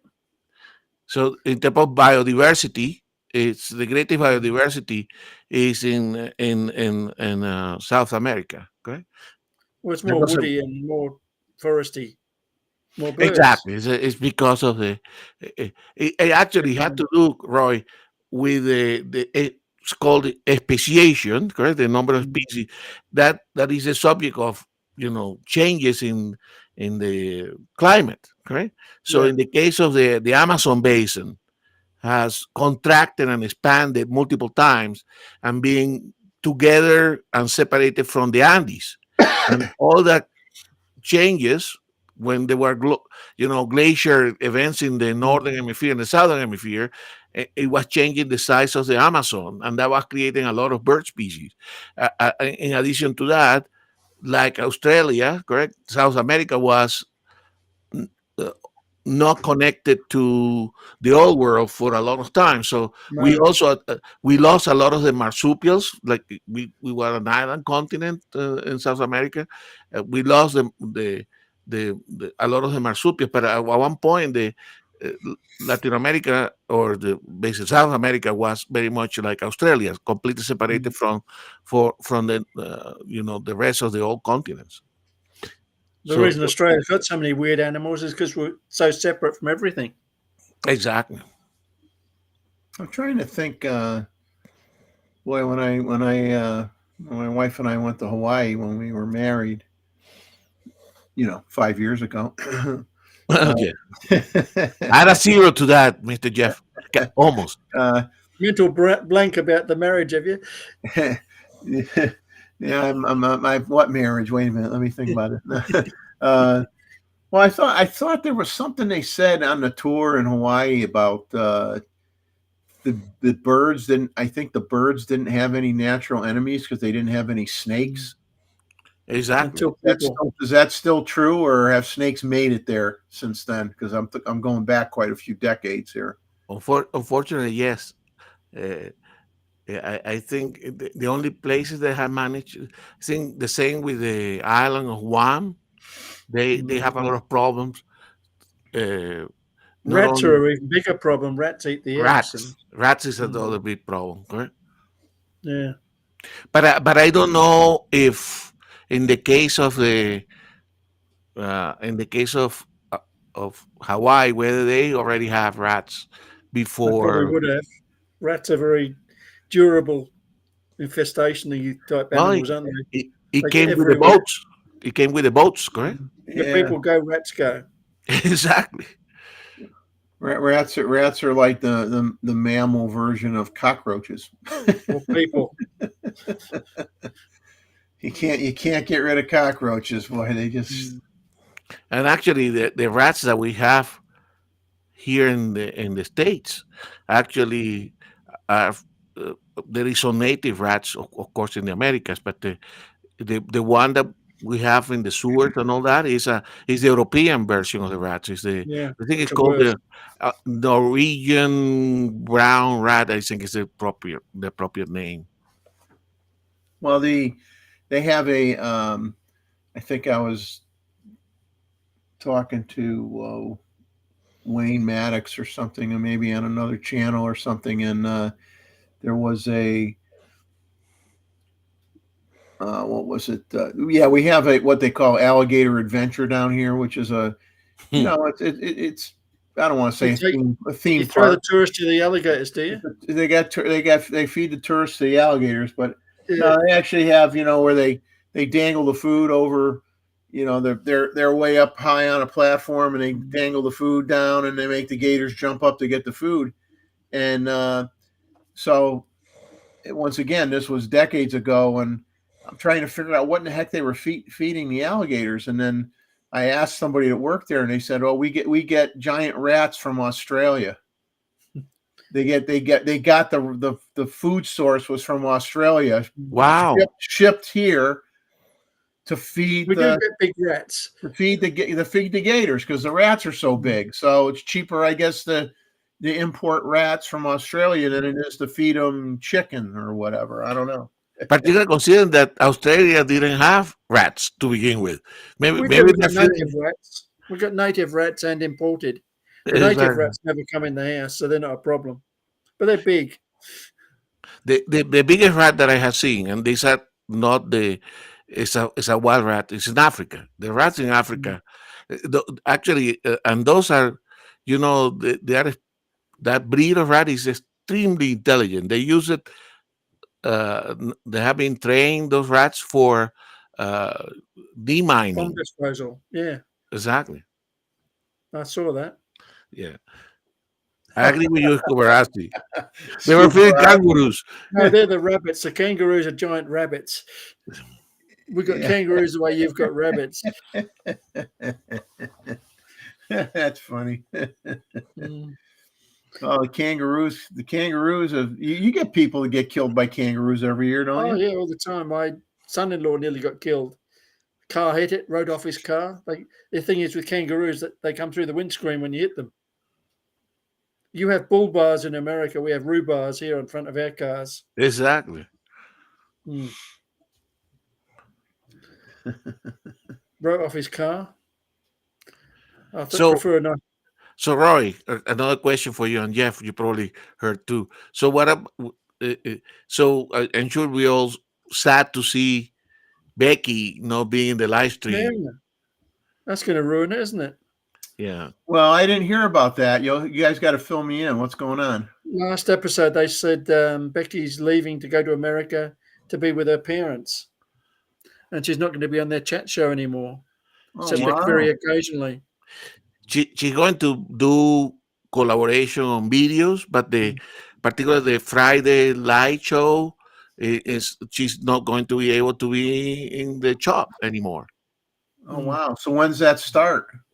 In 3 weeks or After so. next week. After next Wow. week, I think. Because I think part of the charm of the show was the chemistry between them, correct? Oh yeah, yeah. And Ava's taken off, so thanks for coming on, Ava. We missed you. We hadn't seen you in a little bit. Enjoy your Never have to bore Z8. everyone else. Enjoy your Z8 with your 450. Yeah, good choice. Like those. Yes. Yes, you will have fun with that camera. I'm looking forward to see the photos, particularly hummingbirds, Eva, next year. Hummingbirds, yeah. Yeah, so Gustavo's going to have to host a hummingbird photo competition. Exactly. Well, I'll be out on that. We don't get them here, I don't think. No, Never seen anything like them. no, you have your. We got mostly parrots. Yeah, exactly. No, but you have songbirds. Songbirds are. Yeah. They say that most songbirds originally came from Australia, which is odd. Exactly. Yes. Oh, Scubarazi's saying so she could join our channel here. Oh, it took me a second to figure out what you were meaning with that, and I'm like, no, I don't think we qualify. We're not big enough. We don't have enough viewers. And doesn't matter how much charisma you put here, it's not going to improve. And she's a big macro shooter. That's her favorite photography. More close up, more than macro. More close up than macro. But we don't get them. Obviously, many of us here do appreciate the fact that that's probably one of the few channel, notwithstanding this one here, that is civil, correct? And that's something that there's a lot of courtesy and. So I hope they continue for sure. I think Con will continue, and but part of the civility was imparted by her, correct? So yeah, well, I wonder if they'll have someone else that works at Gray's do it with him. That's new. Yeah, I forgot that name of that lady that filled in a couple of times. The thing, Jeff, that. People, I know it was a lot of people were commenting and they were saddened, but look, people in the other side of YouTube, not us, certainly because we are not YouTubers, we're hanging on here, but they have life, correct? They have their life. They have to move on. Life. My life died years ago. These are young people that have, they have to go through their journey. Correct. So and sometimes I think people are they get used to stuff, correct? But these people have to move on. Well, yeah, you have to assume that her parents are probably older. They may require. We don't know the story behind it, do we? They may require a little bit of care, and she wants to be with them to help them out. Well, and she's a mother and a wife, and I mean that's life. Like we have been talking about here. Life gets in the way of all this stuff every now and then. Yeah. So people should be saddened, but they should be happy because that she's going through her life journey. Oh yeah, it's been a good run anyway on Gray's. Yeah, I don't think it will last much longer without Becky, though. Oh, and for sure, knowing that obviously with the talent that she had, it's just that she's going to go into another different incarnation because definitely she's a photographer, correct? So it's not like she's going to stop creating stuff. It's just that she's going to create differently. Yeah, she's just moved on. Move on, exactly. Well, she used to go to the U.S. Didn't she used to come to the States and go to Florida a lot? Did they live in Florida? That's where her parents are, so I think that's probably it. Yeah, exactly. And she's married to a Venezuelan too, correct? So I'm sure the being married to a Venezuelan, that she have family from Venezuela here in the States, right? So anyway, that's I know it took everybody. Did I send her an invitation to come on the show? Why not? Can't hurt. You can. What can you lose? At least you would be in the same time zone. Yeah, we would be closer. in the same time zone. Yeah. No, and she's going to be. I mean, she mentioned that she's going to be guest on that show Occasionally. right? So that's fine. But I think people sometimes need to understand that the people that are on the other side of the camera has life. Well, yeah, you can't take what happens or what changes personally, because it's like you said, it's just life gets in the way and things change, right? So, well, imagine. I mean, what did you say, Roy? That she had been working with Grace of Westminster, like I've been watching her 50 for many years or years. 12 years. For a young person, that's incredible. Long time, yeah. And everyone moves on eventually. I wonder if she'll try to get a job at another camera store somewhere in the States. I don't think it'd be the same though. Oh, I'm sure that they would love that, but probably that's not her life plan. Yeah. Grace is very classy. Yeah. If you've seen some of their gear, they only keep the very best of the gear, and It's a little bit overpriced, but it's probably worth it. It's a boutique of antiques, correct? Tiny little shop. It's a tiny little shop. Exactly. So, well, that place people go to is almost a institution. Yeah, it's almost like going to a national park or something. It's like a big deal, to go there. It's the place. Yeah. No, it's like look, their niche. Talking about niche, right? Their business mode is to be like a boutique, correct?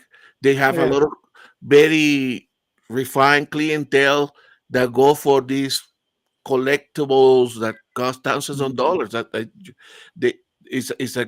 mean, you want to collect anything, and I live close to London for 3.5 years, correct? Actually, I made some of my collection of all maps when I live in London, correct?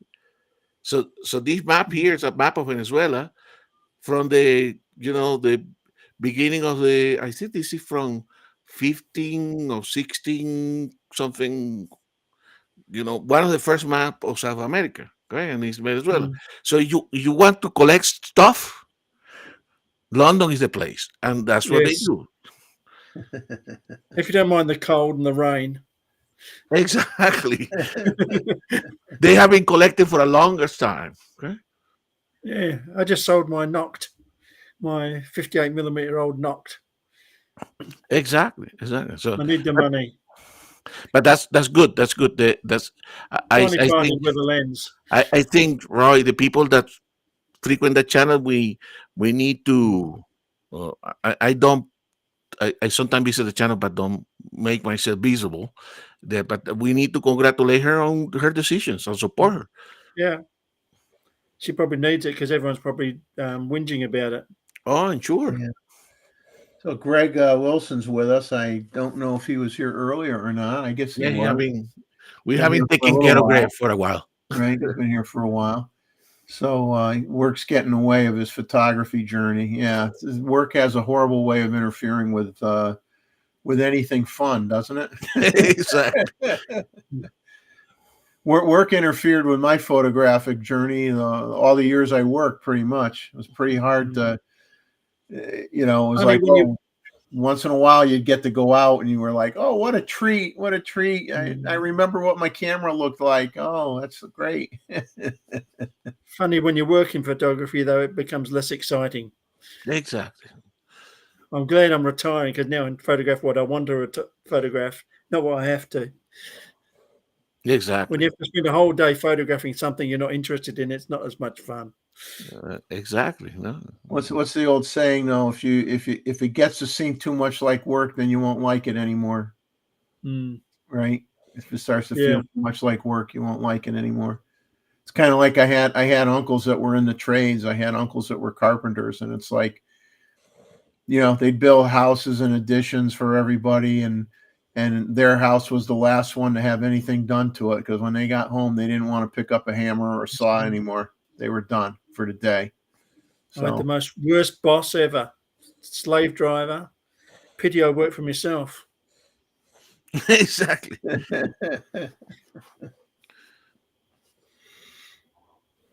Yeah. I think my uncle finally did some serious construction on his house after he retired. Then he did stuff on his house, but all the years I'm enjoying it more now. I'm enjoying photography again more now. I'm not touching Photoshop very often, and it's just more fun. And nobody going to, you don't have deadlines, and you don't have nobody to complain, correct? That's right. No one to nag you. You have a client of one yourself. No art directors. Exactly. My cafe is art directors. Never picked up a camera in their life, but they know everything about cameras. So when I was exchanging some text with Greg, I was telling here that we are in a transition period between, not yet winter, but I can still see although we have some snow a couple of weeks ago and probably some more tomorrow, but the true winter species are not here yet, correct? We're still getting the summer species when, but the winter species have not come yet. We are in those weird time of the year. I'm sure that happens. We don't have that problem. No, because our climate's really mild, we have the same animals all year round. Exactly. Yeah, we're kind of waiting for things to come in. Like normally in late November and December, we get the white pelicans come in, and they're here in the wintertime when it's cold. And the eagles tend to get a little bit more active in the winter months because, of course, they're building or repairing their their nests, because they're going to have young, or they're going to in the February-ish time frame, somewhere in there. So you start seeing them flying around with sticks in their mouths, to repair the nests. You'll get the eagles flying by with sticks, and but it's like it's different this year, though. There's like less of everything. Yeah, a lot less of everything. Well, killed off. This kind of bird flu hit many species badly. Oh, we're in magpie season at the moment. Magpies are nesting, so they attack people. So it's more interesting watching people ducking all the time. That's true. The flintlock, the Louisiana and Texas have a drought, which for them is uncommon. Pretty common here. Yes. Australia is the driest continent in the world, apart from Antarctica, I think. It doesn't snow or rain. It's very dry here. Lots of fires. There's not much you can do when you get one, right? I mean, it just burns till it stops, right? I just feel sorry for the wildlife. Yeah. Our new house is in a fire zone, so I've got to be careful. And that's why the native Australian used to do some burning. Yeah, they used to burn the bush to get the animals to run out so they could eat them. Exactly. But also they kept the on the ground burn, so it never became too much of a fire hazard, correct? That's right. They burn all the fuel. The thing is, a lot of the plants have got used to that, so they only germinate when they've been burnt. It's quite weird. And you see all the birds following the fires around, eating all the grubs that crawl out of the ground. And already cooked. Exactly. Already cooked. The dinner bell has been rung, you know. Yeah.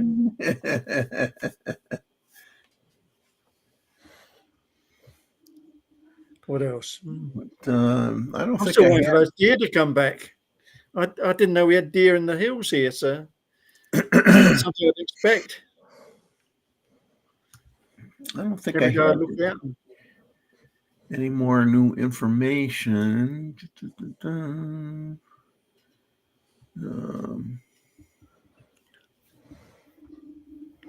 believe California's got water problems. And we only have an hour to go to your time, Jeff. Yeah, half an hour. Yeah. Well, we may quit early. Being the first, all people with. you know, that's up to you guys too, because we're trying to get broken back into coming back after a little bit of a break here. So Quitters. Have to get ready when we could blame it on we're rusty and so on and so old. forth. Yeah, rusty and old. Yeah, rusty and old. Yeah, I know. I need a can of oil for my knees right about now. Yes, this is a time when Mossman start throwing, topics just to keep the thing going. He called us quitters. Exactly. We'll try to egg it on for another half an hour. Anybody out there in the chat have any questions or any topics they want to discuss, camera related, of course. We're not going to get into certain Back topics. to the global shutter again, perhaps. Yeah, that was an active discussion. Exciting, but it's too early to be of any real interest. I think I still have choose a Z8 or even a ZF over the Z9 III, or even a Canon R3.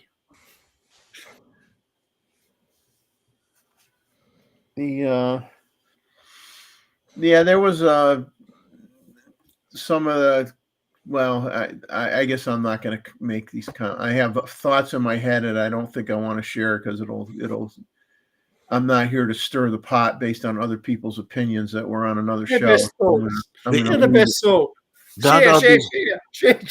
This is a channel. There is no steering of the community. No, I'm just saying. Sometimes you just pick something that might get things going. So I'm not gonna pick it. But I don't. Well, it was interesting that before, probably 3 weeks or more ago, Fuji Rumors was basically saying, there you go. nothing's going to happen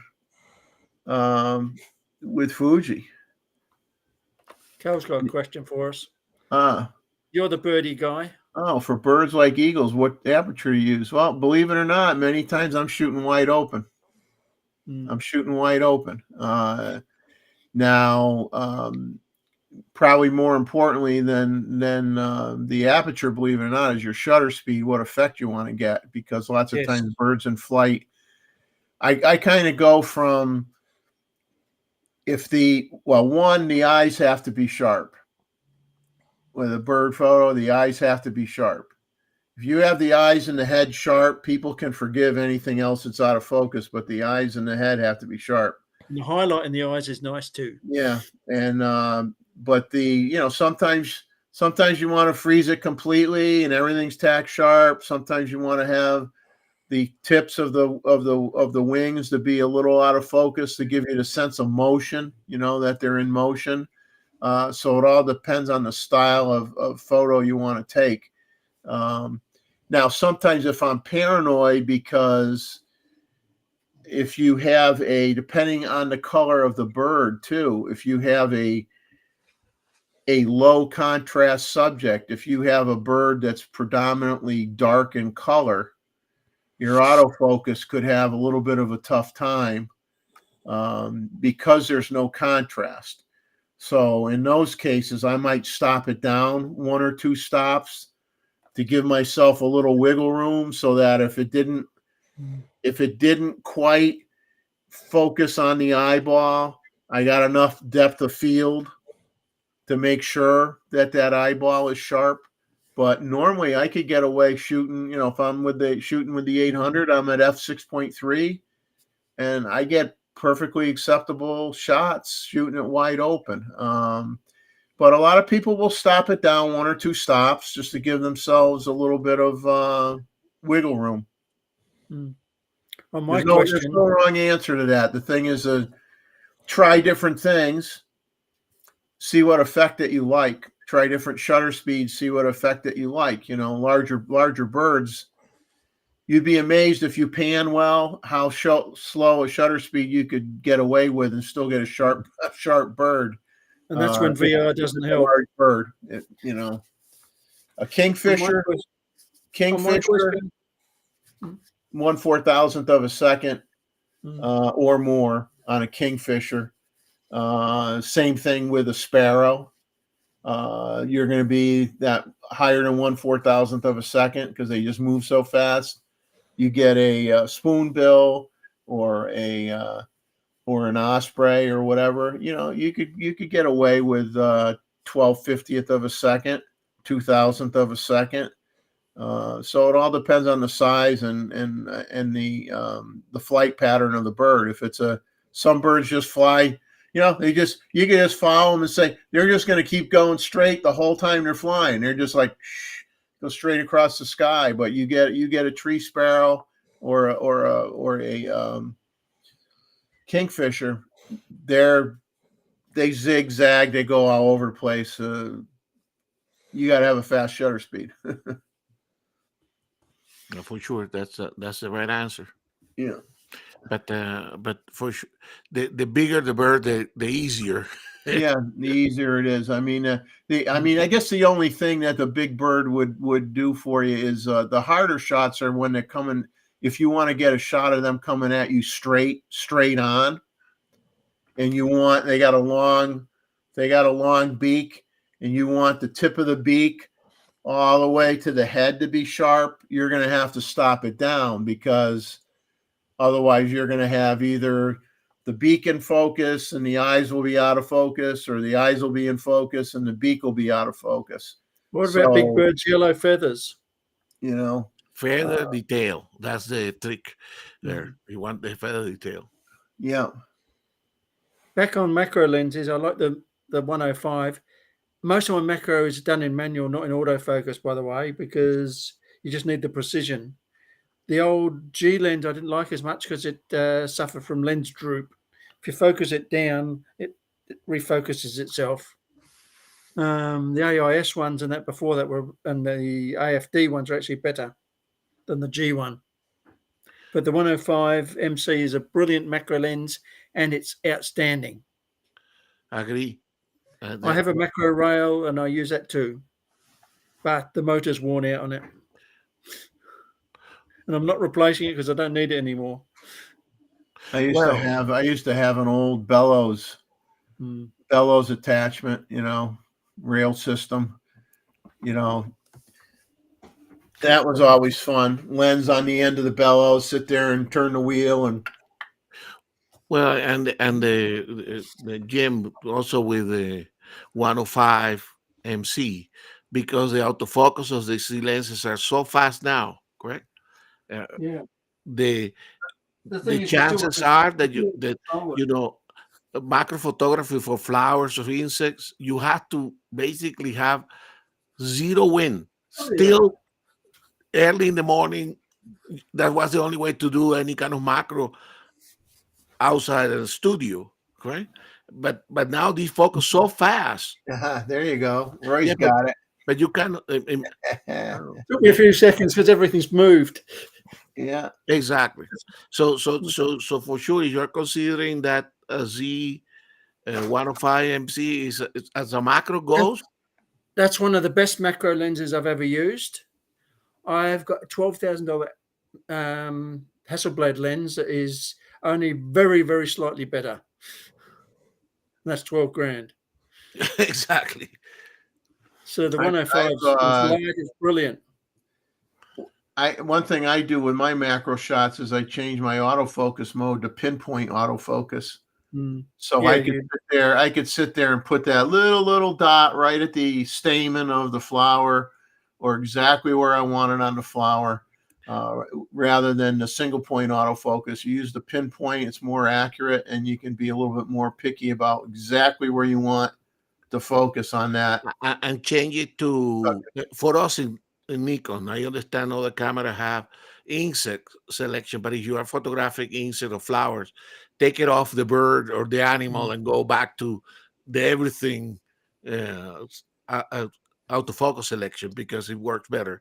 If you try to hunt for a bird, it's not going to work. No, I mean, that happened, correct? Or a person. So for sure, single middle of the screen. Actually, that's another thing that that most people here is a good trick, correct? And most of the cameras work. You need to be able, when you're using a single focus, to be able to come back to the center quickly, correct? So I think many of us have programmed either the the small button inside the wheel. The directional wheel, the button, OK button or whatever. Exactly, to go back into the middle. It goes back into the middle all the time. Yeah, because so you can miss a lot of opportunities. You try to travel across the screen, correct, with such a small autofocus area. So being able to go back to the middle is essential. The same goes even on photographing wildlife, correct? When if you're using the 3D tracking, going quickly back to the middle is essential. So people need to know how to do that. That 200 f4 was probably the sharpest macro ever built, but it's heavy and it's more of a bug lens than a general use lens. You need the, say, 100 or say 60 millimeters to be a general purpose lens. 200 is more for bugs, but it's brilliant lens, and I've got it. Actually, I've got 3 of them. You think they'll come out with one with the new mount? They should. I think they have to. The thing about the 100 millimeter MC is it doesn't take teleconverters. They probably didn't want to degrade the image, but it's a shame. If you could put a teleconverter on it, it'd be better for bugs. I mean, the biggest problem I have down here is being close to the ocean. There's almost always a breeze, and that makes macro shooting very, very hard to do. And so lots of times I'll use a lens that's more of a close focus lens that I can stop it down more and have better depth of field than I would get with a macro lens. And like I'll use the 24 to 120 or the 100 to 400 or something like that. But if you don't have to get too close, it's fine. It's a extension rings in too. Yeah, that was my first dedicated macro lens. Actually, I bought it in Singapore.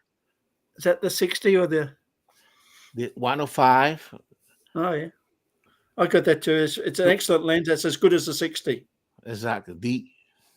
I prefer that to the newer G lens. Exactly. So I went from Jim. I went from this one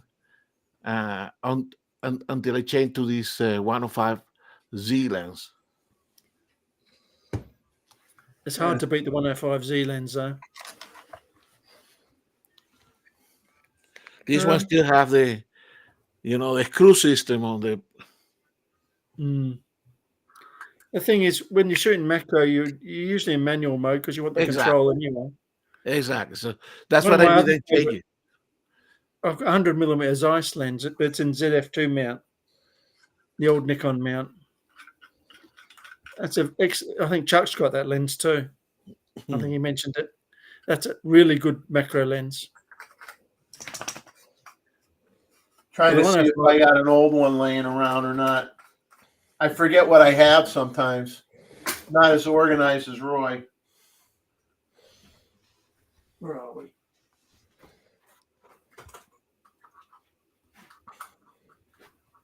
That's the 60 and the 105 in AFD mount. Okay. And they're both excellent. And my chair's about to break on me. Hey, Roy, did you do you have one of those collapsible hoods that were made of rubber that attach in front of the? I think it's yeah. I don't know why they don't make those anymore. I've got dozens of them because I used to use them a lot. Yeah, and those are the ones. Well, those are usually third party things. Anyway. Yeah, but you cannot find it anymore. The Nikon one is called a BR2, and my wife's stool's just given up on me. I've nicked it from a piano. Yeah, those were common, I think, in the 70s, in the 80s, that there were a lot of options. I used to have a lot of them. I've still got a lot of them somewhere. Okay. All different sizes. Yeah, I got an old micro Nikkor P 55 millimeter f3.5 macro lens. Wow. I don't throw things away. They always come back again. Yeah, but particularly because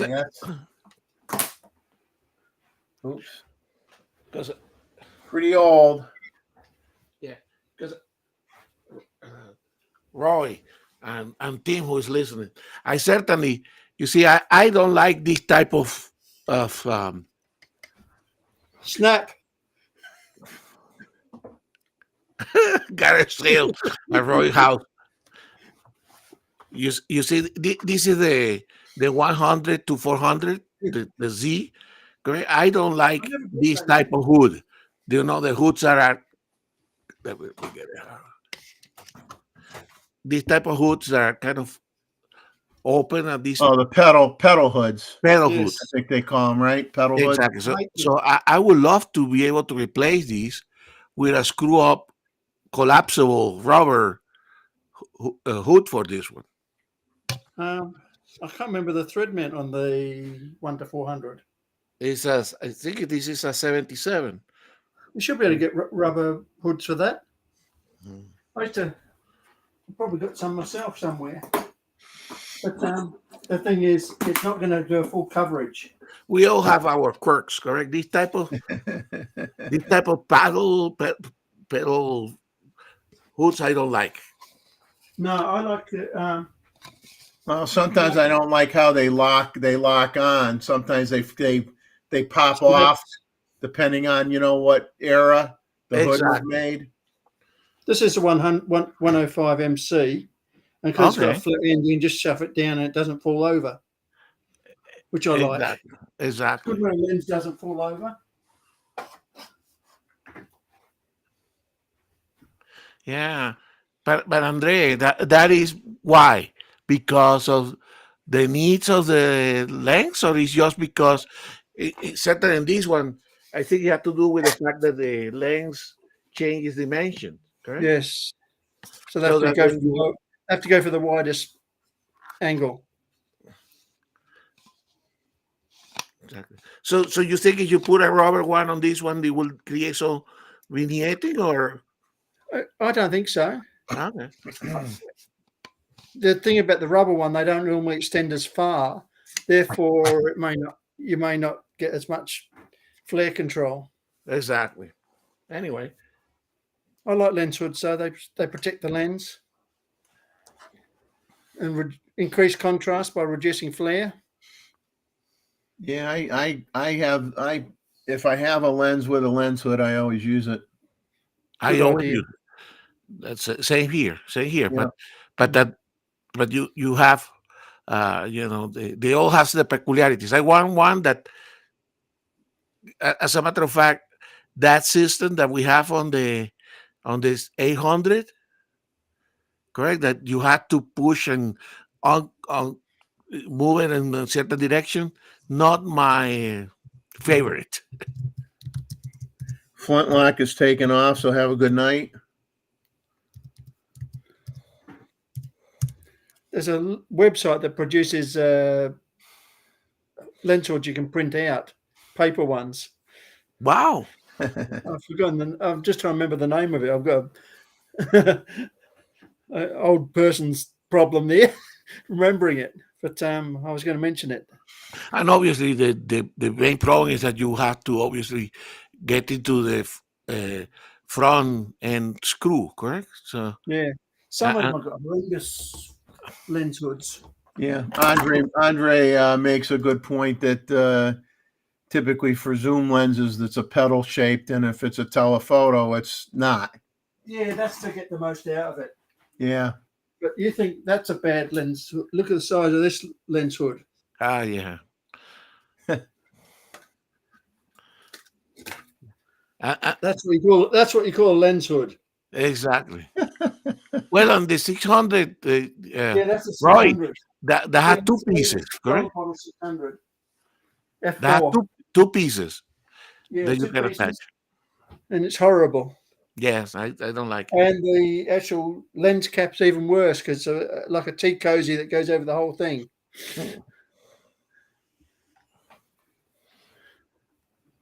But it's a good lens. Yeah, I got some. I wanted to try. I think I put on an old. I didn't go. I just fooled around with it in the house. Put an old lens on the FTZ adapter, manual focus lens. Put it on the ZF, and that was fun playing with it. So I'm gonna try to get some of these old lenses and try them out on the ZF and see how they work. They work fine. The problem with the old film lenses is the rear element isn't coated as much because it's used to just having film behind it. So you get some flare sometimes from the sensor. On a bright object, it can sometimes reflect in the back element. But I love those old Nikon lovers taking off. Wife is shutting off the lights. Yeah, mine gives up. Mine gives up leaving the lights on for me when I'm doing this show. And she'll in the morning when we wake up, she'll say, "Well, what time did you get to bed?" And sometimes I don't want to tell her when I got to bed. But I mean, I think the 2 o'clock limit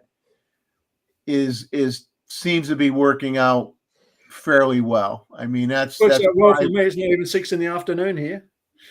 It's like the other Chuck's old midweek show was tougher, 2 to 4 in the morning, and then it goes on till sunrise. No, this way we all get a little bit of sleep anyway. But yeah, so hopefully I'll put one more reminder up. We still got 22 people here, so we'll just put up one more last time reminder about the photos. Start sending them in to me anytime. And something to photograph. Yeah. See if they'll dig out the old files from film days. I don't like all the stuff in between. I got two sessions of photos that I got to go through now. It was interesting. Got some clapper rails that were in an area where you normally don't see them. Did some film footage of boy, I'm trying to think of the name of the bird now.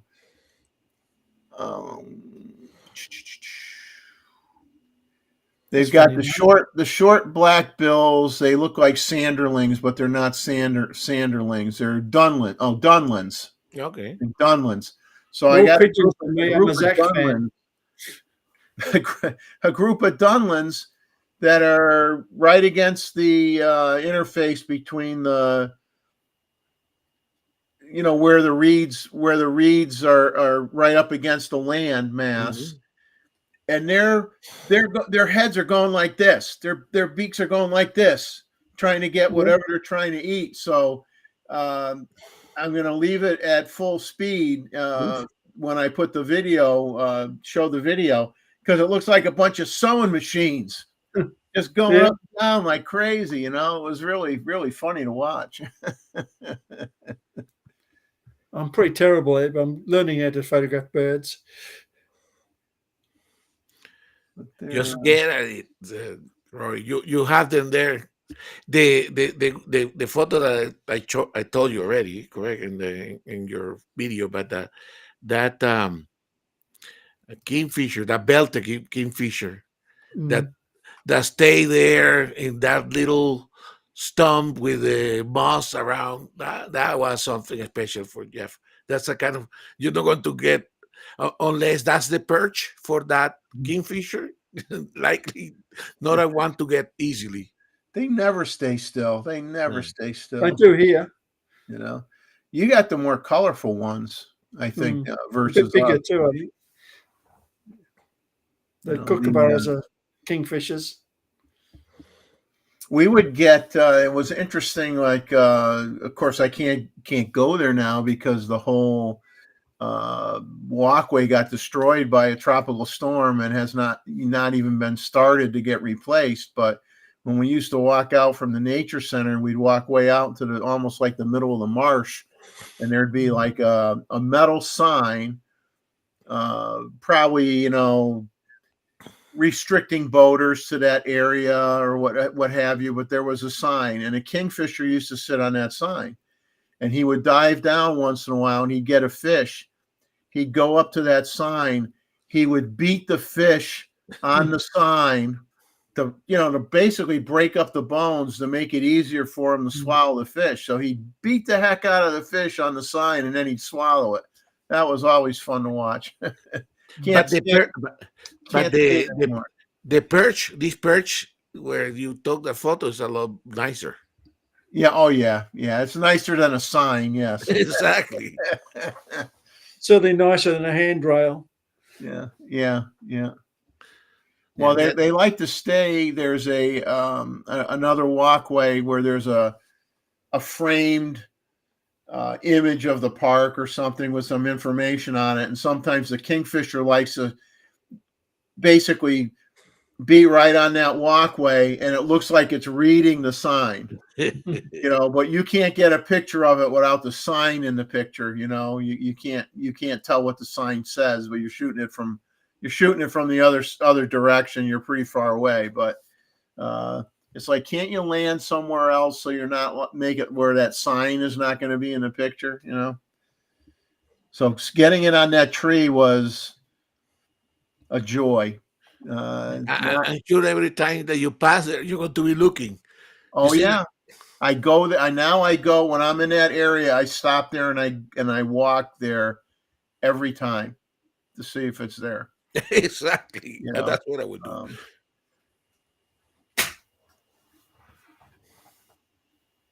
You'll find certain spots for certain, certain birds, and you'll check it out, like the oyster catchers. We'll go to one pier and walk out, and you'll see the oyster catchers mating, during mating season, and you'll see the nest, and of course their nests are basically they just lay right on the ground. They don't build a nest. They just have some twigs or something on the on the ground, and then that's it. And so many times they never have their young, because whenever they're breeding and they lay the eggs, it's always when we have what they call the king tide, which are really higher than normal high tides. And it comes in and washes the nest away, washes the eggs away, and then they'll lay more eggs. Sometimes it'll be 2 or 3 times, and some years they never have a baby because the tides just take them away. And that's where again, local knowledge of your parks and your environment is so important, because as I told you, that's what I was making a joke. Now that every time you pass by, you're going to be looking for that bird in that perch, because that works, correct? The birds are creatures of habit, correct? See what Mozman's trying to do here? He's trying to create the subject controversy where we don't have any, just before we end the show. That's kind of like I haven't seen any flaws in the ZF. It's like perfect. that's like a bait and switch thing here, man. It is. Exactly. We're not falling for this, Tim. We're not falling for it. Introduce the subject in the first hour of the show. but Jeff, we're finishing here, yes, because we still have a Kubarasi. You know, you dive in the same place, correct?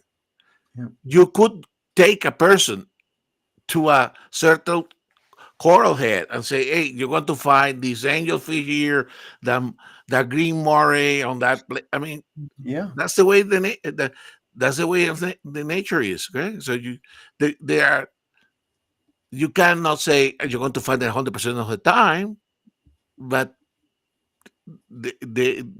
you have a good chance. well, it's for